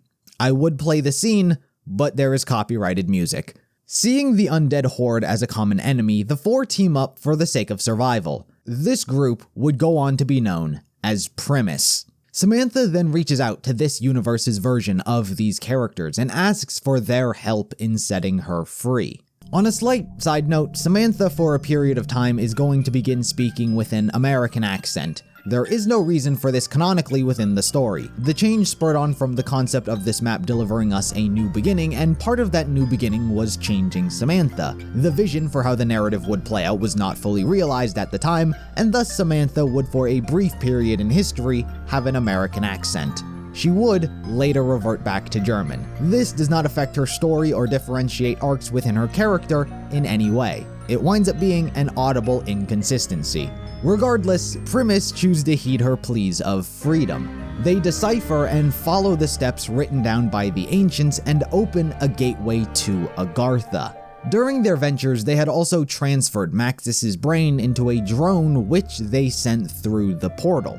Maxis's brain arrived at the house and was greeted by Dr. Monty. Despite Maxis's lack of a soul, Monty provided him with a new body to put the brain in. Similarly, Dr. Monty also retrieved Samantha and brought her to the house. He cleansed her of the Dark Ether's influence, and she became an innocent soul once more. From here, Maxis would indulge his curiosities. Being a man of science and exploration, he uses a teleporter within the house to explore different dimensions, one of which is called Empty Earth. In this new dimension, a different version of Maxis had been collecting and or recreating artifacts from all different timelines. It had been tampered with so much that the world itself became unstable and was literally falling apart at the seams. The other Maxis had constructed something he had labeled Zero Base to house all of these artifacts. Amongst them was the Kronorium, a book which chronicled the entire history, past, present, and future, pertaining to the individual reading it across all reality. That universe's Maxis placed it under heavy security and made it accessible only to those possessing a soul. Monty then proceeds to tell Maxis how he wishes to create a reality where the Apothicons never existed. To create this reality, he needs the summoning key, the first artifact in creation. But to do so, he needs the assistance of those with souls. And thus, Maxis reaches out to the one person he knows he can trust, and the reason he's even still alive to begin with, Richtofen. Maxis informs him all about the wonders of what he's experienced and how they can rid the world of zombies. Richtofen accepts this task, and so Maxis tells him about the Kronorium. If Richtofen gets it, he'll know exactly how, when, and where to get the summoning key. But before we can continue Richtofen's journey, we must first take a detour into the slight future. Where we're going may seem a bit random and off topic, however, it is very significant. Everything that's going to take place is still in Dimension 63, the same universe where Primis just helped Samantha. For this, we must talk about Mob of the Dead. The events of Mob of the Dead are fairly self-contained, at least when it comes to the four main characters. The time period is the 1920s. Salvatore Sal DeLuca opened gambling houses across Chicago, and it gave rise to the DeLuca crime family. Billy Handsome was hired as a hitman, and Sal would come to view him as the son he never had. Michael Finn O'Leary was brought on board due to his hand in the gambling business and rigging sporting events. Finn got married to a woman named Angela Bow, an aspiring starlet with delusion of grandeur. And finally, Sal also began working with Albert the Weasel Arlington, due to his reputation for being a master schemer and bank robber. But over time, as his mob empire grew, it slowly began to fall apart. The Chicago police, who were previously accepting bribes from the DeLuca crime family, no longer began accepting them. Finn's wife filed for a divorce, a heist goes wrong for Al and he wakes up in the hospital, and all of this leads to Sal killing a prostitute out of frustration. The police, no longer willing to turn a blind eye to Sal's empire, arrest him. An investigation further develops into the crime family, which leads to the arrest of Billy Handsome on account of multiple homicides. Finn was arrested when his wife turned over evidence to the police convicting him of gambling fraud. And Al gets found guilty of grand larceny, grand theft auto, arson, conspiracy, and battery. All four mobsters are sentenced to spend their time in prison at Alcatraz. The mobsters themselves don't hold too much relevance to the overall timeline. They instead found themselves victims of timing. They were at the wrong place at the wrong time. You see, Richtofen's blood is very important. While we may not have covered his adventures just yet, due to the whole time travel thing, a later version of Richtofen we're going to get to has traveled through dimension time and time again. Every time someone travels through a portal powered by element 115, their blood is changed, and this is a cumulative effect. The more one travels, the more of the ether is absorbed into their bodies. This comes with no side effects aside from the potency of one's cells. Due to Richtofen having gone off on his own adventures through dimensions, like I said, we'll get to them here soon, his blood is the most potent of all. It has the ability to open a portal to Agarthan for the Apothicons, and so the Shadowman sought to create a pocket dimension at Alcatraz. A sort of purgatory. There was no escape. No matter what happened, you were destined to simply repeat history over and over again, effectively keeping those here trapped. Once Richtofen and his compatriots were here, he could siphon his blood and get to Agarthan. That was the Shadowman's plan. But before we continue with his goals, we must first talk about Richtofen himself, as he too had plans at Alcatraz. After the events of Origins, Primis Richtofen traveled to many dimensions with the help of Maxis. There were many artifacts he needed to acquire and events that needed to be set up. One of the first things he did was build a chamber for the Victis crew from the original timeline to be stored in, as well as retrieving blood vials from these specific mobsters. I'll explain the need for the blood vials at a later point when it makes more sense within the timeline. The only reason Richtofen knows that he needs to do this is because of a paradoxical cycle he is already in. A future version of himself already did these things and collected these items, so he has the information and knows to do the same. To make it simple, a lot of events simply conjoin to this exact location, which is why he reaches out to the Illuminati of this dimension and convinces the Warden and Guard to build a secret chamber for them with cryo chambers, which they do. Anyway, from here, Richtofen leaves unaware of the Shadowman's goals. Speaking of which, we can finally return to his plans playing out. He somehow managed to reach out to the Warden of the prison and turn him. The Warden became obsessed with the Shadowman as though he were a god. He worshipped him, he praised him, and he did whatever he wanted. Today is a red letter occasion. I sit in my sanctuary, brandy in hand, overlooking my prize. My prison. Mine. A temple of concrete and corrupted flesh, tilting on the axis of hell itself. Oh, it is beautiful. I can't recall the last time I indulged in spirits. They appear to have gone to my head. Congratulations and good luck. So thoughtful of the DOJ to send me a bottle after all their posturing and blathering and delays. But now the island is open. A full year early, thanks to me. And its true purpose. Our purpose. Written in the apocryphal pages of history. Pulled from the flames of ignorance.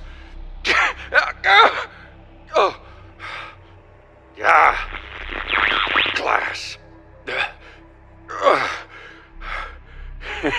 The first drop of blood.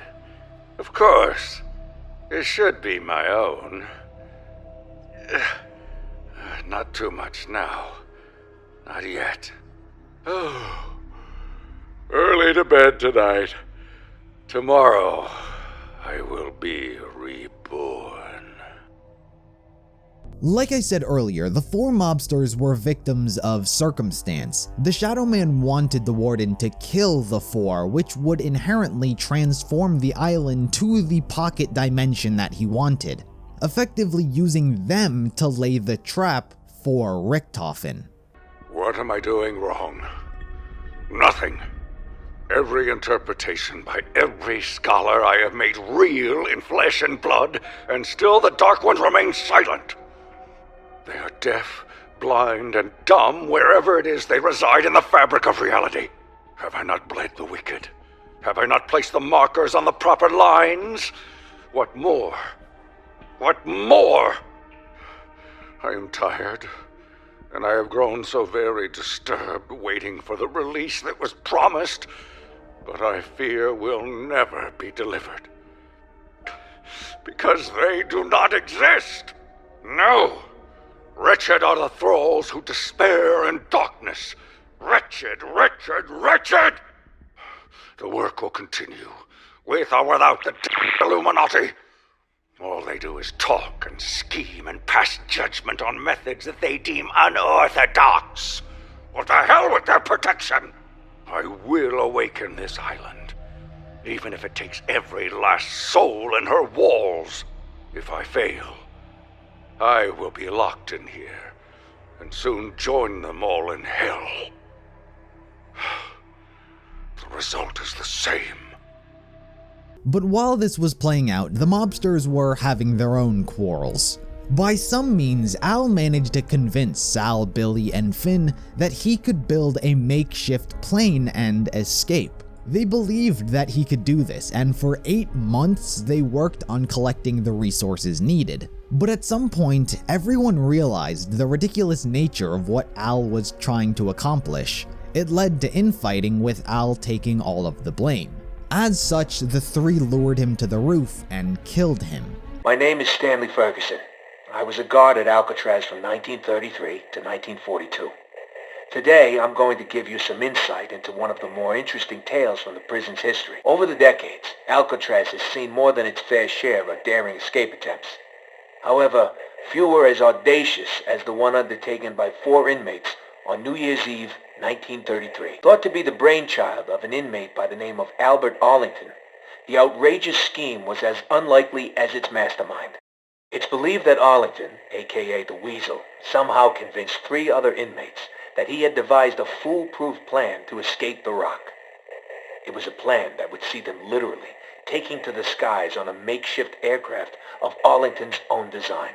Just how the Weasel managed to convince these hardened criminals that such a plan was even possible remains a mystery to this day. What is known is that no such plane was ever built.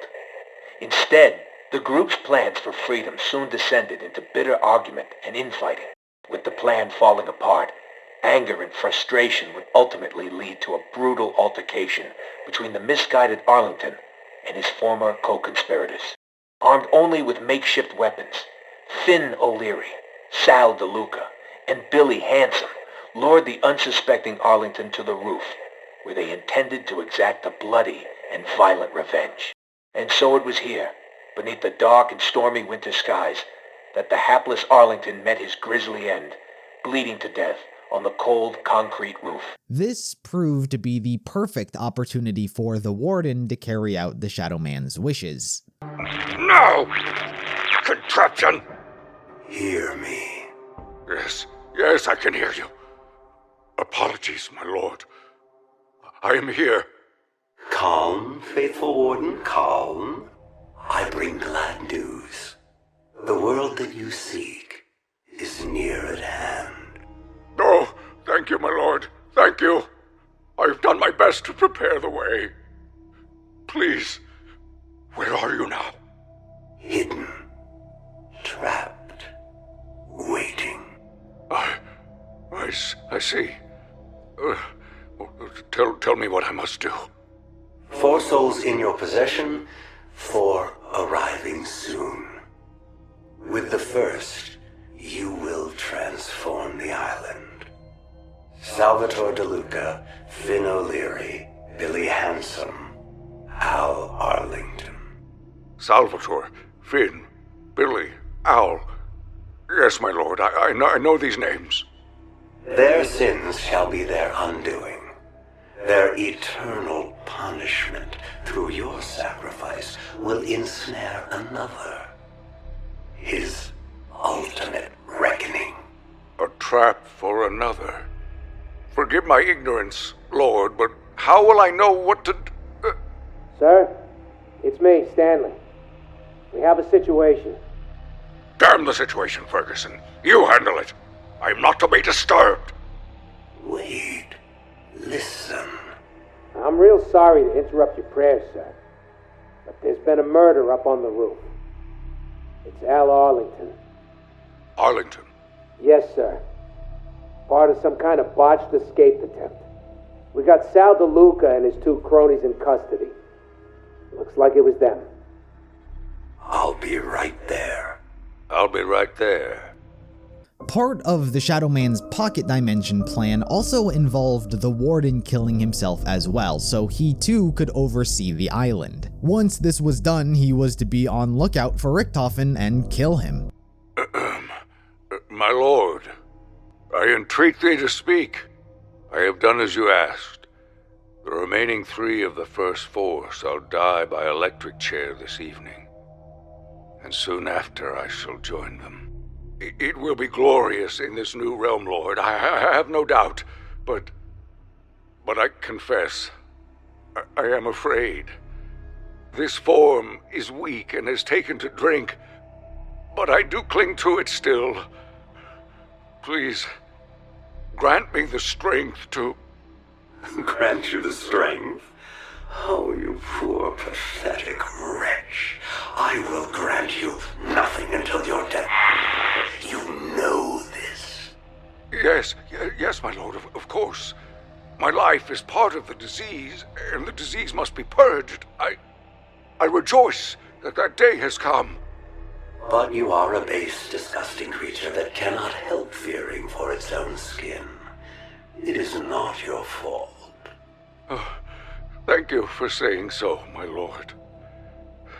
Truth be told, I long for the miracle that will release me. That's a good lad. You have been an adequate servant. Therefore, you will continue to serve after the corruption. Such an honor for me. Not an honor. A purpose. Your life's sentence. Waiting for Dr. Edward Richtofen to walk into the trap.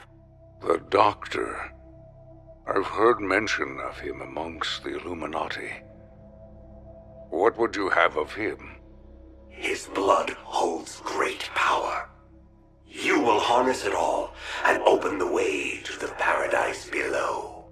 I swear, my lord, it will be done. And one more thing. Name it, my lord. Spare him no pain. Yes, Richtofen shall suffer. And from here, Sal, Billy, and Finn were executed via electric chair.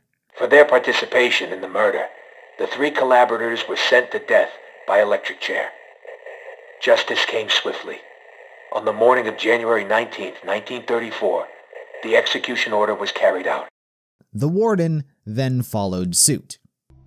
The time has come. The sponge is wet on my crown. The cap screws tightened. The switch in my hand. Oh, I'm going to burn. Oh, the fools. They want justice for the toll I've extracted from this forsaken island. Sir, there's some men from the Bureau here. I stalled them as long as I could, but they're on their way to your office now. What do you want me to tell them? Justice? There is no such thing. There's only the will of the Dark One. Okay. I'll just tell them you're not feeling so well then, yeah? Do as you wish. Run, hide, beg for absolution, and perhaps he will be merciful, as he has been with me. Shh. Do not weep, my dear Warden.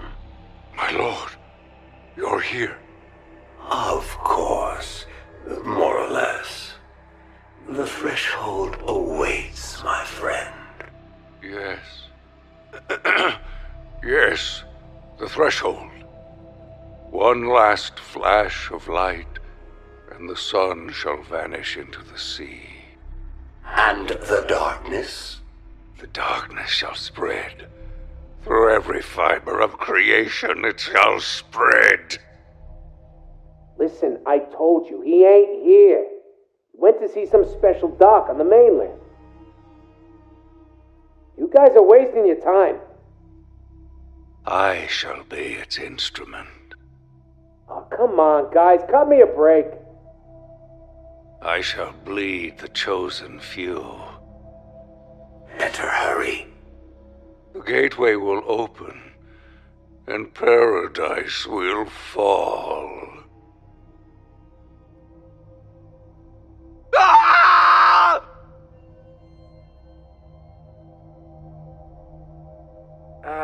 Yeah. See there? What'd I tell you? Nobody's home. Nothing here. The pocket dimension was created. Sal, Finn, Billy, and Al found themselves in an infinite time loop. They were unaware of the cycle that they were in, and so frequent attempts were made over and over to escape, each one resulting in their death. No matter what happened, the characters would always die, and they would be reset to where it all began. Hey, Sal, we must have been through this 50 times already. And we'll go through it another 50 if that's what it takes. 9:30, lights out. God begins his rounds. How we doing tonight, Ferguson? Family good? Yeah, doing great, Mr. DeLuca. My boy Tommy, he's almost 6 now. Ain't that swell?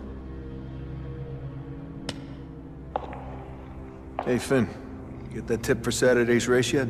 I'm working on it. Right now. You gonna shut him up? Or do I gotta do it? You know the rules, handsome. No talking. 9:35, the Weasel launches into a song and dance routine. Damn it, Arlington. You gotta get the doc! Better be the real deal this time.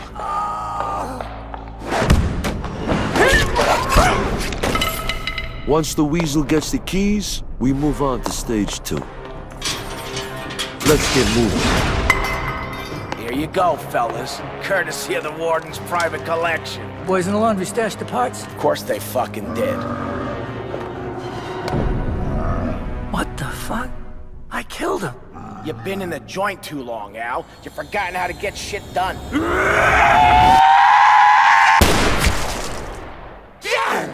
What the fuck?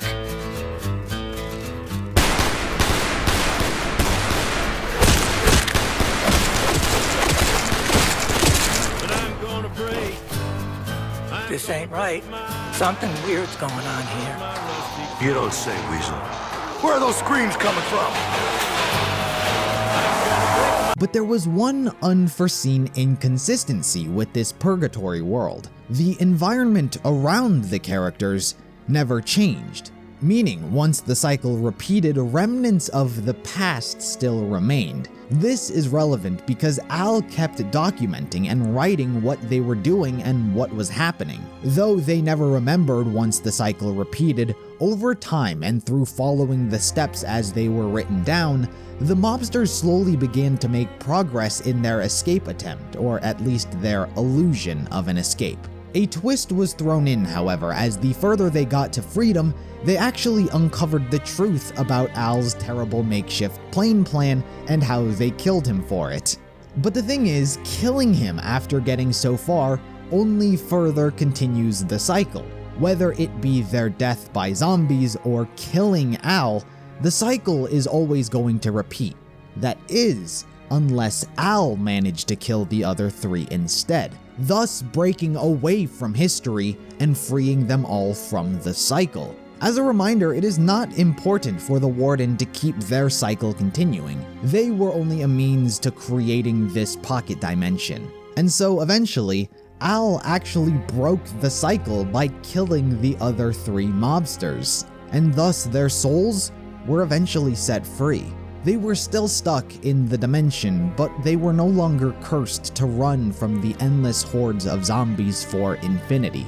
Al's spirit takes the form of a bird and the others simple spirits. For now, the cycle was broken, but the trap was still set to ensnare Richtofen. Now we can finally return back to Richtofen. You may have noticed that I skimmed over him slightly during the Mob of the Dead segment. It was important to establish that he built an underground base there, but you may have also noticed that I mentioned cryopods for Victis, who I haven't mentioned since the end of the original timeline. Well, now is the perfect time to explain. I said how Ultimis, Victis, and Zombie Richtofen all survived Maxis destroying the world and everyone on it. I already mentioned how Ultimis survived, and this is how the rest did as well. Whilst Primis, Richtofen, and Maxis were traveling through portals and dimensions exploring the new technology, Richtofen began to hear faint whispers. These weren't the voices of corruption, but rather, it was the voice of Stuhlinger. Primis Richtofen traveled to the original timeline and encountered Ultimis Richtofen, who at this point is a zombie after Maxis put his soul in one. Primis Richtofen figured that he could use Victis to get the Kronorium. They all had souls and were a capable bunch.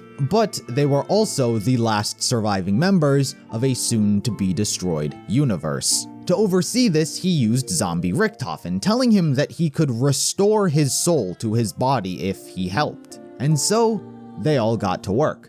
Richtofen had Maxis attempt to teleport Victis to Empty Earth. This proved to be a slight problem, as the teleportation across different dimensions wasn't an exact science and troublesome to get working. This led to Victis being teleported to all different places initially. These included small random towns, but also the old Broken Arrow facility Russman used to work at. They are taken here to retrieve the half of the elemental shard that was left behind after the Bioses destroyed the place. Basically, their entire journey becomes one giant fetch quest. The elemental shard is needed to power a device which will take blood vials of each of the Victis members, which Richtofen wants. He also wants the elemental shard in and of itself, and it is also required to access Empty Earth. Despite some slight infighting within the group almost resulting in them disbanding, they acquire the Kronorium and are teleported to meet with Primis Richtofen. He reads the Kronorium and learns all about his potential futures, most importantly the fact that he dies in every single one. Believing this would protect him in the future from the fate of death he just read,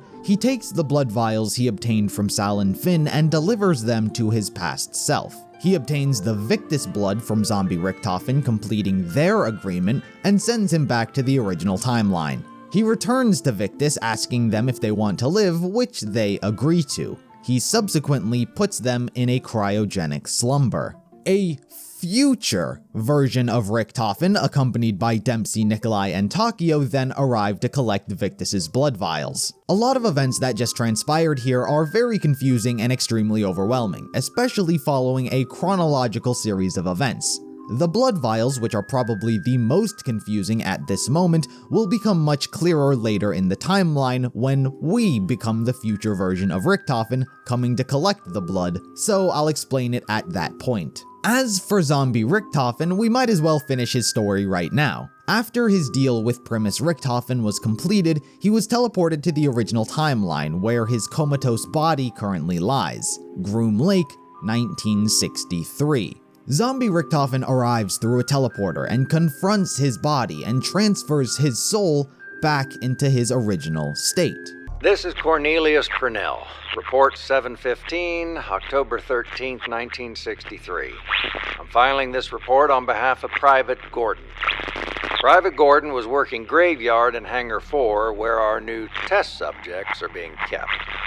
At 0300 this morning, Private Gordon reports a, quote, bright blue oval-shaped light beam materialized in the room, end quote. Out of said light beam stepped, and I quote, a zombie dressed in a World War II German military uniform. This zombie did not interact with Private Gordon, but instead slowly walked up to the comatose body of Dr. Edward Richtofen, who, up until now, we've been unable to resuscitate. Private Gordon then observed this zombie touching the body of Dr. Richtofen, at which point the zombie turned to ash, and Dr. Richtofen immediately let out a guttural shriek and began cackling. I cannot verify Private Gordon's story, but what I can tell you is that as of this morning, Dr. Richtofen is very much alive. And he is very animated. So much so, we've since had to have him sedated. From here, the four would be held in custody at Hangar 4. We do not understand. The Earth, we saw it destroyed. Yet here we are. It's more time travel bullshit, Tech. Just hasn't happened yet. Speaking of BS.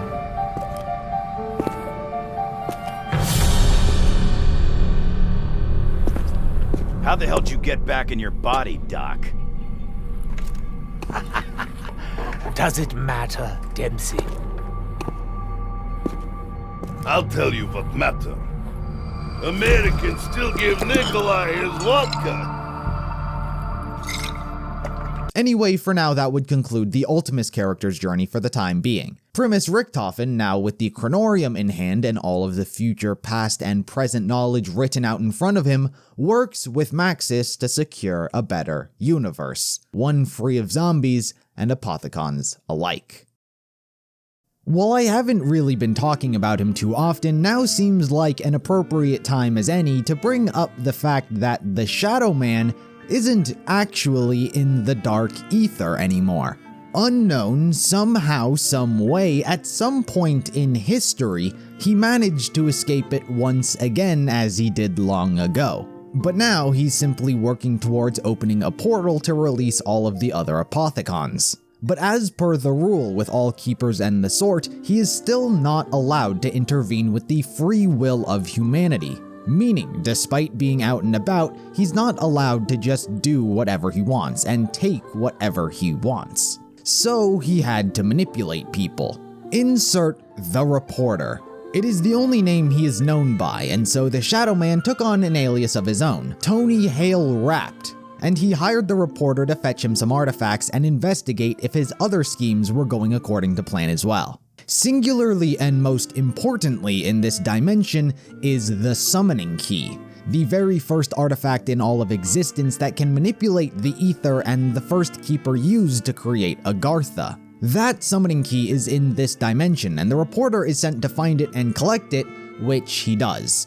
While there are no radios of him doing so, and it is a fairly anticlimactic retrieval, thanks to the information and coordinates given to him by the Shadowman, the Reporter is capable of tracking down the Summoning Key and collecting it, though it resides in a box sealed with ancient magic. Another artifact he was sent to collect was the Vril vessel for the Agarthan device. This event is much trickier as the vessel was located in the original timeline, which is part of a different dimension. It is never specified how the Shadowman does this, and perhaps it is a different dimensional version of the Reporter he sent to collect this one. But either way, the Reporter was sent to the Siberian facility just before Richtofen received the 3 test subjects. Here he is, Richtofen. Get your damn hands off me! Now what do we have here? A spy? If you know what's good for you, you'd let me go. Oh yes, yeah, I'm sure you worked with someone incredibly important. Honestly, you have no idea. How did you find my secret facility? Who are you? I'm a reporter. I was hired by a man, Mr. Rapt. I never met him. He asked me to find some goods for him. Things he wanted badly. Sounds thrilling. And what were these goods he wanted so badly? Look, I don't know the specifics. He just told me to travel to Russia. He gave me these coordinates, which led me here. How was I supposed to know it was a freaking German base? He gave some vague description of a strange metal object. This, I assume? Yeah, that'll be it. Called it the Seal of Duality. Whatever the hell that means. Well, the Vril vessel is not for sale, and is certainly not for stealing. But it is curious. I have only just arrived at this facility, bringing the Vril vessel with me, yet you somehow knew it would be here. How is this possible? How the hell am I supposed to know? I just go where the Shadowman says to go. I don't know how he does it. Listen, if Mr. Rapt wants to find you, he's got his ways. Look, you want to go ahead and get this over with? If you're gonna kill me, kill me. Not like it'll matter. It's kind of funny, you know? Something Mr. Rapp said. About if I failed him and died, it'd be okay. He said he'd reach out to me all over the multiverse, whatever that means. I didn't pay it no mind then, but maybe some other me is out there having a lot better luck than I am. Sir, what should we do? Take the strange, sad riddle man away. Find a hole. Like I said, it is unclear if this is the same reporter from Dimension 63, or if the Shadowman reached out to this dimension's version of the reporter. Either way, he was unsuccessful in collecting the Vril vessel, and perhaps was killed on sight or carried on with his journey of following the Shadowman's list. Amongst them was checking up on if the Warden had carried out his wishes in killing the 4 mobsters at Alcatraz. He was sent to interview Stanley Ferguson, the prison guard at the time, who recaps the entire story. After learning that his plan had followed through, the Shadowman ordered the reporter to bring what he collected to Morgue City and investigate 4 individuals.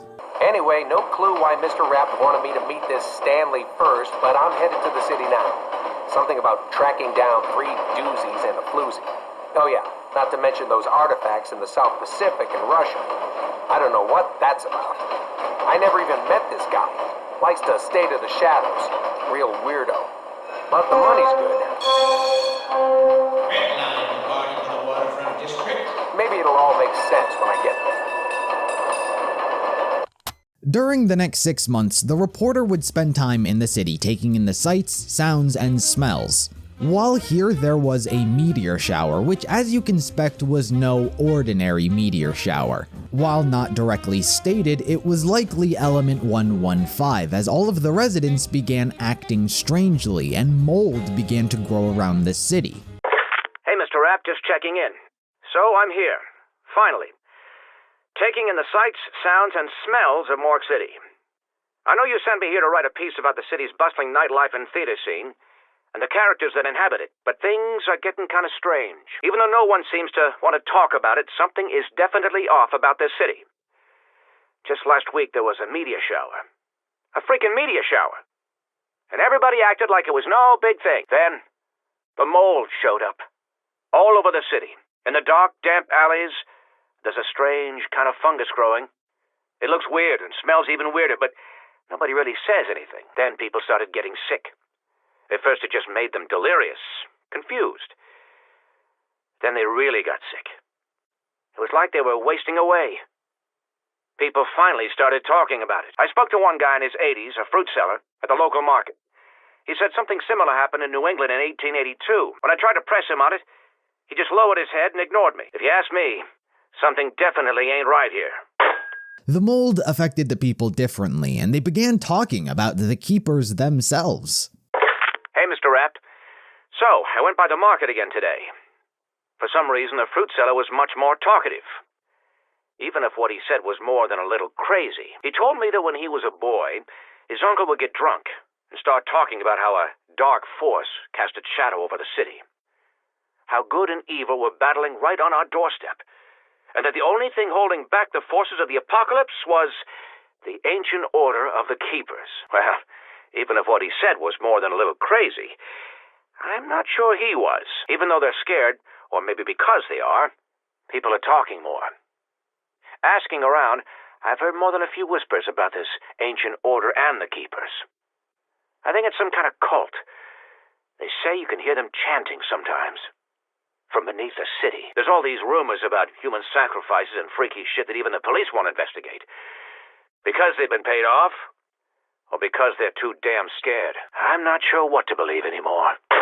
Regardless of the strange happenings around Morgue City, the reporter still followed through on the Shadowman's job request and delivered the files on the 4 individuals that he researched. Hey, Mr. Rapp. So I tracked down all the people you asked me to look into. I sent you a telegram with all their details, all their contact numbers. But I gotta be honest, I'm getting nervous. These last 6 months you've had me working like a low-rent private dick. When really, I just want to be a reporter. It's not that I'm ungrateful. I know the checks you've given me have been more than generous for services rendered. It's just all this stuff you've had me do. Tracking down ancient artifacts in the South Pacific, finding all these strange metals and rocks in Russia. And still, I haven't even met you face to face. I'm sorry, Mr. Rapp. I think maybe the mood in the city is getting to me a little. Making me nervous. Antsy. Anyway, I'm looking forward to you finally getting here. The 4 people he was asked to look into were Nero Blackstone, Jessica Rose, Jack Vincent, and Floyd Campbell. Each of them chosen as they had a secret that they wanted kept, a future to advance to, and they were willing to do anything to make sure that they can make it. Jack Vincent was a police officer in Morgue City, and a corrupt one at that. He had dealings with all sorts of criminals and mobsters alike. He's familiar with all 4 of the characters from Mob of the Dead, even having a hand in busting some of them himself. He arrested Al Arlington during a bank heist and busted Sal DeLuca's liquor joint. I once busted a little weasel who tried to use one of these to blast open a bank safe. Dumbass nearly blew himself up. Could have used this when I busted Sal's liquor joint. He's familiar with Billy Handsome's hitman reputation. What is this? One of Billy Handsome's trophies? As well as Finn O'Leary's whiskey. Finn O'Leary's whiskey tasted better than this shit. He was more than familiar with his fair share of mobsters, but he wasn't any less crooked than any of them. Absolute power corrupts absolutely. The hopeful and the stupid pretend that's not the case. The detective isn't stupid, and he's even less hopeful. The years of dealing with the dregs of humanity have hardened his heart and borne fruit to the seeds of corruption. The detective's shadow tarnishes the badge he's sworn to uphold, but the true darkness is still to come. He never had a change of heart. The only thing that did change was the mayor. The new mayor was tired of the corruption and sought to put an end to it, and Jack couldn't let himself be ratted out. He planned to kill any associate that could possibly snitch on him to keep his secret safe. Jessica Rose was a burlesque dancer at the Black Lace nightclub, but her real dream was becoming a famous Hollywood star. She did anything she could to make it there, including sleeping with a film producer. It did work, and she got herself a contract. However, a photographer caught them, taking pictures of their scandalous sexcapades. Word of Jessica sleeping her way into the job got out, but photos didn't. And that was the real damning evidence.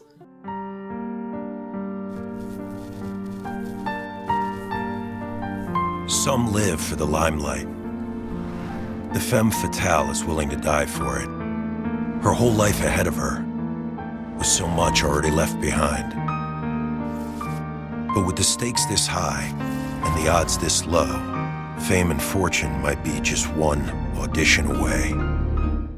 The photographer blackmailed Jessica, threatening to end her career, and she couldn't let that happen. She arranged a meeting with the photographer where she intended on killing him.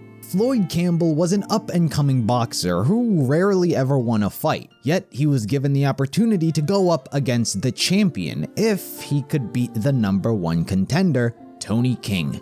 Through a combination of debt and being the absolute underdog of the fight yielding quite a payday if he won, Campbell, who hasn't fought in 18 months, wanted to ensure his victory, as did his promoter.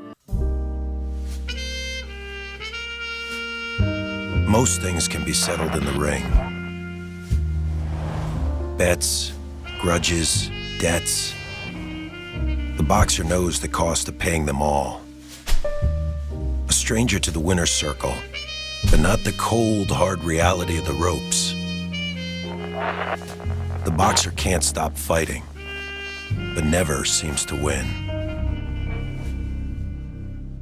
He intended on using brass knuckles under his gloves the day of the fight. And finally, there was Nero Blackstone, a once famous magician of Morgue City who has since fallen on hard times. He was born into enormous wealth and grew up surrounded by lackeys and sycophants. Always praised, his arrogance was fueled, as misplaced as it was. In modern day, his magic career has gone downhill, going so far as to be labeled the worst magician of the year by the Magician's Weekly magazine. And on top of all of that, his wife was very demanding and liked to spend money. Because of this, she accrued substantial amounts of debt she couldn't possibly pay back. So she forged Nero's signature, taking out loans in his name, making her problems just as much as his now. But similarly, he couldn't pay it off. Born into wealth, power, and the trappings of unearned privilege, the magician is arrogance incarnate. His appreciation for his own meager abilities knows no bounds. Fortified by the adoration of lackeys and sycophants, ego bloated by servile fawning, the magician knows it's easier to believe in magic when you're in desperate need of a miracle. It is also important to note that Nero has a uniquely interesting angle in this dimension, as during his failing magic career, he turned to the dark arts and he began reading all sorts of different texts. During this, he began having dreams of the Shadowman. But unlike other characters who are corrupted, Nero shows next to no side effects, only a familiarity with having seen the Shadowman before. It is also important to note a slight side story that's occurring in the city at this time as well. Dr. Monty has become aware of the Shadowman's goal and so sends a letter to the reporter he's been manipulating, telling him not to give the summoning key to anyone for it would cause a catastrophic and cataclysmic event.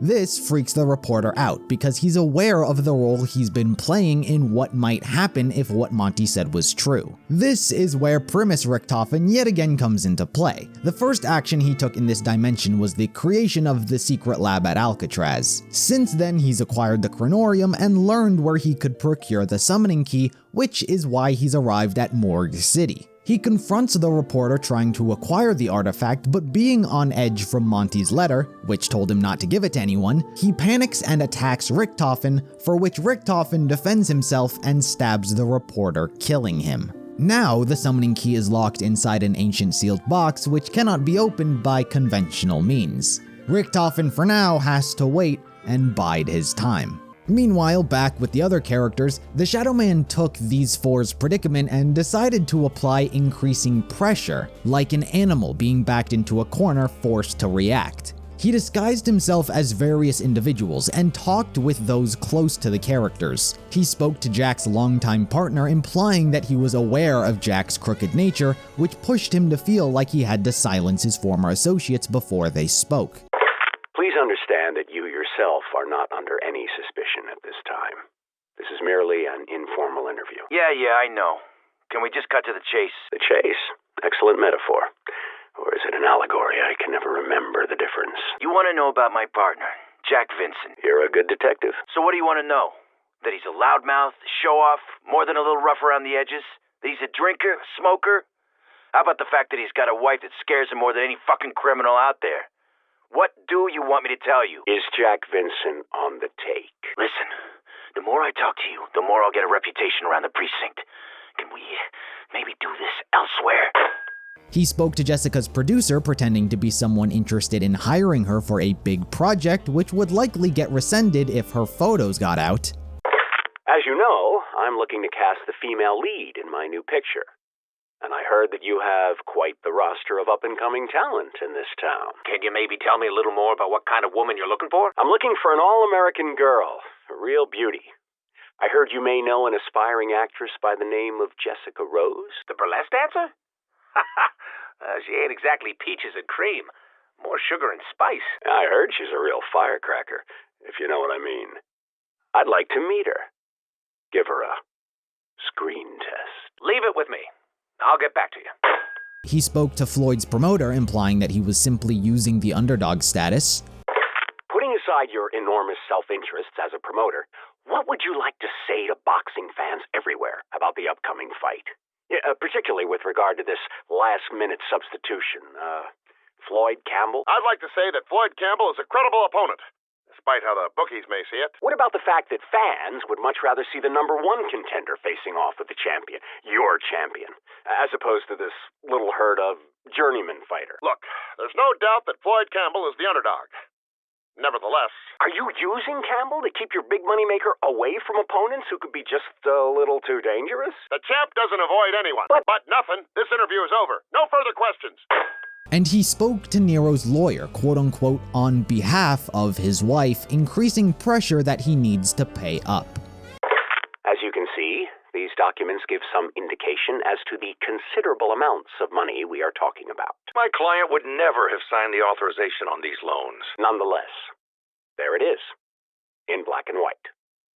signed by Mrs. herself. Nero's family estate is not what it once was. Even if these documents are genuine, we'll need some time to get our affairs in order. I would advise your client that our company intends to aggressively pursue settlement within 1 week. 15 days at the most. Look, I need to make a call. My secretary will see you out. Each of these actions pressured the characters into committing the crimes to keep their secrets. But before they followed through on their murders, in a cruel twist of irony, each of them were actually safe from the blackmail. The only person who could really snitch on Jack was his partner, but he'd sworn to keep it a secret. Hey Jackie, it's me. Some suit from Internal Affairs came by today, asking a whole bunch of questions. I didn't say anything, because I don't know anything. As far as I can tell, you're in the clear. I trust you, Jackie. You're my best friend. You're like a brother. I just wanted you to know that I got you back. Always. Jessica's producer turned down the Shadowman due to a weird vibe she was getting from him, and actually had a friend who was willing to hire her to be on Broadway. Hey, Jessica.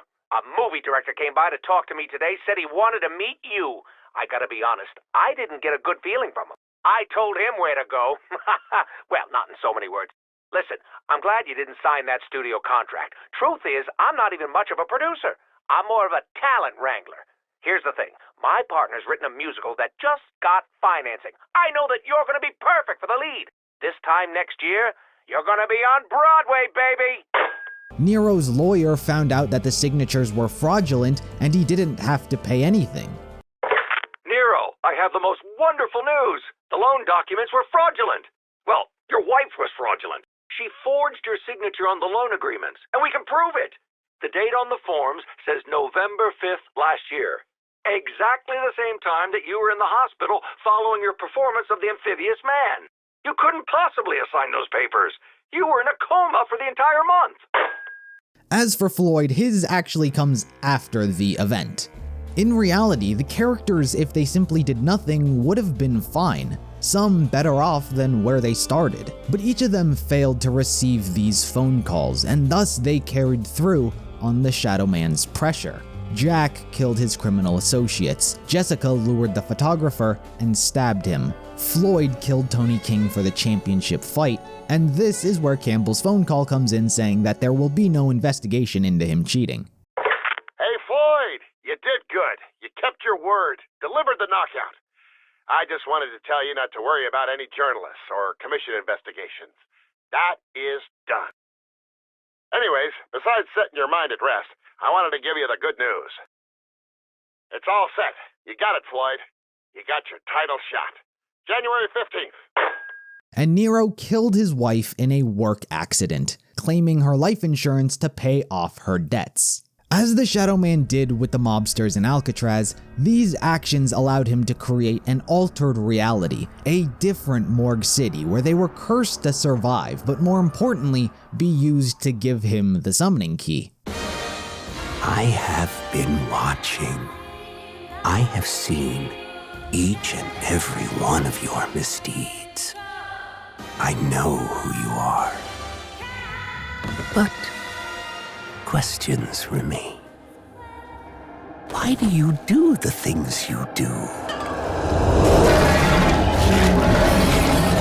Do you not see the futility of your tiny, insignificant existence?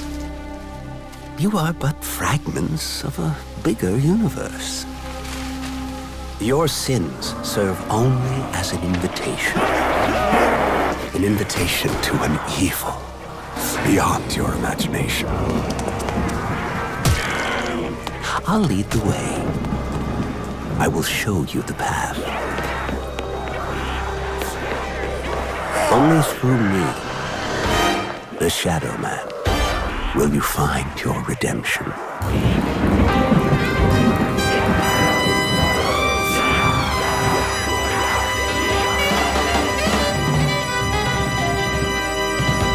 In this twisted world, he was able to brandish them with the mark of the beast, an Apothicon-like curse which gave them the ability to transform and break the seal which contained the summoning key.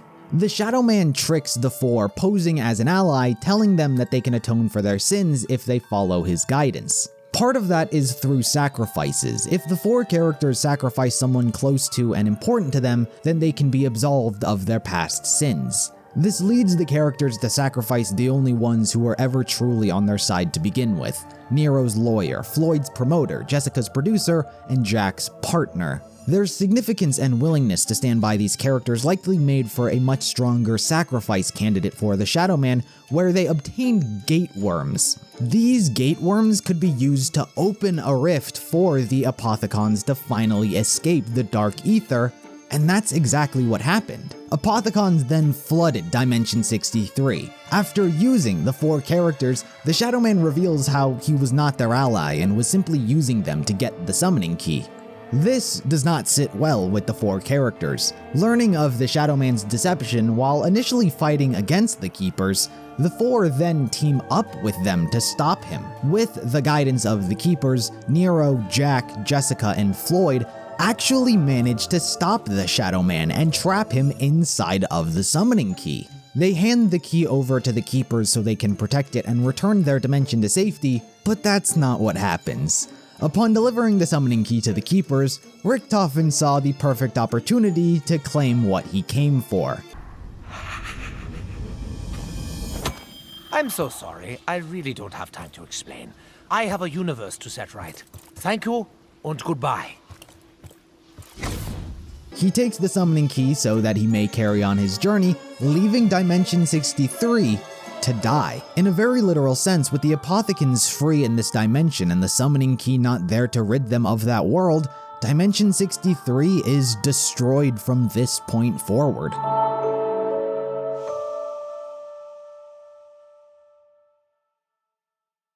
With the summoning key retrieved and the Kronorium in hand, Richtofen can now work towards Monty's plan of creating a perfect reality. Monty needs Richtofen and the others to help him create it, and as a reward, their souls would be in this new reality. This information would be relayed by Dr. Maxis, who was the one interacting with Richtofen. Monty attempted to remain more in the shadows. So Maxis told Richtofen to collect their souls. After obtaining the summoning key, Richtofen ventured off on his own journey to collect his soul. It seems no matter the reality, he's never been the vulnerable type. He doesn't like to be seen in a certain way, and where he was going was exactly that: his childhood. Dimension 2210 is where a child version of Richtofen resided. The Kronorium told him that he must go to this dimension, this iteration of his soul. But the undeniable fact is that there was sadness here that he wanted to face alone. It's the story of Dimension 2210. The story of my soul. I was just a boy then. An innocent. I was a sensitive child. A lonely child. Orphaned at a young age. I never got to know who I really was. But one day, I learned who I would grow up to be. I had to do it. The Kronorium told me. I had to trick the poor little innocent me into trusting a complete stranger. I took my own soul before it could ever have the chance to flourish. Is it any wonder I'm the way I am? His soul would be reincarnated at the house by Dr. Monty as Eddie. Considering their history, Samantha and Eddie get along as well as you'd expect. As the gates to Agarthan opened, the four heroes were rewarded with riches beyond imagination. From that day forward, they knew that Samantha would keep them safe. Forever.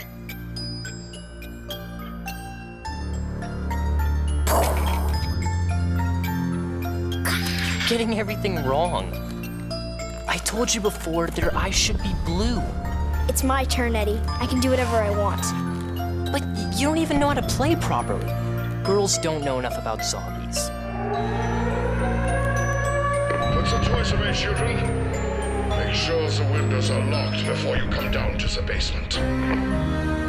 We'd better do what your dad says. I didn't even get my turn. tomorrow, Eddie. You get to make the rules. I promise. Come on, Fluffy. I wish the heroes in our stories were real, Sam. I know what you mean. But we will make everything okay. My dad says he has a plan. The alarm that is heard is not one of danger, it's one of arrival. It signifies a new soul is entering the house. I figured I might as well explain it while we're here. Richtofen then returns to Nikolai, Takeo, and Tank after the events of Origins and brings them along on his journey as their souls are needed as well. Richtofen didn't exactly disclose what he was doing. It was impossible to hide the interdimensional time jumping, and so the others came to believe that he was trying to change history, which was not inherently wrong. They weren't on board, but perhaps tagged along just to make sure that he wasn't doing anything insane, but he always is. What Richtofen really sought to do right now was create a paradox. By creating a paradox in one dimension, it would spawn fractures within that dimension. These fractures all stem from that dimension's paradox and veer off history in whatever way it will. It's much like shattering glass. The initial dimension is complete and clean, but by creating a paradox, it shatters it, creating all sorts of different timelines and variations. Richtofen was free to mess with these fractures without affecting the initial timeline's history, and so he sought to do that with the original timeline. It's the greatest paradox he could possibly hope to create, for if not for the original timeline, then no other timelines would exist, Primis included. So with the help of Dr. Maxis opening portals from the house in Agarthan, Richtofen and the others traveled to Doris to meet his other self, just moments after he teleported that universe's Maxis and Samantha.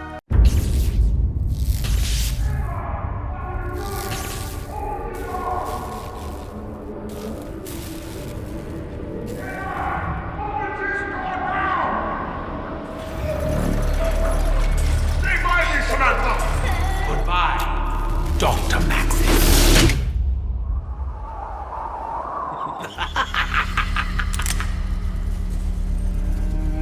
This ain't funny, Doc.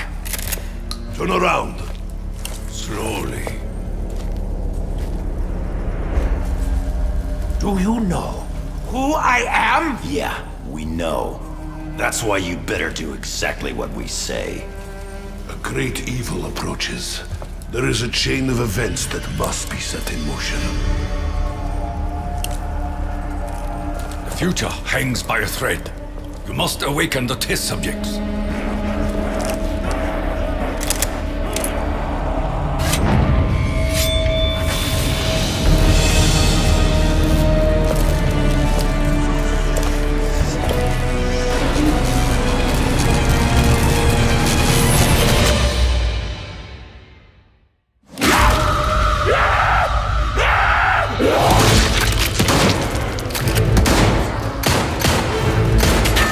Richtofen! Whatever you're thinking of doing, don't do it! You do not want to meet what's on the other side of that door. You cannot begin to comprehend the great evil you could unleash.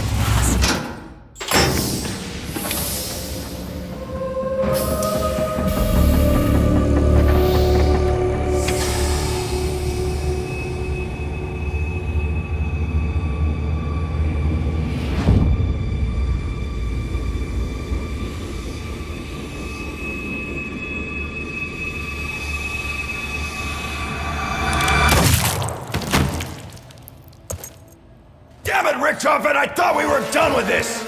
What can I say, Dempsey? Things change.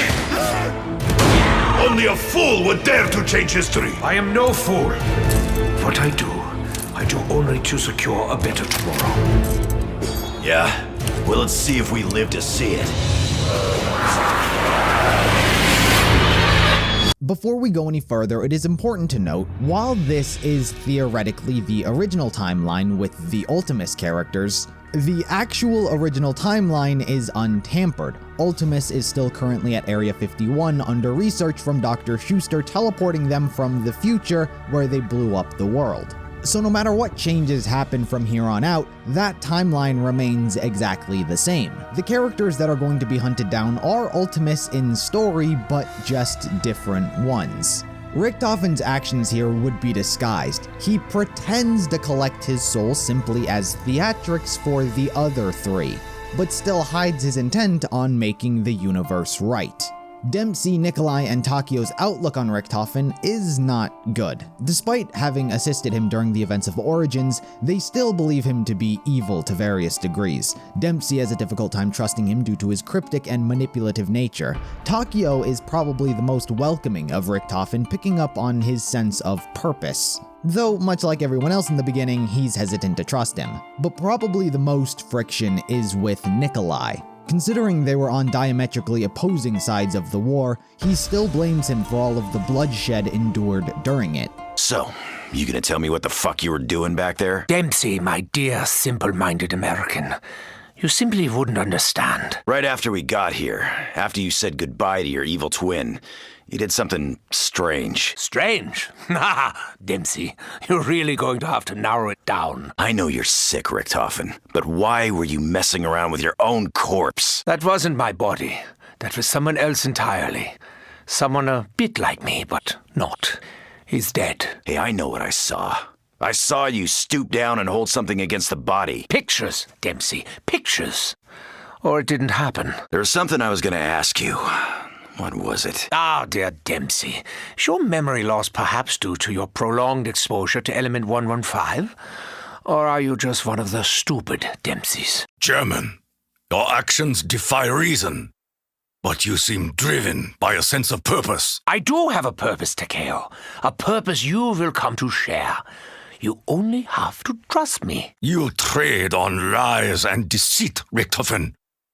Give me one reason why I should trust you. I don't have time to explain now, but I have a message for you.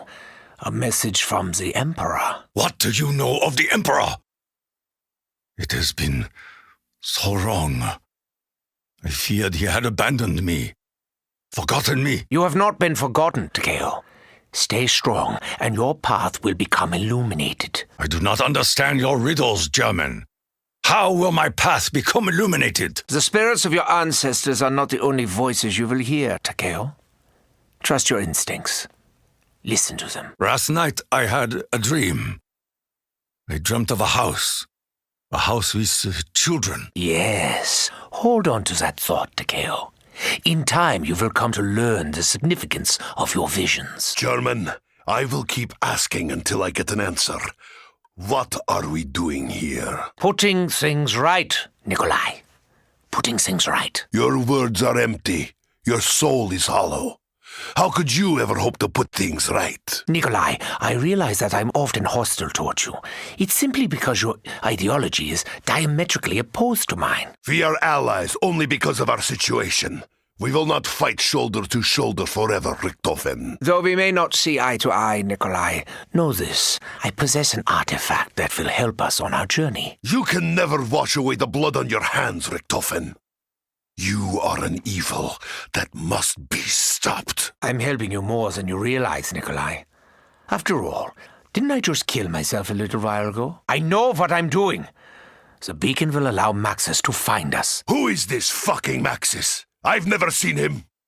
Apart from that brain in a jar we found in France. Everyone else's dynamic is unique in their own ways. Can I trust you, Nikolai? Because last time I checked, we were enemies. When did you last check? We were allies in all 3 world wars. Richtofen seems to think he has some kind of plan. I'm not so sure about that. I think he's fucking delusional. When Richtofen speaks of putting things right, do you think he has found a way to end this nightmare? After France, I'm starting to believe that anything is possible. Maybe there is a way to end all of this. To return to our homes, our old lives, our families. Our families? How many wives is it you've had, Nikolai? I gotta be honest, I lost count. As a Russian, I know how to endure, how to survive. Dare I hope for something more than that? You can dare, but I don't know if it'll do any good. In my experiences, wishes hardly ever come true. Hey, Tak, we gotta keep an eye on Richtofen. I don't know what he's up to, but I don't like it. I share your concerns, Dempsey. We would be wise to remain cautious. Did you notice him doing something weird when we first got here? Weird describes much of what Richtofen does. Right after he popped himself, when we were holding back the horde, Richtofen knelt down over the body. Why? Perhaps he was paying respects to his foreign self. We gotta piece it all together, Tak. Why the fuck did he come here? Again? We know not where Richtofen has traveled, but I believe his experiences have changed him. Wherever he's been, whatever he's been through, I'm not sure Richtofen's any less crazy than before. Mysteries will reveal themselves in time. They always do. This is the nature of our quest. Besides our thirst for battle, you and I have little in common, Nikolai. You are mistaken, Takeo. I have no thirst for battle. I fight because I have to. You have a great disdain for the German. Why does your hatred run so deep? Do I really need to explain that? I mean, really? Have you forgotten Richtofen's thirst for chaos? He is a monster. An animal. He is a troubled soul. I can see it in his eyes. But a monster? Huh, I think not. We know not of the journey Richtofen has taken. He may hold more wisdom than you realize. I fear any wisdom he holds will only be used to advance his own agendas. We will only survive if we all work together, Nikolai. You know this in your heart. Richtofen was the one who left us in the dark, Takeo. We have no idea what he has been doing.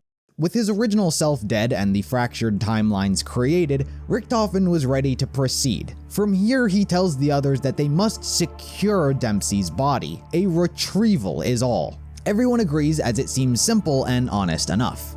Now, considering Richtofen's death, this obviously forced the timeline ahead of it to shift as well. In this Deceptio fracture, as it is known, Dr. Groff takes control of Group 935 following Richtofen's death.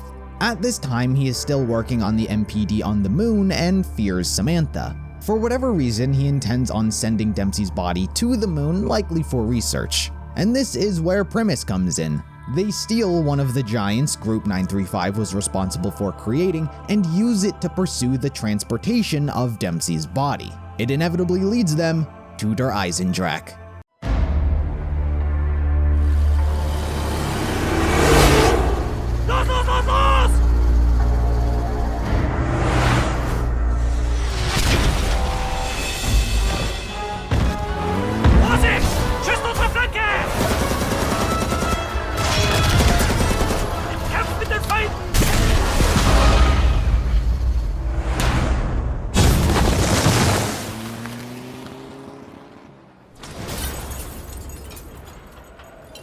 This wasn't how it was supposed to go.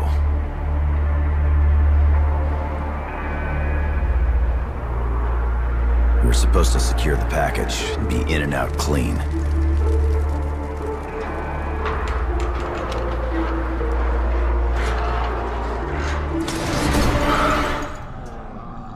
Instead, the whole thing's been one disaster after another. Eat my blade, beast! Ah, fucking boom, maggot addicts! Today, you die! 4, 3. First I took your legs. Now I take your life!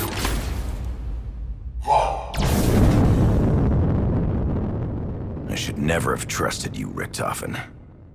Never.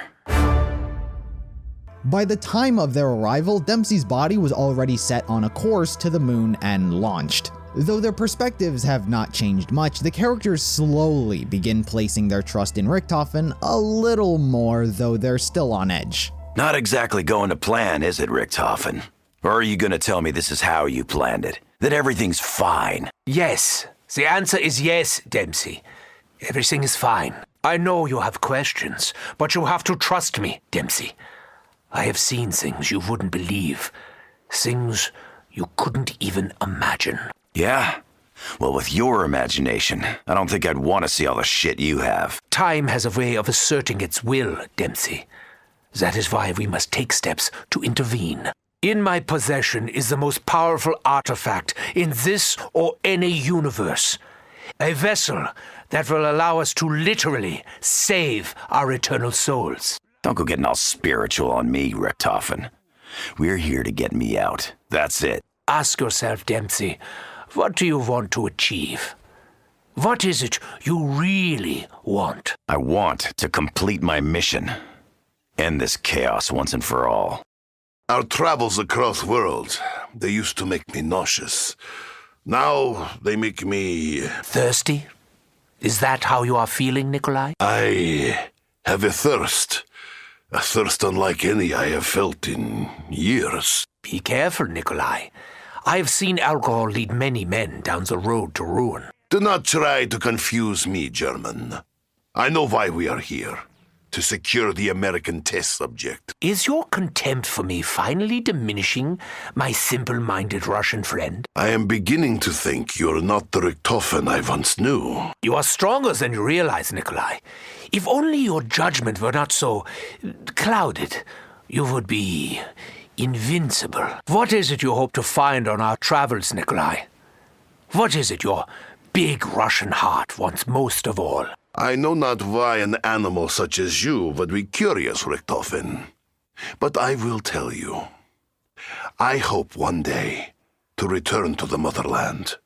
To return to my family. You told me that you spoke to the Emperor. You told me you had a message. Sadly, Takeo, now is not the right time for me to explain. When will you speak of the Emperor's message, if not now? Soon, my friend. For now, I must focus on Dempsey.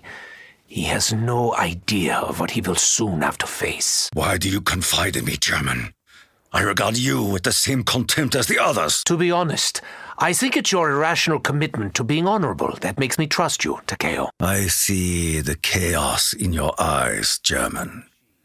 But yet, I see a stillness in your soul. Despite what lays ahead, Takeo, I am not afraid.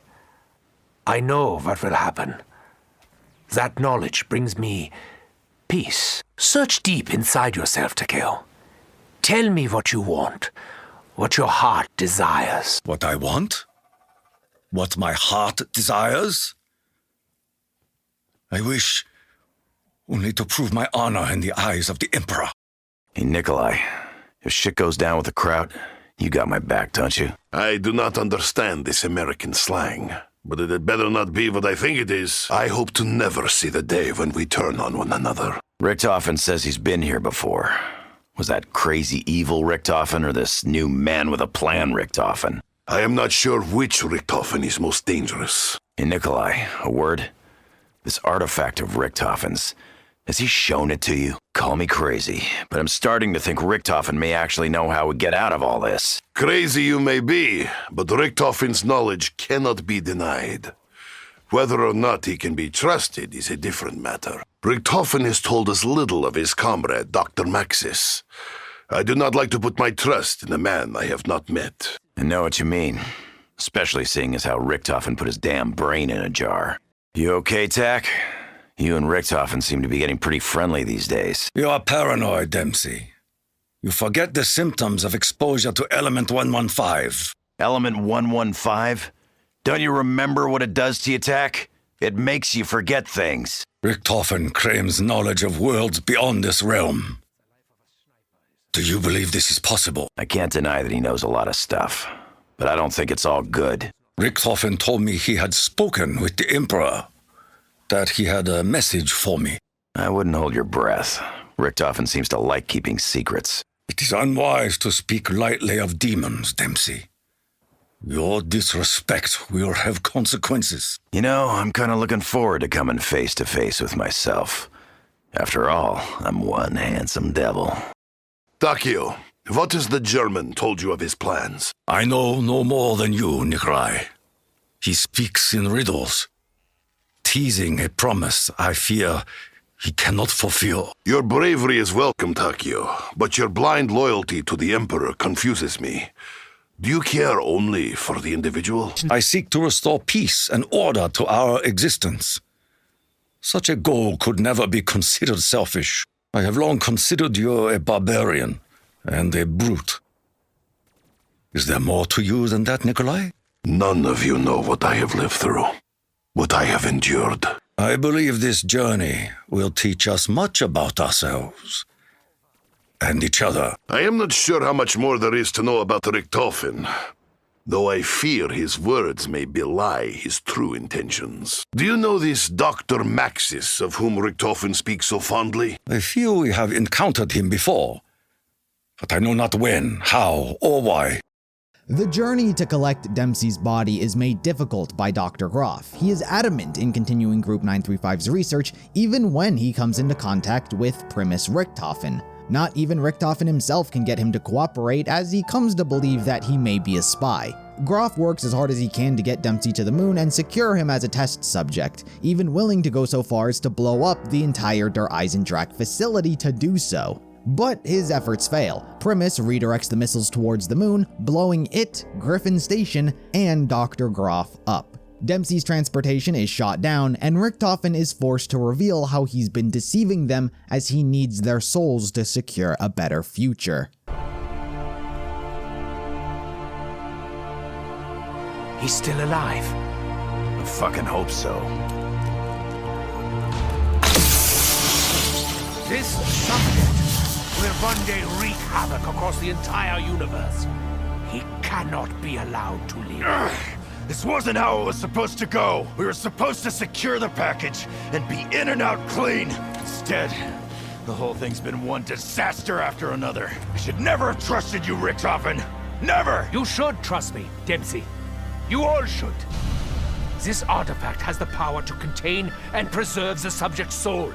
Your soul. But it can only be done after the moment of death, just as you saw me do to my other self. It is the only way. Wait! If someone's gotta take him out to save the universe, then it should be me that does it.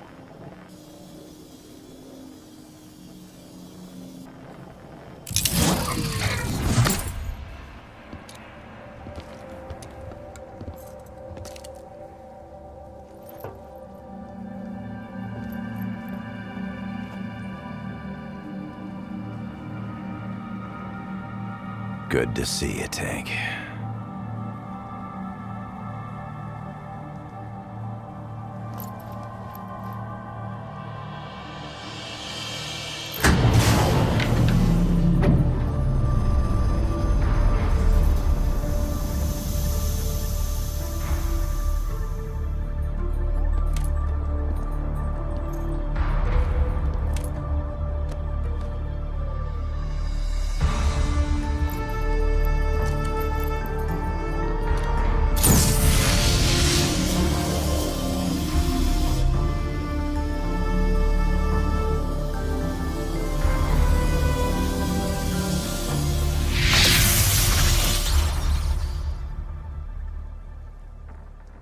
The characters accept Richtofen's goal of trying to save the universe and needing their souls to do it. What initially started out as a journey founded upon deception turned into a cumulative effort to save the universe. From here, Maxis teleports the characters to an entirely new fractured dimension known as the Predetone Fracture. In this dimension, we follow the origins of Ultimis Takeo and the major events from the original timeline. Division 9 is formed after discovering Element 115 at Shinonuma, but this timeline shifts as that facility winds up getting overrun by zombies. Division 9 then make a new facility on an island at the map Zetsubou no Shima. On this island, they've experimented on pretty much everything: the plants, the animals, mainly spiders, and some scientists. Like the original timeline, Takeo is sent to the facility to oversee its experiments, where he reports the work being done here is unacceptable, for which the Emperor orders Takeo to hand himself over to be tested on for their plant-based experiments, and he was forced to endure whatever was done to him. When the characters arrive in this fracture, it's not quite where they wanted to be. They teleport on a Division 9 ship where they are taken prisoner.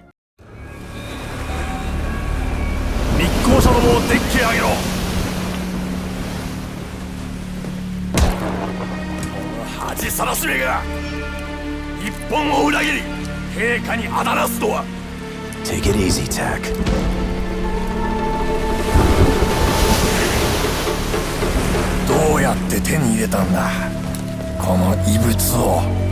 I'm sorry! I don't speak Japanese. The object in your hand? It's gonna bring you nothing but pain. Believe me, I know. I am an envoy of the Emperor himself. I am no traitor!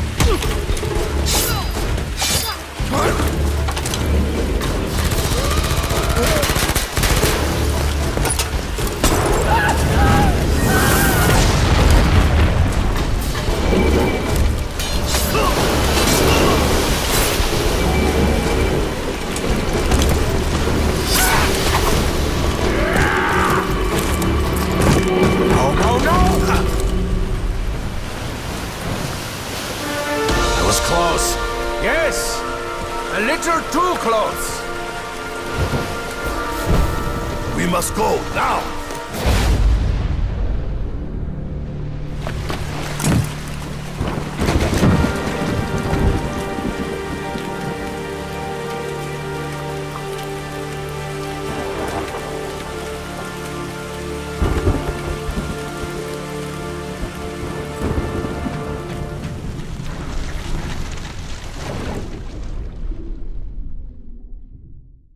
After washing up on the shore of the island, they begin their search for Takeo.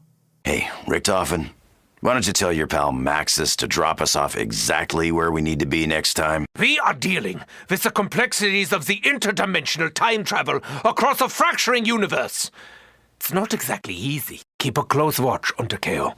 We need him alive before Before we need him dead? Yeah, I know the drill. Been there, done that. I hope your recent trauma hasn't affected you too negatively, Dempsey.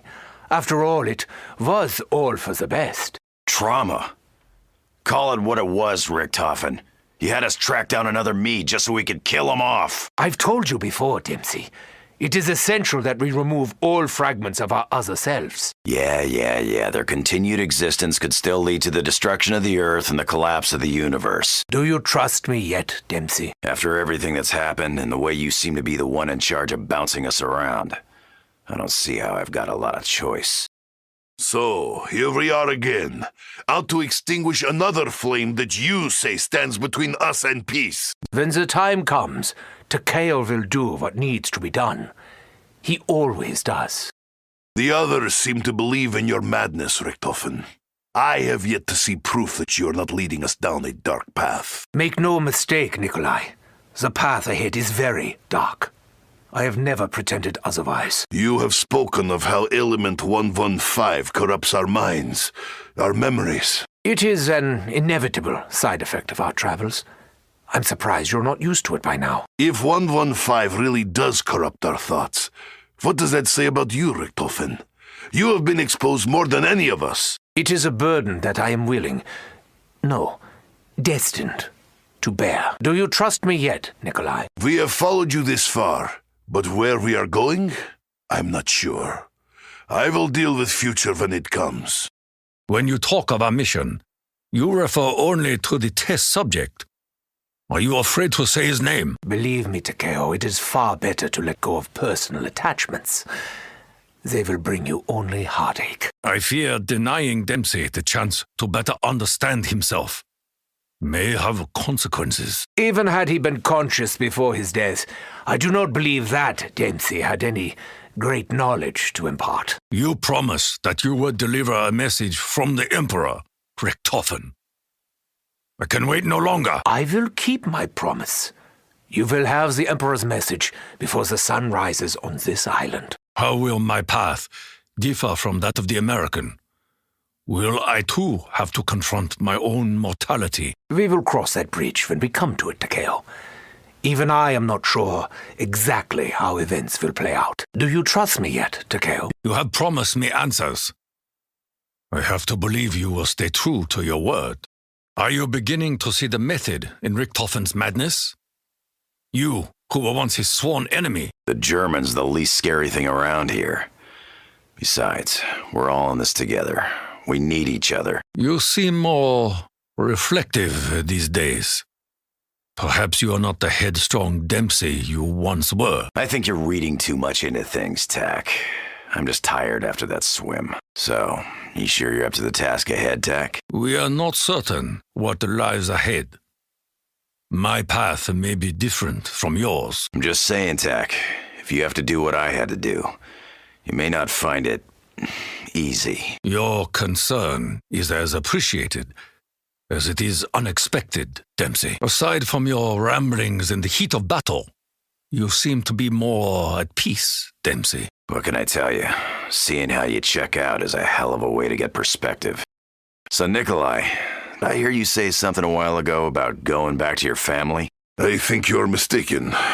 Perhaps confused. So, about your wives, how many did you have? Or were you just claiming victories you never had? I do not wish to discuss this matter any further. We have mission. You appear closer to Richtofen than I have seen before. Do you really consider him an ally? Look, he knows a whole lot more about this craziness than the rest of us. I think he really does have a plan. I am still unsure of the German's motives. For all his talk of making things right, there is still madness in his eyes. Maybe that madness is what we need right now. Tell me, Nikolai, do you think you could do it? Kill your other self if it meant it would put things right? I would never give up without fight. This I know deep in my heart. You and the German were once sworn enemies, Nikolai. Are you beginning to see his goals as though they are your own? Ours is an alliance of convenience, Takeo. I still despise the German with every fiber of my being. You must have a strong reason to ally with the German. I sense a longing in your soul. A longing for something beyond your reach. I may have dreams, Takeo, but I know they are not reality. My life is only war. It is all I know. Do not question me any further, Takeo. My thoughts and my past are mine, and mine alone. I have little interest in your secrets, Nikolai. Unless they are the kind that put our alliance at risk. I will fight until there are no more battles to be won. And when that day comes, what kind of man will you be, Nikolai? When all this madness ends, I will still be the man I always was. A loyal servant of Mother Russia. Richtofen may have confidence in his plans, but none of us can truly know the nature of our own destiny, Nikolai. Primis's travels inevitably lead them to the underground prison where Takeo resided. Your eyes, I recognize them. Almost as though they were my own.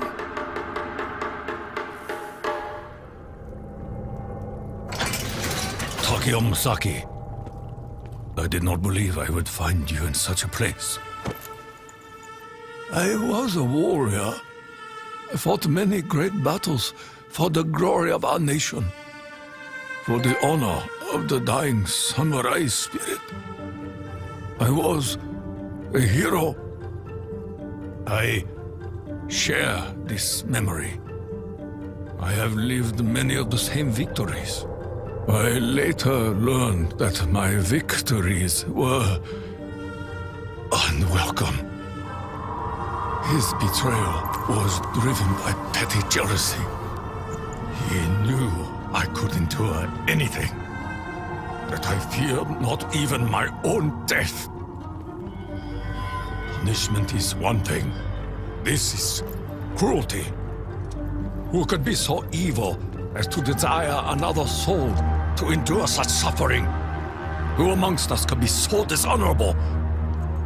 Are you so blinded by your own loyalty? The orders came from the Emperor himself.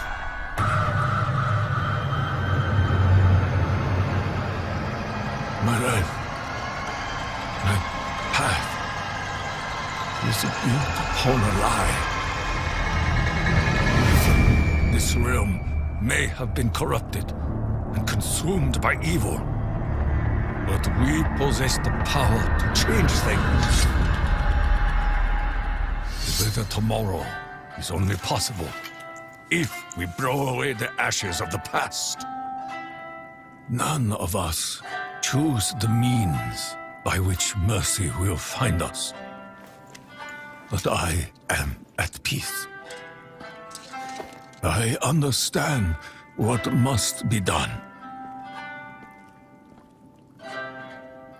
Will you be my kaishakunin? It is my honor.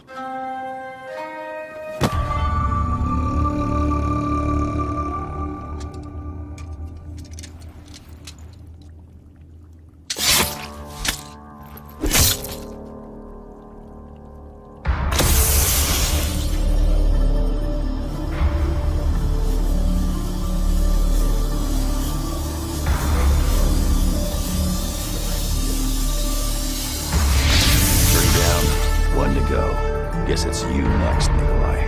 Nein. There is something else we must do. There is a chain of events that must be set in motion. As Richtofen said, there was somewhere they needed to go first before collecting Nikolai's soul, and that was true. Richtofen is not someone who doesn't think things through, and this plan that Maxis and Dr. Monty were having him running around doing had some unanswered questions. Richtofen knew that he was collecting their souls so they could live on in a universe free from all the calamity they were forced to endure. But what didn't have an answer was what happened to them after this universe is created. If all universes where the Apothicons existed get wiped from existence, what happens to the people within those universes? Well, Richtofen figured that likely they would die and disappear alongside them. This was only further perpetuated by the Kronorium itself, which detailed how no matter the universe, Richtofen died in all of them. And as you could have figured, he didn't want to die. He needed what he referred to as an insurance policy, an ace up his sleeve that no one, especially Dr. Monty, knew about. A way to cheat fate and death itself. Richtofen's plan was to use blood vials, blood obtained from individuals from dimensions that were no longer going to exist after everything was said and done. This was the purpose of the secret Alcatraz base he had built however long ago. The blood of Sal and Finn were going to protect Richtofen. He was given this blood even before the events of Origins from a future version of himself, which is why he has the blood vials the entire time we've been with him. Meanwhile, the blood of Victis was going to protect the others. Collecting their blood was also part of his plan. By being in possession of their blood, it would create a paradox and preserve their lives. This is where the characters arrive at Alcatraz to meet the other version of Richtofen, who just obtained the Kronorium, delivered the blood to his past self, and obtained Victis's blood vials to hand them over to the other characters. If you've played the games, this is not where Blood of the Dead comes in.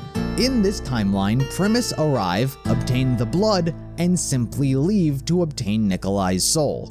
It's a very clean entrance and exit. With the blood vials secretly obtained, Maxis teleports the characters to the Agonia fracture. In this dimension, Division 9 had successfully resurrected dragons for the war. The only way for the Russians to fight back against this was by stealing Group 935's research for their giants, and they created their very own models. In this fracture, the Battle of Stalingrad never ended, and World War II continued indefinitely. Element 115 was also accidentally released on the battlefield, making a three-way war between dragons, mechs, and zombies. In this timeline is also a version of Sophia, Maxis' assistant who was infected and subsequently had her brain transferred into a machine. It seems no matter the universe, this is always Sophia's fate. She was put in charge of the facility in this location and was responsible for much of its going-ons. Research, attempts at taming dragons, development into other soldiers, and weapons. Sophia is in charge here.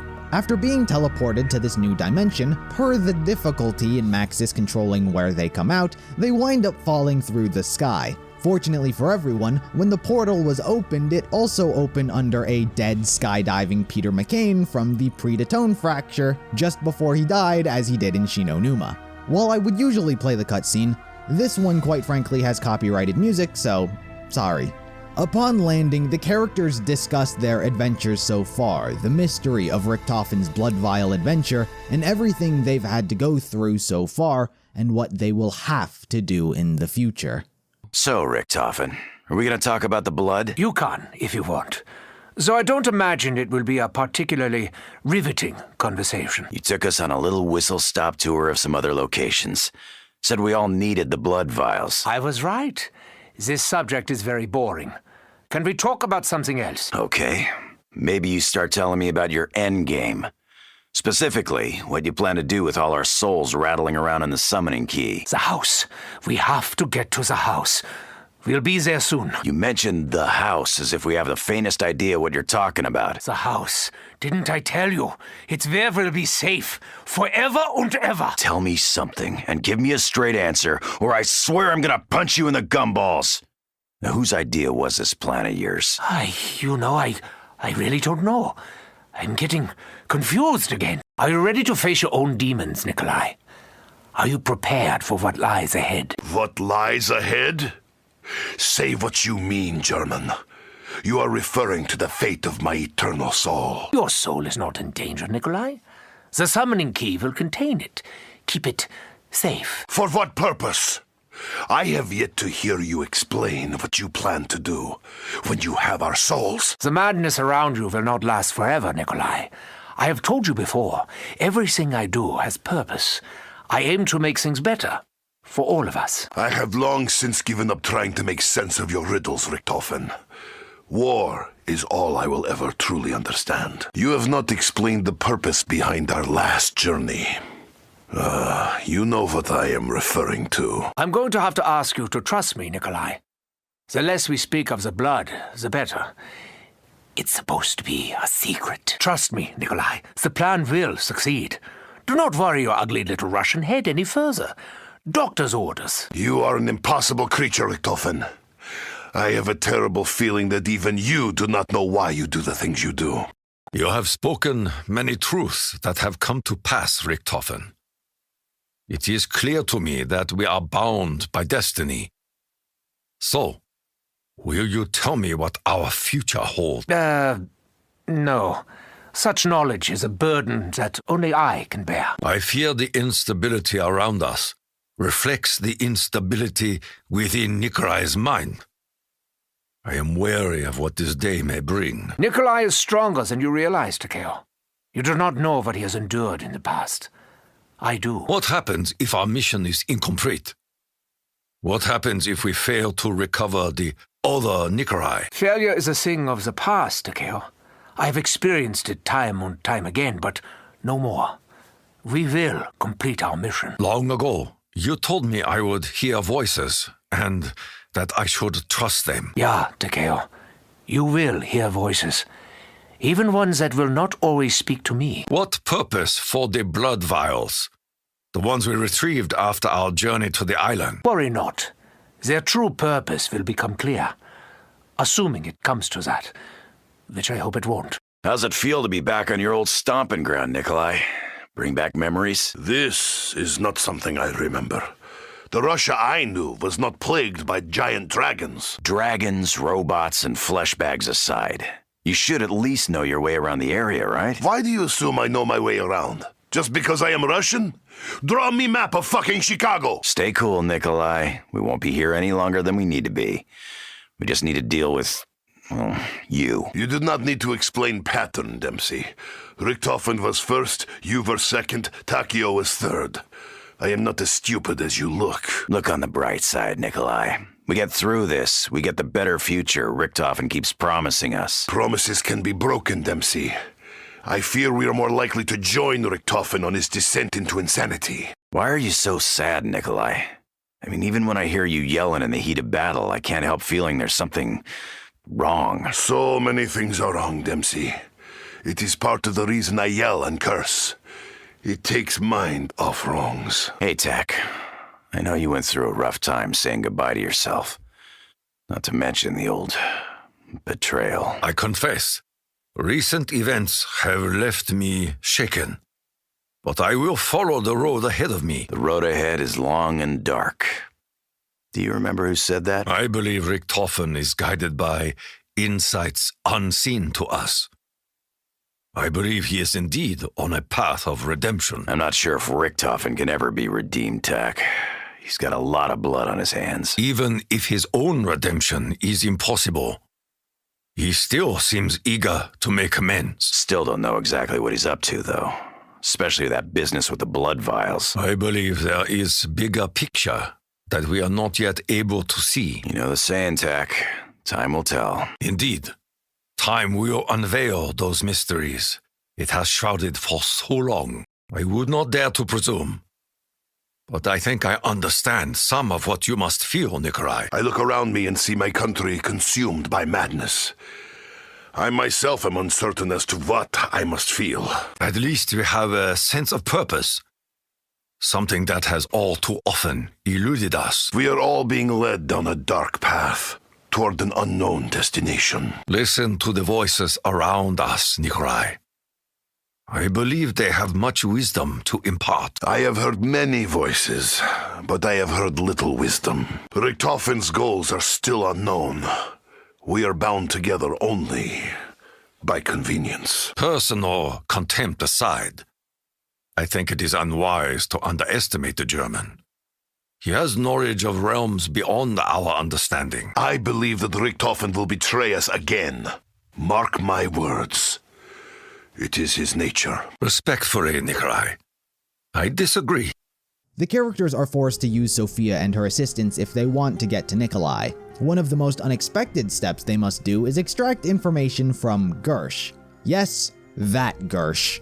Unlike all of the other characters who exist in Fractures and are simply a duplicate in some way, shape, or form, Gersh is the same one from the original timeline. After Ultimis freed him from his entrapment, his soul was launched through space, time, and dimensions, where he wandered as an entity. He effectively lost his mind, rambling about the universe and space and time. He even recognizes the characters, but doesn't realize that they're not the Ultimis group that actually saved him. Sophia extracted information from him via interrogation. While she said it was not going to hurt him, this was a lie, and Gersh was killed by Sophia. In the end, Sophia gets what she wants, freedom, and only the desire to find her lost love Maxis. She ascends in the universe in an attempt to find him. Meanwhile, Primis confront Nikolai, but as his Primis self predicted, he doesn't go down without a fight. But they inevitably take down his mech and confront him.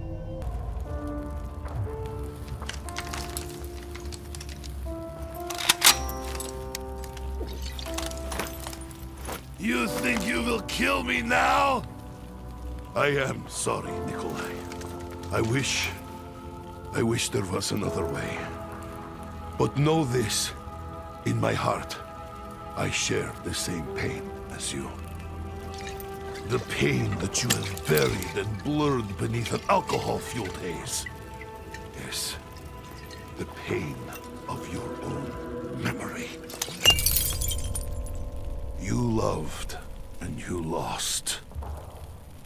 Everything else has been delusional fantasy that distance you from painful truth.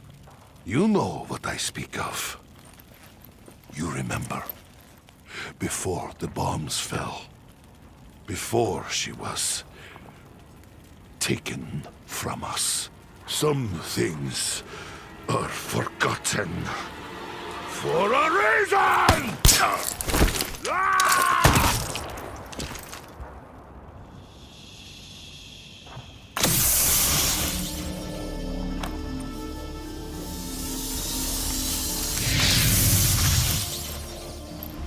It is done.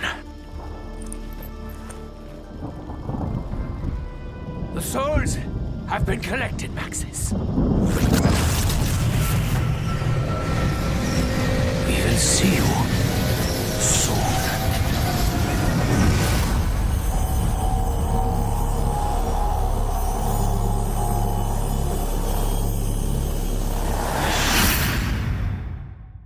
With the souls retrieved, it was finally time to go to Agartha, give Dr. Monty the summoning key, and with it, get their happy ending. Create a universe free from apothicons, zombies, and their souls can live in peace.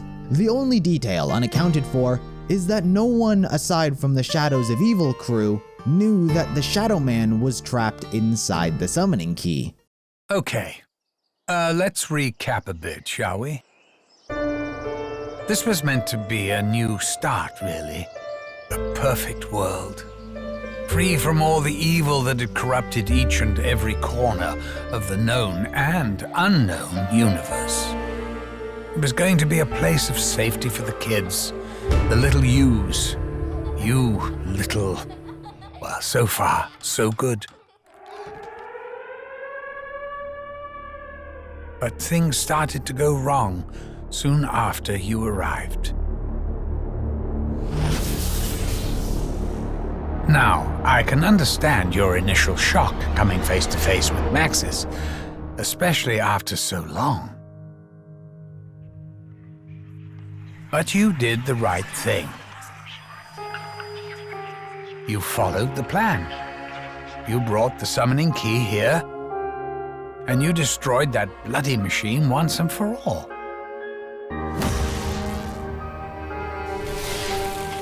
Thing is, Maxis went and ballsed everything up. Please, you must help me. He heard voices, you see, calling to him.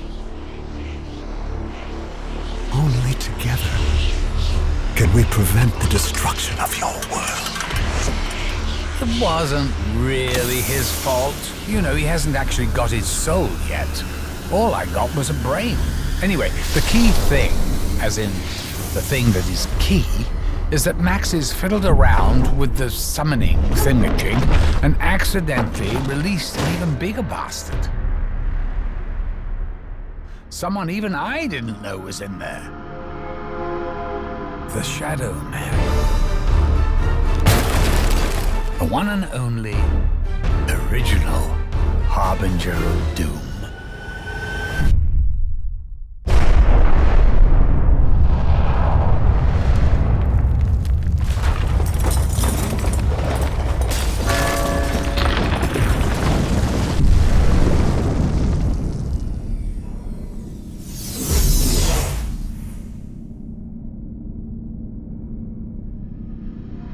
So, I'm going to be absolutely truthful with you.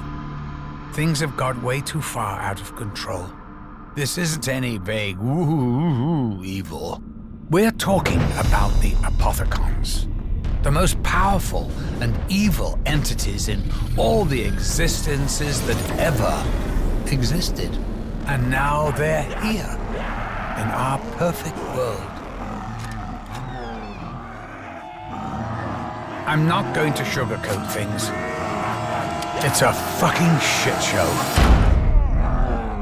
As Monty said, the only reason the Shadow Man was able to escape was because Maxis didn't have a soul, only a vessel and a brain, and thus he could be corrupted by the Dark Aether's influence. The Apothicons were now free in Agartha, causing destruction and dimensions colliding, and yet again it was on the characters to fix it. So, Richtofen, with all this mayhem unfolding around us, have you formulated a new plan? Yes, Dempsey. My plan is to live through this day. If we can do that, then we still have a chance. Those kids in the house, they're actually us?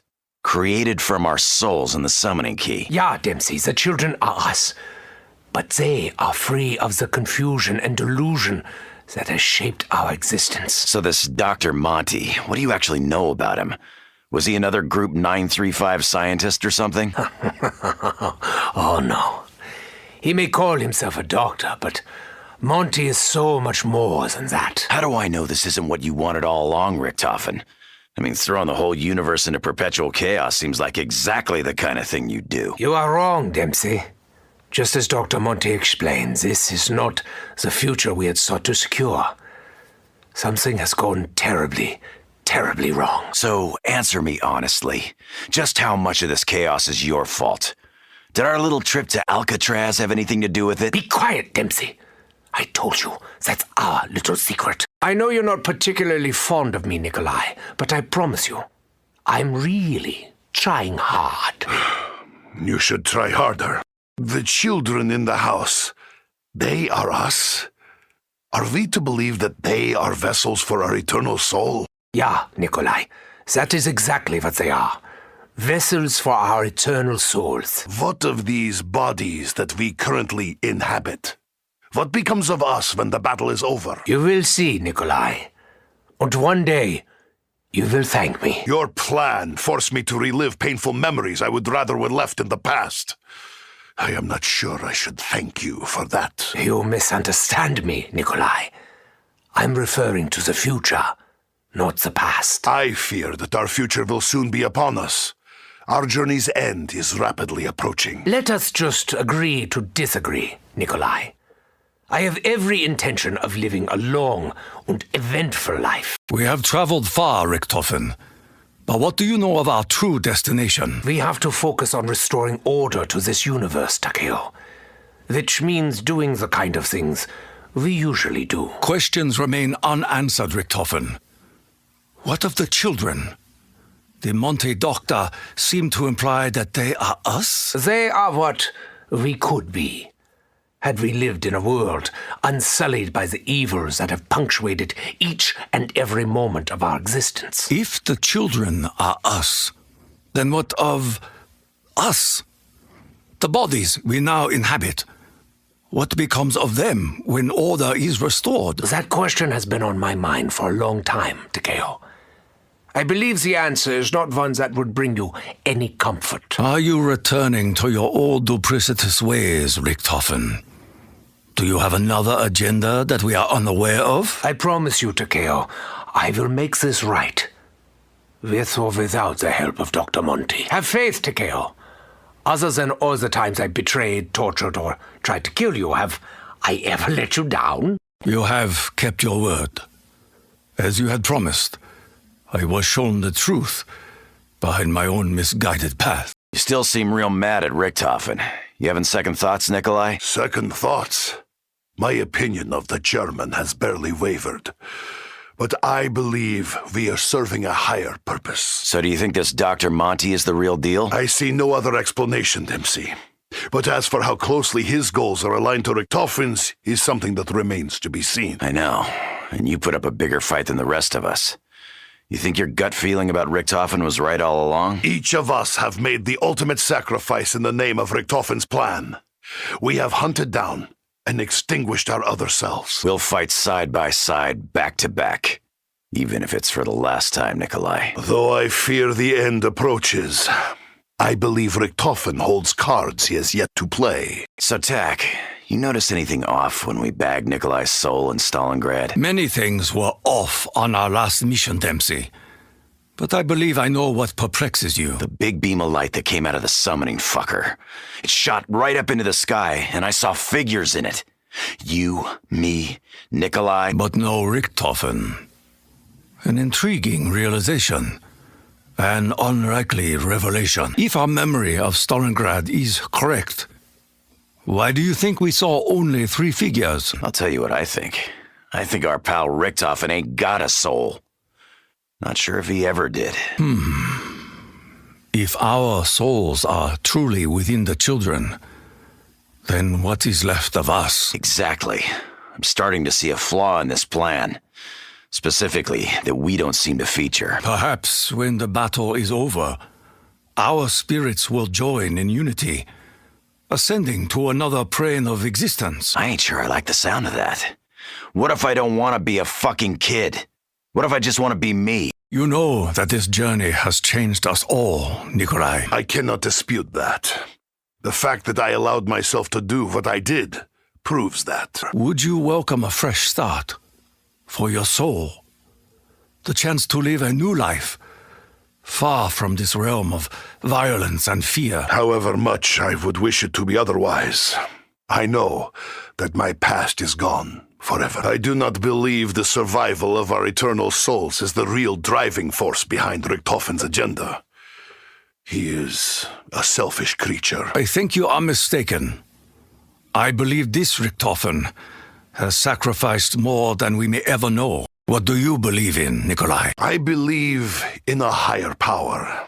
I believe this Dr. Monty may well offer us our best hope for the future, whatever it may be. Tell me, Takeo, what do you believe in? My beliefs have changed greatly. But I will tell you one thing I know for sure, Nikolai. Even though we are bound by destiny, in our hearts, we are a team. While here and before confronting the Shadowman, Richtofen instructs the others to drink their blood vials. By doing so, their blood was mixed, making them, in a sense, other people. But most importantly, people from destroyed universes. Sal and Finn hail from Dimension 63, which was destroyed by the Apothicons at the end of Shadows of Evil. Victis are from the original timeline, which was destroyed by Maxis at the end of Buried. And all of them were in a purgatory. The Primis characters' blood mixed with theirs, becoming them, and thus protecting them, creating a paradox. Despite the Shadowman's best attempts at trying to convince the characters that Monty is evil as well and does not have their best interests at heart, Primis still carry through with stopping him. The Shadowman is defeated, and thanks to the assistance of Sophia, who had since found Maxis and arrived during the character's current ventures, that the two save the universe. Maxis, still residing inside of the summoning key, absorbs the souls of the children, and together the two lock away the Apothicons and all evil from the universe. We will do it together. As one we are, now and forever.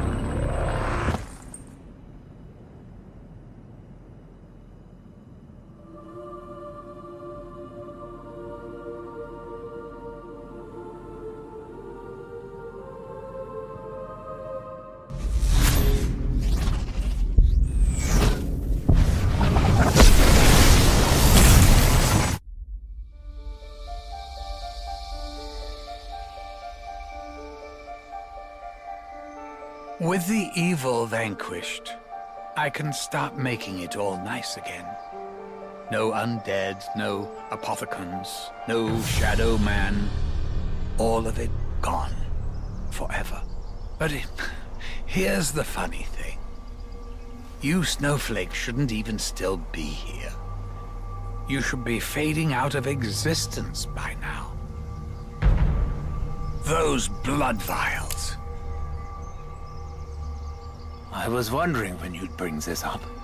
They're from realities we've already closed off. They shouldn't be here. They can't be here. Such a paradox means you're putting my perfect world at risk. You guys and your bloody free will. What to do? What to do? Well, you certainly can't stay here. You could send us somewhere else. Somewhere we've never been. I suppose I could make a little corner somewhere in history. A place where I can dump some of the other shit that I've left over. Or I just wipe you from existence.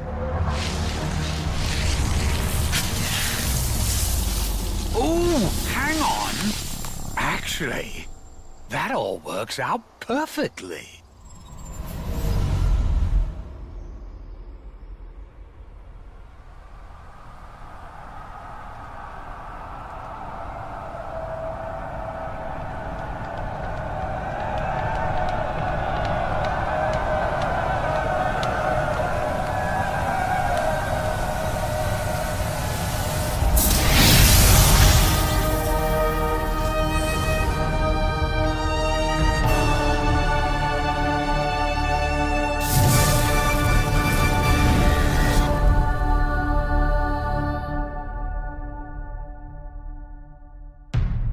What Monty did here was fix a paradox. The concept of a paradox itself threatens his very existence, and he might die due to one.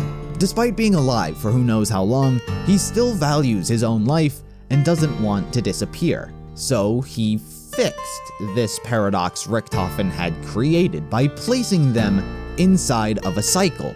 He sent them to the Great War when the humans fought off the Apothicons. Primis are those four heroes that saved everyone. From the beginning of the timeline, it was always them.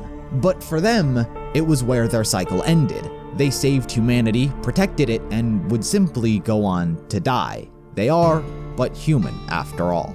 They do provide some entertaining developments that affect the future. For example, one of the warriors who fought with them during the war was the Wolf King. As his name would imply, he had tamed various wolves to fight alongside him in battle. He looked at Primis as the bravest warriors he'd ever seen. They were the ones who told him to build his castle, which would be the location of Der Eisendrache.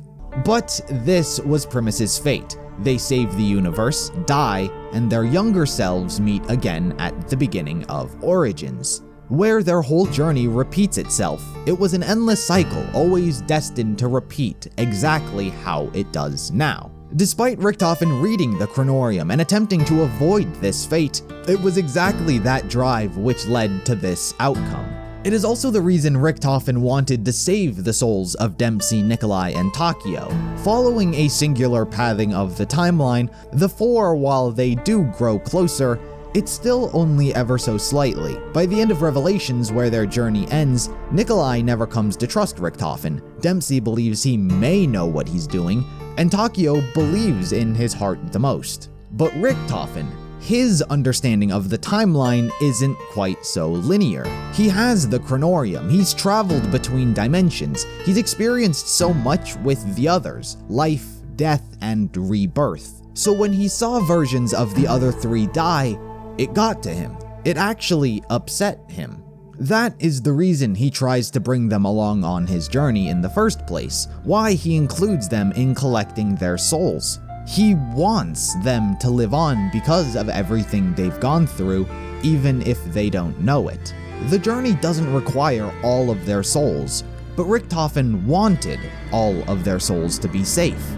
But as was heard via the conversations during their travels, Richtofen often says how the others are losing their memories thanks to 115 delusions of dimension hopping, for which he was asked about himself, but his response was that it was just a burden he must bear. In reality, they were right. Richtofen suffered the most Element 115 delusions, traveling so much he would forget so much of the information he learned. The result was him just feeling so tired at the end of each cycle. He tries so hard to save them, only to fail. Primis's cycle repeats who knows how many times. Tens, hundreds, millions, infinitely, they may have gone through the cycle with absolutely zero changes happening. That was until one little rat came along and changed everything. Or, sorry, should I say, one weasel changed everything. During one of the infinite cycles Primis finds themselves in, during one of them, the Kronorium changes. The Kronorium doesn't change, or isn't supposed to change is more accurate. History plays out one way across all realities. But something in this reality broke the cycle, and the person who did that was Albert the Weasel Arlington. The mobsters were stuck in their own cycle, endlessly destined to repeat their escape attempts at Alcatraz. But Al managed to break free from that cycle, and doing so had ripple effects across all dimensions. Richtofen never expected it. The Kronorium only pertains to the person reading it, and Richtofen wasn't the one who broke the cycle. So, how does this change things? Well, as for Primis, the cycle is broken after collecting Takeo's soul. In the cycle, the characters obtain Takeo's soul, arrive at Alcatraz to obtain Victis' blood vials, immediately leave and make their way to Russia to get Nikolai's soul. But in that cycle, they arrive at the secret laboratory on time according to schedule. But in the broken cycle, they arrive late, teleporting to the wrong area with the bad news that the Kronorium has changed. Was stumbling around in total darkness part of plan? You give us the fire, we'll give them hell. Do not speak so lightly of hell. Easy, Tech. I didn't mean the real thing. Gentlemen, we are here.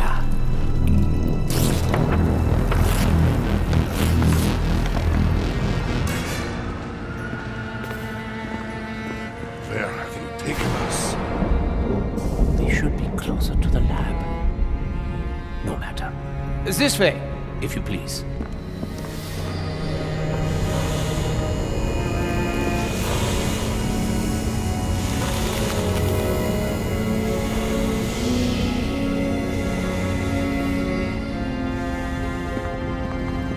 you're late.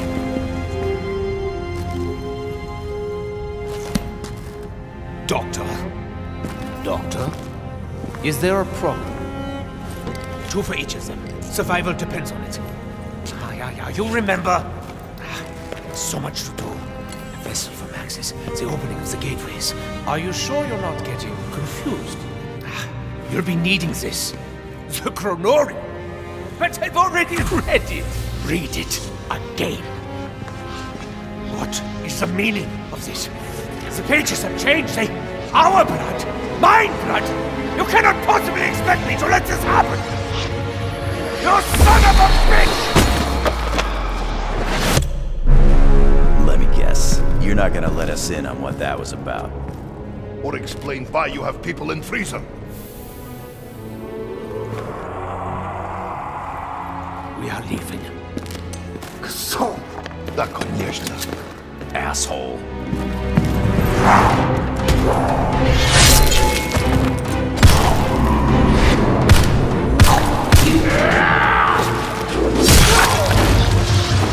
There!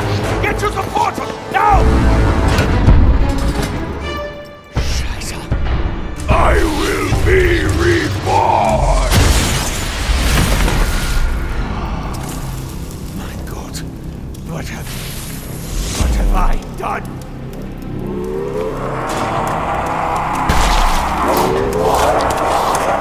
Move it, Doc!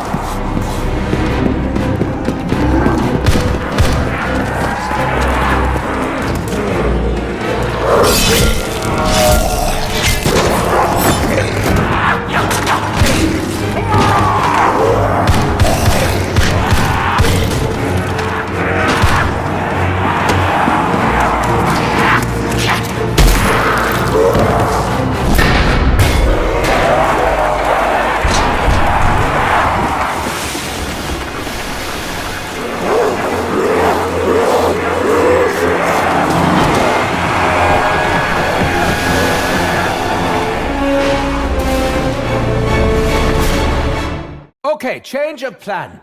We should be looking for the other Nikolai, but apparently I have messed it up. When I say I mean him. Me. What now, German? Surely you do not seek to torture me further. I know all too well what lies ahead. Enough riddles, Richtofen! Have I not already given you enough? My blade, my honor, my soul! Everybody just pull your shit together, or I'm gonna start freaking out too! So let me see if I understand. Richtofen copied entire plan from Special Book. Special Book changed its mind, and now it wants, what? Our blood? Of course. We all heard the doctor. Fate now demands our blood as well. I have never seen Richtofen this way.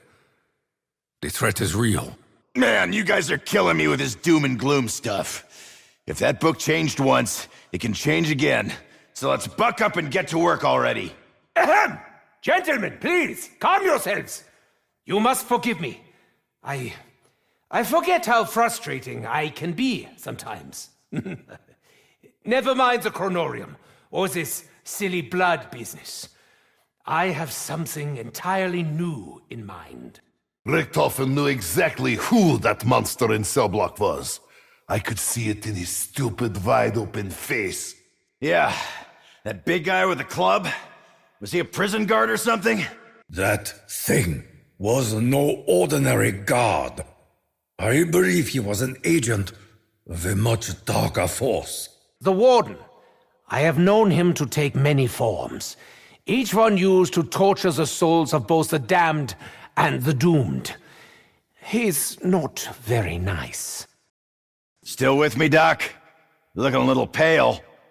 Paler than usual, anyway. Yes, of course, it's nothing. The climate of this dimension is stifling. It's probably all the fire. Ugh. And the brimstone. So this Warden guy, any idea why he'd want to trap us here? What do madmen ever want? That was rhetorical, but just for the record, we are not trapped, Dempsey. We're simply confined to one place. Against our will. But it's not permanent. Pinky promise. Dempsey, did you hear that? A voice, just now! No, voices! Whispering in the shadows! Kinda hard to hear anything over the shrieks, explosions, and gunfire. But if I start hearing voices, you'll be the first to know. Richtofen, I know your plan's probably way over my head, and I know I'll forget half of it later. But you gotta give me something. There is no plan, Dempsey. Is that what you wish to hear? We were supposed to pop in, get the blood, and leave. But things have changed. Now we must improvise and adapt. You are a Marine. Surely you can manage that. I see your accusing glances, Nikolai. Is there something you wish to say to me? Why bother? That is what you always say, eh? All will be forgotten anyway. It was stroke of genius to build secret lab in Hill Dimension. Because that could never end badly. We will end it. One way or another. And rest assured, Nikolai, I would not deprive you of the chance to kill your other self. So this warden, he needs your special blood, huh? Maybe 3 of us make side deal and just give it to him. The moment you traveled through space and time, your blood became special as well. No, my dear Nikolai. Any attempt to bargain with the warden would not go well for you. Richtofen, I cannot stay silent. You do not have plan. For once in your life, admit it. And tell us what we are facing. Annihilation! As always! If I believed for an instant that you could comprehend so much as a phrase in the Kronorium, I would hand it over. But no, that is mine burden to bear. My way, Nikolai, is the only way. Stop looking so damned morose, Takeo. This place was not created to be your own personal hell. Was it not? Fate willed it into creation, and fate has delivered us here. As we attempt once again to disrupt the natural order. The scales will be balanced. The spirits of this island awaken in your presence, Richtofen. It seems as though they desire something from you. Doesn't everyone? The voices of the damned and the doomed can get in line behind you 3, the warden, the keepers, and the numerous other Richtofens now placing demands on my time.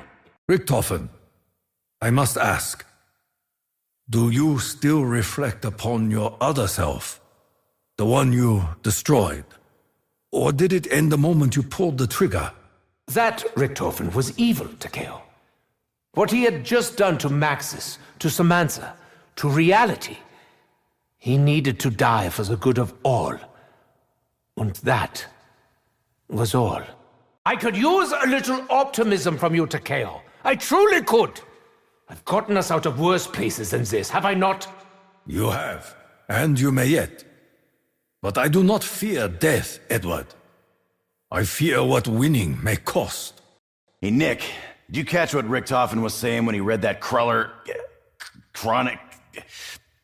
evil book thing? Kronorium. He said that pages changed on him. Judging from face, it was not good change. So now, we fight for lives. This is what we get for trusting German. Something must be done, Dempsey. Richtofen is leading us deeper into this hell pit. You and I, we could take command and... Hey, if you got a portal stashed in your pocket, by all means open it up. Meantime, following that lunatic is our one and only play. So Nick, I've been thinking... We came all this way to get this blood as some kind of insurance policy, yeah? Back in the lab, Richtofen said something about our blood. I heard this as well. The blood holds some sort of power. Power that this warden seeks to take from us. Perhaps we can use it against him. We have been comrades for a long time, have we not, Dempsey? If something happened to Richtofen, comrades can depend on each other. Look, I think I know what you're getting at, Nick. But you need to stow it, Ricky Tick. Turn it on your own teammate? That's bad fucking karma. Looks like there's enough of that going on around here. Listen, Tak. I know where you're at. Doing what you had to do. What we had to do. It fucks you up. It was my honor to end the suffering of my other self. The anguish I feel is his. The responsibility for my sins is mine. You are a true warrior, Dempsey. You focus your pain into action and press ever onward. It is both an honor and a terrible curse. I love you too, Tak, but could you not poke me in the emotions right now? I'm trying to break out of hell. Dempsey, does Richtofen appear to be acting strangely to you? The deeper we delve into this realm, the more I sense the weight on his soul. Now that you mention it, he does seem a bit squirrelier than usual. But if all the fucked up shit in this place doesn't get to you, then you're probably as twisted as that nutjob warden.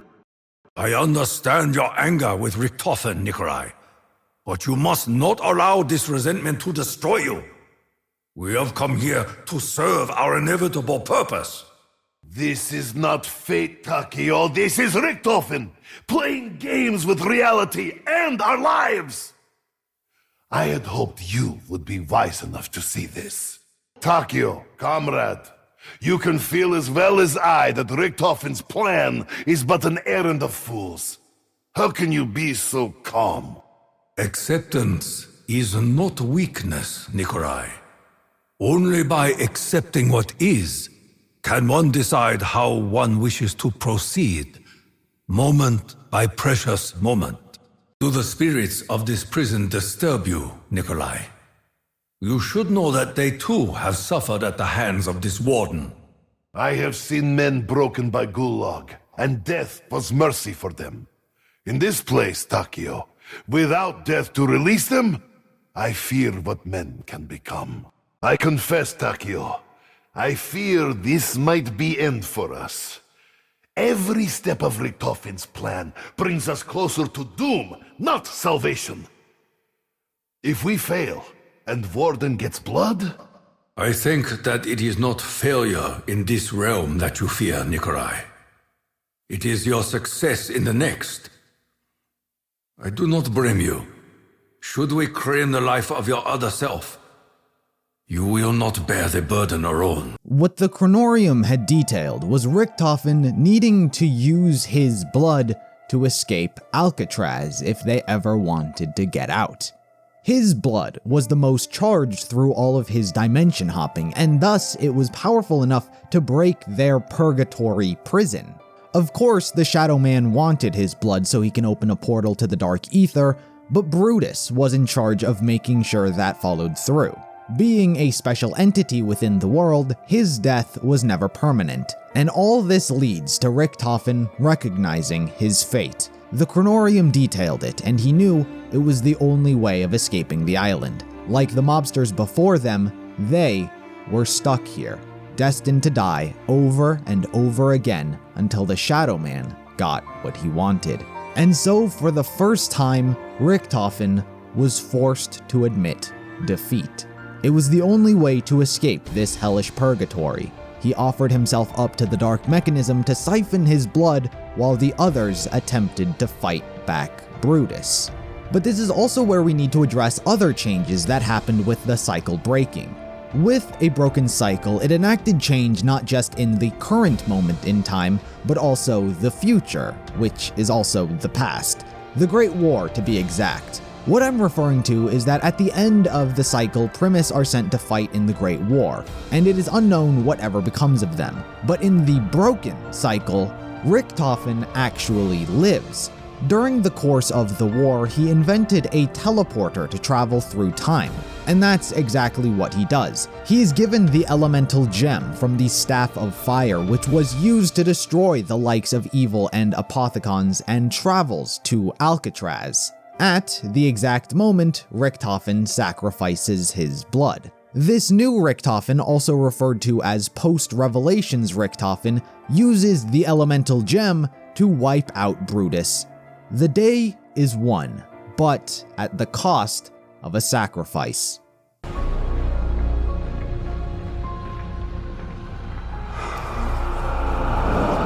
Listen to how the spirits sing.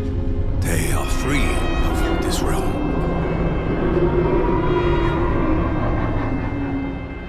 Ain't that swell? Does that mean we win? I would be greatly relieved if that were so. I am in no hurry to ensnare my mortal soul. That will not be necessary, Nikolai. The future has changed.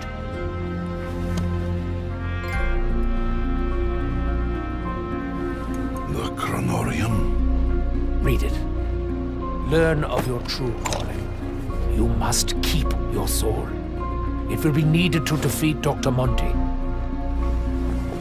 Who?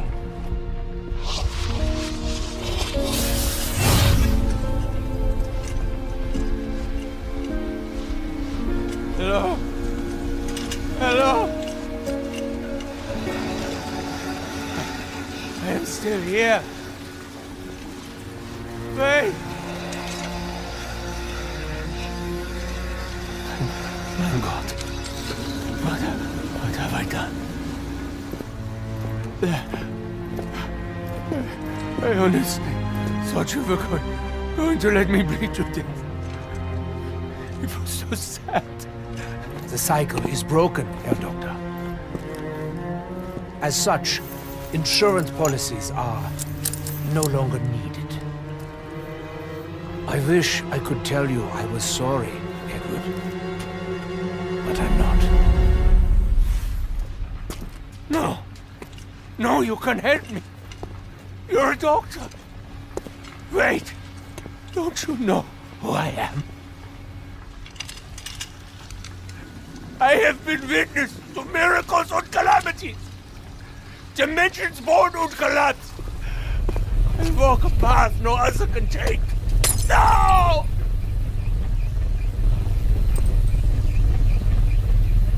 I want to be me. Someone who did all the hard work!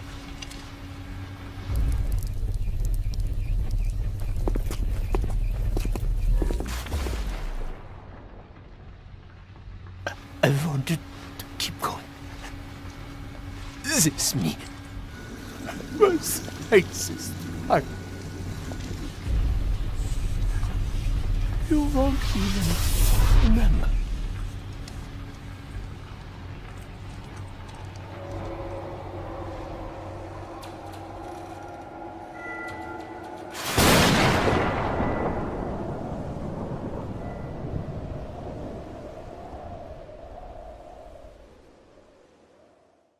Primis Richtofen dies, and a new path is to be forged under new leadership. Nikolai is placed in charge, as he is the only one left with their soul still intact.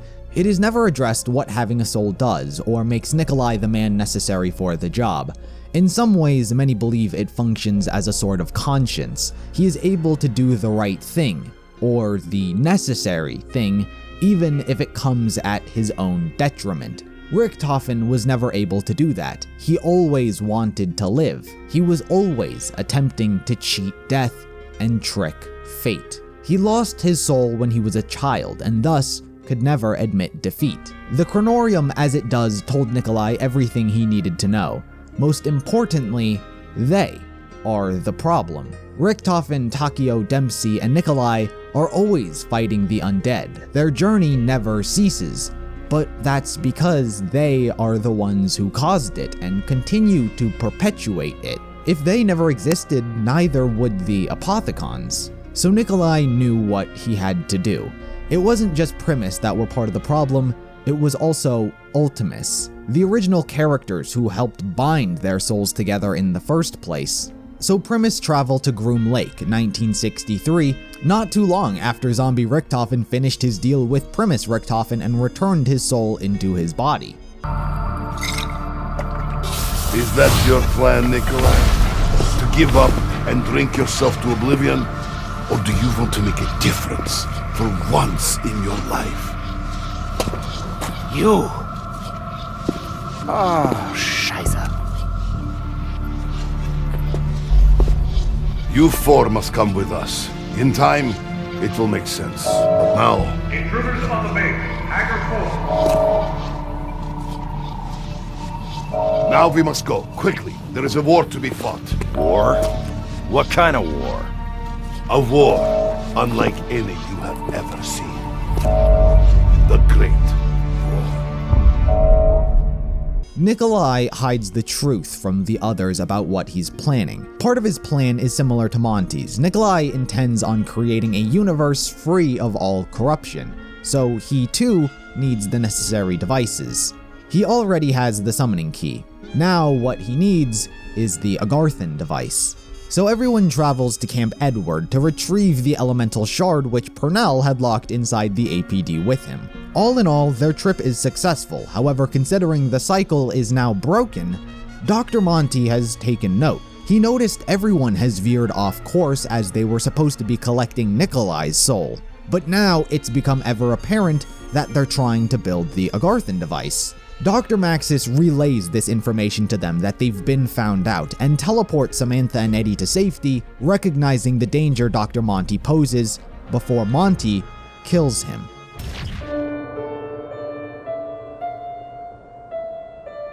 Happy, Nikolai? Everything playing out as the Kronorium predicted?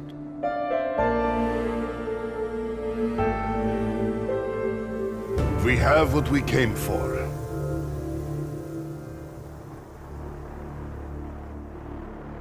The elemental shard. Hooray for us!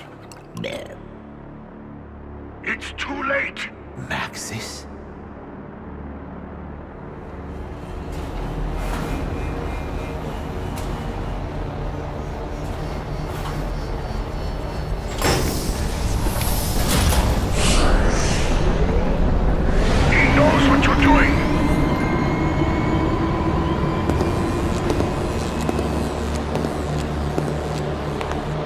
Who knows? Who does he speak of? Dr. Monty. What's happening, Nikolai? You are too late.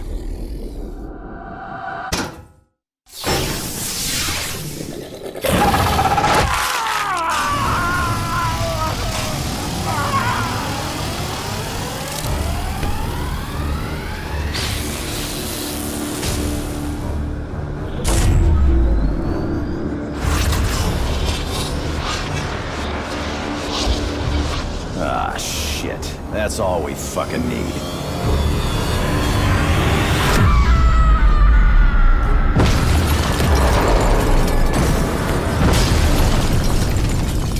Hello, Samantha. Who is the boy? That would be us. We're going to fight the war, Eddie. The great war. Then, we're going back to the house to kill him and burn it all to the ground. Agarthan, the Aether, the infinite, everything.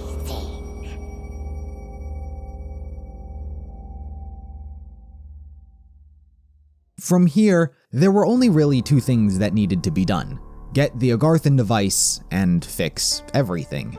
Nikolai decided it wasn't them who were going to collect it, as he wanted everyone to spend time with each other, in good company, sitting around a campfire, enjoying drinks, and telling stories. To get the Agarthan device, Nikolai had used Victis. They were released from their cryopods and yet again used as just a collection team for the others. I've known some of you for a long time. The others, well, kind of feels that way too. It's not always been plain sailing, but it looks like we finally pulled it off. So, to answer Nikolai's question about what I really want, I just want my happy ending. Yeah, me too, brother. Okay, calm down. By happy ending, I mean finally being able to hang up my guns and maybe do something that won't end up getting me maimed or killed. Look, I know what you're thinking. What the hell else can Dempsey do besides be knee-deep in combat? Well, I've thought about that. We may have won our war, but that doesn't mean there won't still be a need for soldiers. Reckon I might serve my country best by helping train up the next generation of recruits. pass on my expert knowledge. Excellent idea. Making the next generation even dumber is the American way. Zip it, Doc! Before I do it for you! With my boots! Anyway, while we're on the subject of boots, let me just raise a glass to one of the finest men to ever set foot in a pair. Peter McCain, Semper Fi, brother. Semper Fi. Sympathy! Hip hip hooray! Sorry. Now, Dempsey, when I count to 3, I want you to throw the grip into the air. What? At you? Into the fire? The choice is yours. 1. Really? Really. 2. Whoa! Do you know why I picked you, Dempsey? I knew you would go on 2. Hey, where'd you get fucking grape? You want to know about pain? I know about pain levels that none of you bozos can even imagine. I got shot in the face. Does that count? I'm talking about the kind of pain you have to live with. Oh, sounds intriguing. Do tell. So, back in boot camp, the squad house had these cheap, broke-ass bunks. MCRD probably bought them secondhand from Alcatraz or some other hellhole. Anyways, the mattress was about as thick as your freaking finger, and it sat right on top of an old-ass metal frame of half-rusted bed springs. My, what horrors you have suffered! I have experienced more pain stubbing my toe. Hold your horses, Tack. I ain't got to the pain bit yet. So, I wake up early one morning, swing my legs onto the ice-cold floor, and try to remember what the biggest problem of the day is gonna be. I don't know it yet, but my biggest problem is the fact that the crappy mattress is no longer covering the springs near the side of the bed. The DI stomps in and yells, "Lights, lights, lights!" And we all snap to our feet. Now, I don't know how much y'all know about physics, but when your body weight's on a bed, those springs are all stretched out. When that weight is removed, they snap shut like a bear trap. It took me a minute to process what had happened. But that, my friends, is why you always wear shorts. Even more important when you get older. Oh, amen. So, we got these Boy Scouts to run around frantically trying to construct some Agarthan device. I get it, but what is it? What does it do? The Agarthan device can do many things. It has the power to open and close new worlds. New worlds? Ain't we opened enough new worlds? Isn't that why we're in this mess in the first place? As I said, it has the power to do many things. For us, I intend to use it to bring us the peace that has eluded us for so long. Cheers to that, but we'll see. Udim Zdrovia. I need a refill. I feel very much more drunk than usual. Oh. What is in this stuff? Potatoes? No, it's not joke. Potato vodka is very good. So, Nikolai was out drinking with friends. I knew it was late and wife would be mad. But we were having good time. After a few more drinks, I vomited on uniform. Oh, I knew I was in big trouble. My friend says, "No, Nikolai," and tucks 5 rubles in my pocket. Just tell wife the drunken stranger made mess and even gave money to pay for cleaning. It's brilliant idea, huh? Yeah. So I stay out. More drinks, more fun, eh? Then finally I get home. Wife is very, very mad. I tell her about drunk man who made sick and how he gave me 5 rubles to pay for cleaning. Wife says, "But there is 10 rubles here." Ah, yes, I say. He also crapped in my pants. I do not get it. Maybe you would like to hear Takeo's stand-up routine? No! So, Richtofen, what exactly is the deal with Sam? Weren't you mortal enemies? Oh yeah, very mortal. Very mortal indeed. But a lot has changed. Maybe since we both got a little taste of the MPD, it's helped us see a little more eye to eye. I know she's got every right to be mad, what with her dad being killed and all. But how can we be sure she won't turn on us? You know, there was a time and a place where Maxis was very much a father to me too. What? You're serious? I only ever knew him as a bitter rival. The Kronorium shows only Samantha's path to redemption. When war is over, she will be normal child again. Innocent. Same as boy. Well, that's nice to know. It's been a long time since I've been innocent. Do not remind me. But I tell you one thing. A long time ago, Samantha told me something very important. She promised she would keep us safe forever, and that she would make everything okay. She said her dad had a plan. Nikolai, if what you have told us is true, that we stand on the brink of victory, then I would like to make a toast to peace. We have traveled further than I ever dreamed possible. We have faced challenges that no mortal should ever have to face. Though our alliance was brought to the brink of collapse many times, we have prevailed, even in the face of unimaginable evil. We fought with courage and honor. But now, perhaps the fighting is truly at an end. Fighting's in my blood, Tak. I'm a Marine, and that ain't something you just turn off. Do not be so sure. Take it, Dempsey. A warrior's path should always lead toward peace. Well, I'm with you on that, Tak. To peace. To peace. Well. I can honestly say I never imagined being in this position. I mean, look at us! All body. I'm not going to apologize for all the terrible things I have done, because frankly, I'm not sorry for anything. Yeah, I've had the time of my life! No, I know you'll probably never really trust me, and even now, you'll be expecting me to pull some last-minute rabbit out of a hat. A big rabbit of betrayal. Yeah, no kidding. Thank you, Dempsey. I knew I could rely on you. So, do you have a rabbit of betrayal? If I'm honest, I've been expecting one since we all got together.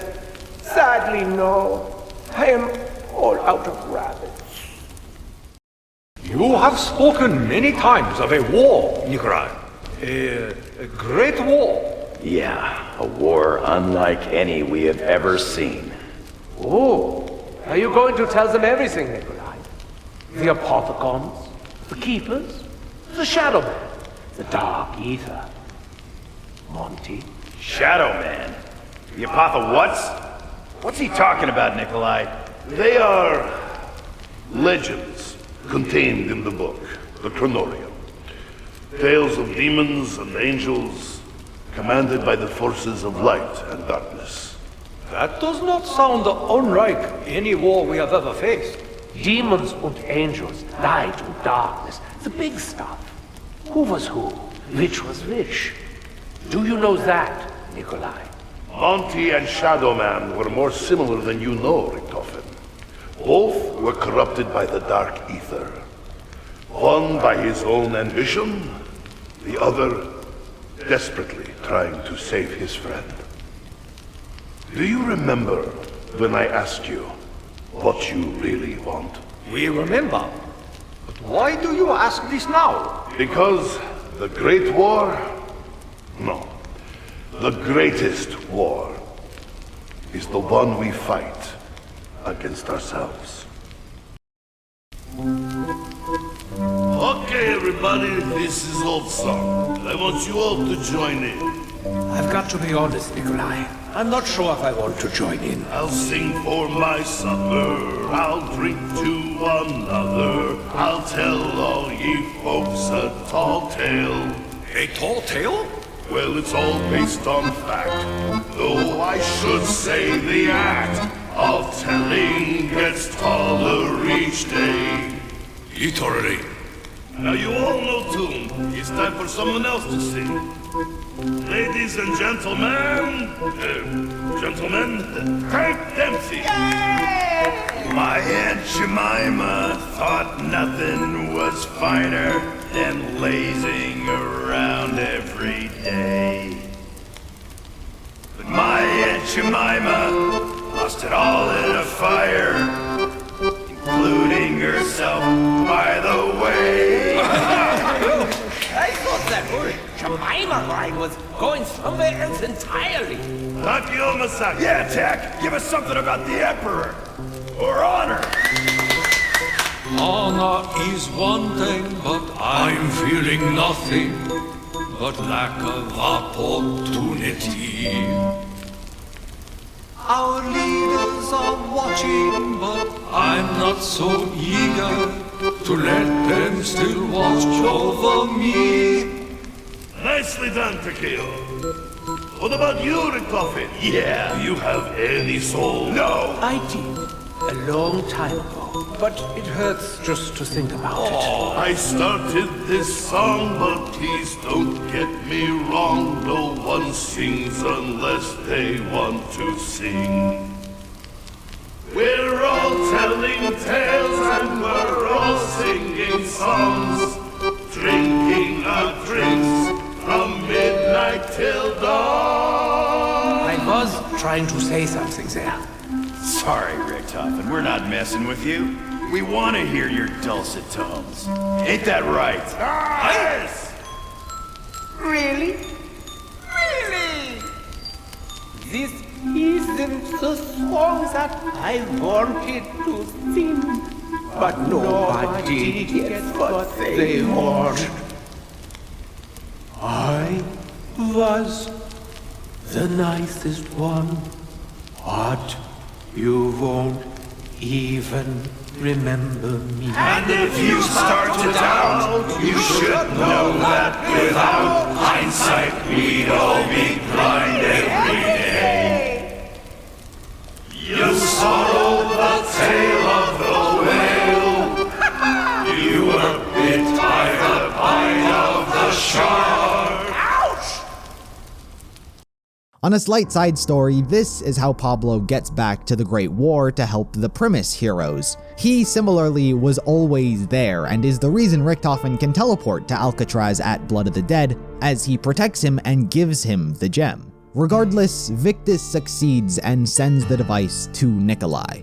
But you see, these final few events I've been detailing out of chronological order because there's a sad fate best left for the end. There was two things Nikolai had left to do: get the Agarthan device and fix everything.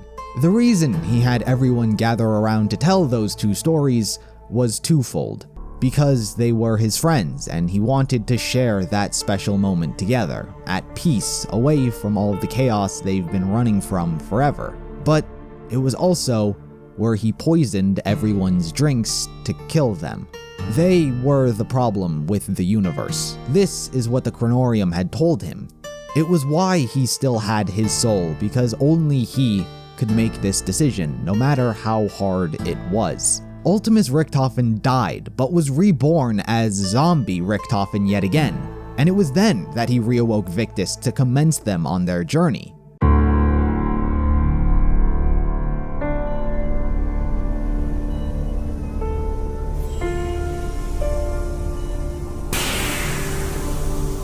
What? Are you serious? No way. Dude, that's awesome! Stu? Oh my. Someone's been busy. Your journeyman pal asked if we wanted to live. This don't feel like living. Calm down, everybody. Everything's fine. Or going to be fine.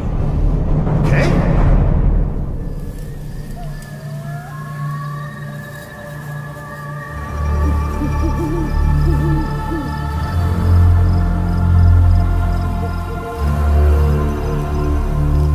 My friends, old and new, we stand on the brink of victory. Element 115, Group 935, the Helping Scourge, the MPD, the Apothicons, all of it will soon be gone. But tonight, we celebrate.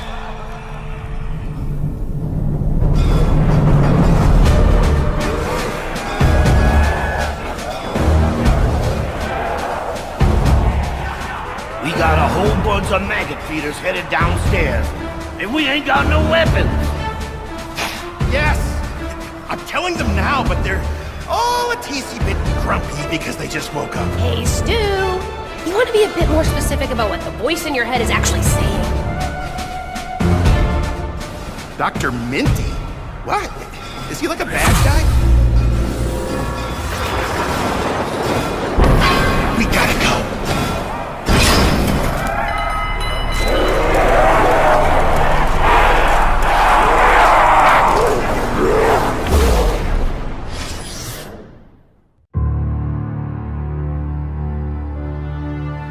With this power and the means to control it, we can go wherever we choose.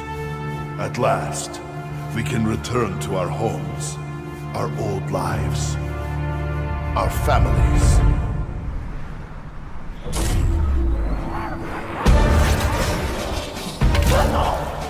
I've got to be honest with you, Samuel. I don't have even the slightest inkling as to what an Agarthan device is. He didn't say you had to know what it was, Marsden. Just how to build it. Trust me, guys. It won't be that complicated. In fact, my German pal says it's gonna be a Schlam-Dunk. It's one thing trusting you, Stu. It's a whole other thing trusting your imaginary brain buddy. Russman, how can you even say that? He's the sweetest guy in the whole universe! He wants us to help save it! The universe! Thank you, Sammy. I'm moved.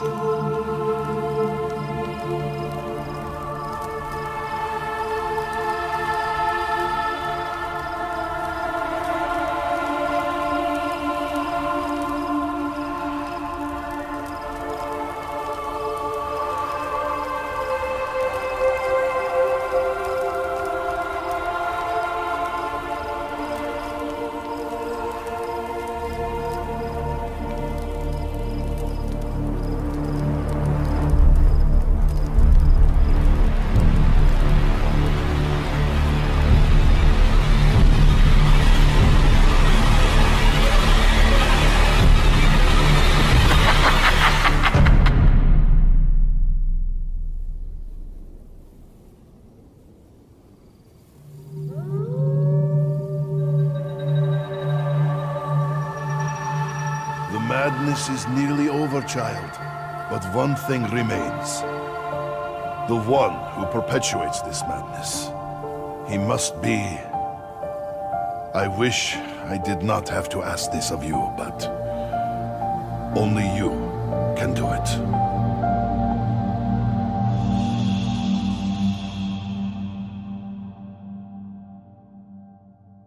But once it was all done, Richtofen was shot, and Nikolai used the Agarthan device to destroy the summoning key and open a gateway to a new dimension. He had Samantha shoot him, finally putting a close to everything that's been going on. And with it, everything else was banished to the dark ether, and Samantha and Eddie set forth towards a new beginning. I want each of you to think about what you really want. Where would you like to go now? Believe me, you can have it.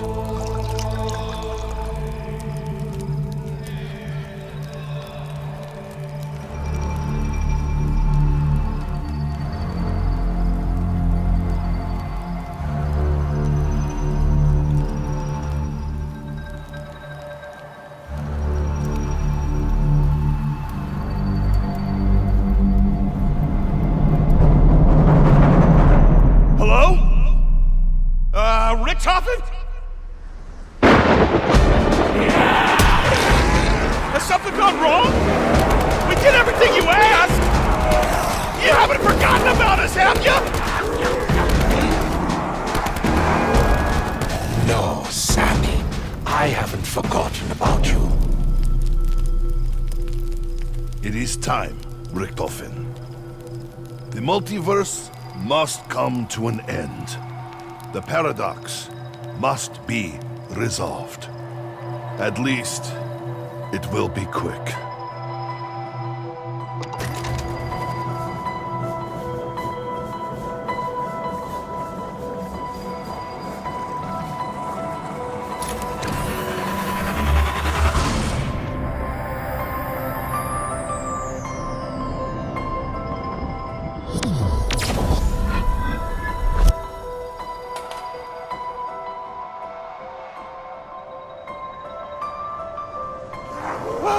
What are you talking about? We found the Agarthan device! I know. And I'm so sorry. Me too, Richtofen.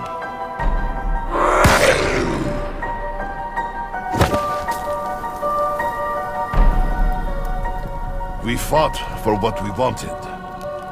We got more than we deserved. All the chapters of our lives, good and bad. Even if there was no witness, even if no one cared to see, it still happened somewhere. We fought the Great War over and over, but victory could never be ours. We were always doomed to fail. Monty told us the truth. Our journey is the very reason this madness exists. We are the ones who fractured the universe. This is the truth the Kronorium showed me. The truth Richtofen could no longer face. When we are gone, so too is everything that spewed forth from the Aether. Element 115, the Apothicons, even Monty himself. All of it will be banished to where it belongs. The Dark Aether.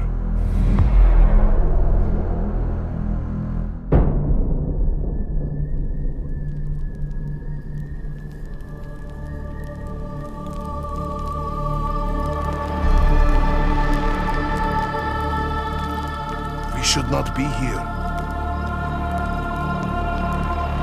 Our time has passed.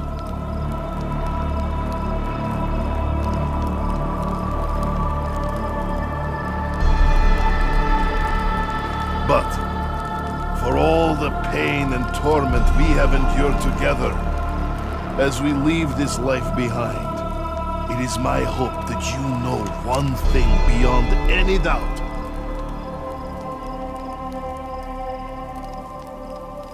Look away, Eddie.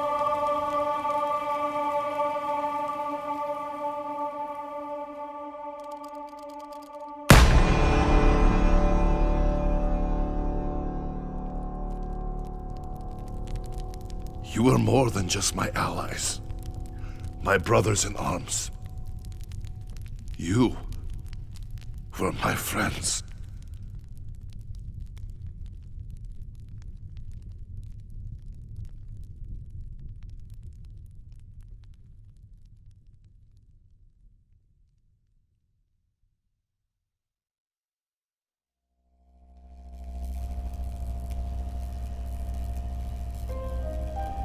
I would like to return to my home, my beloved, before the bombs fell, if only to die by her side.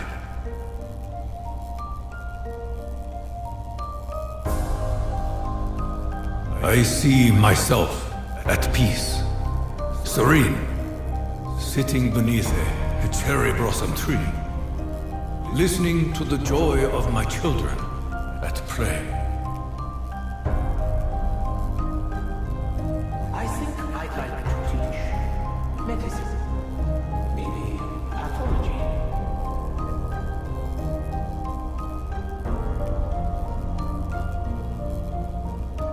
You know, the more I think about it, the more I think I'd be a darn good DI.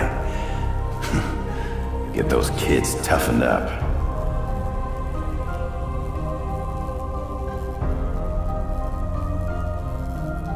I would like to be in favorite bar. But as long as I have vodka, I am happy man.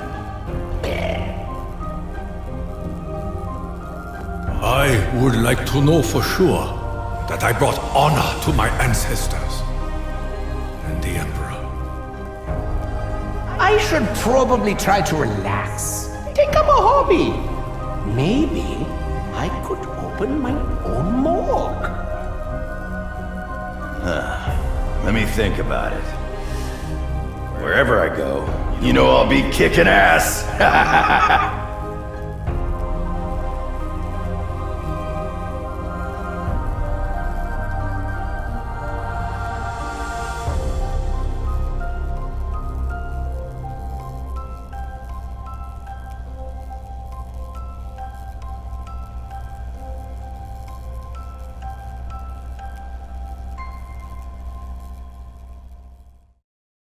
And thus the journey of the Aether storyline comes to a close. Samantha would return in Cold War in a new story arc all grown up, but that is a different story for a different time. The likes of Ultimis and Primis had captured the hearts of players from all around the globe. Many have tried to emulate the charm and charisma these four had with very little success. Their comedy has provided endless amounts of laughs, and their journey has broken the hearts of just as many fans. It is a story and franchise which I will always hold close to my heart. But for now, that does it for the complete, unabridged timeline of Call of Duty Zombies.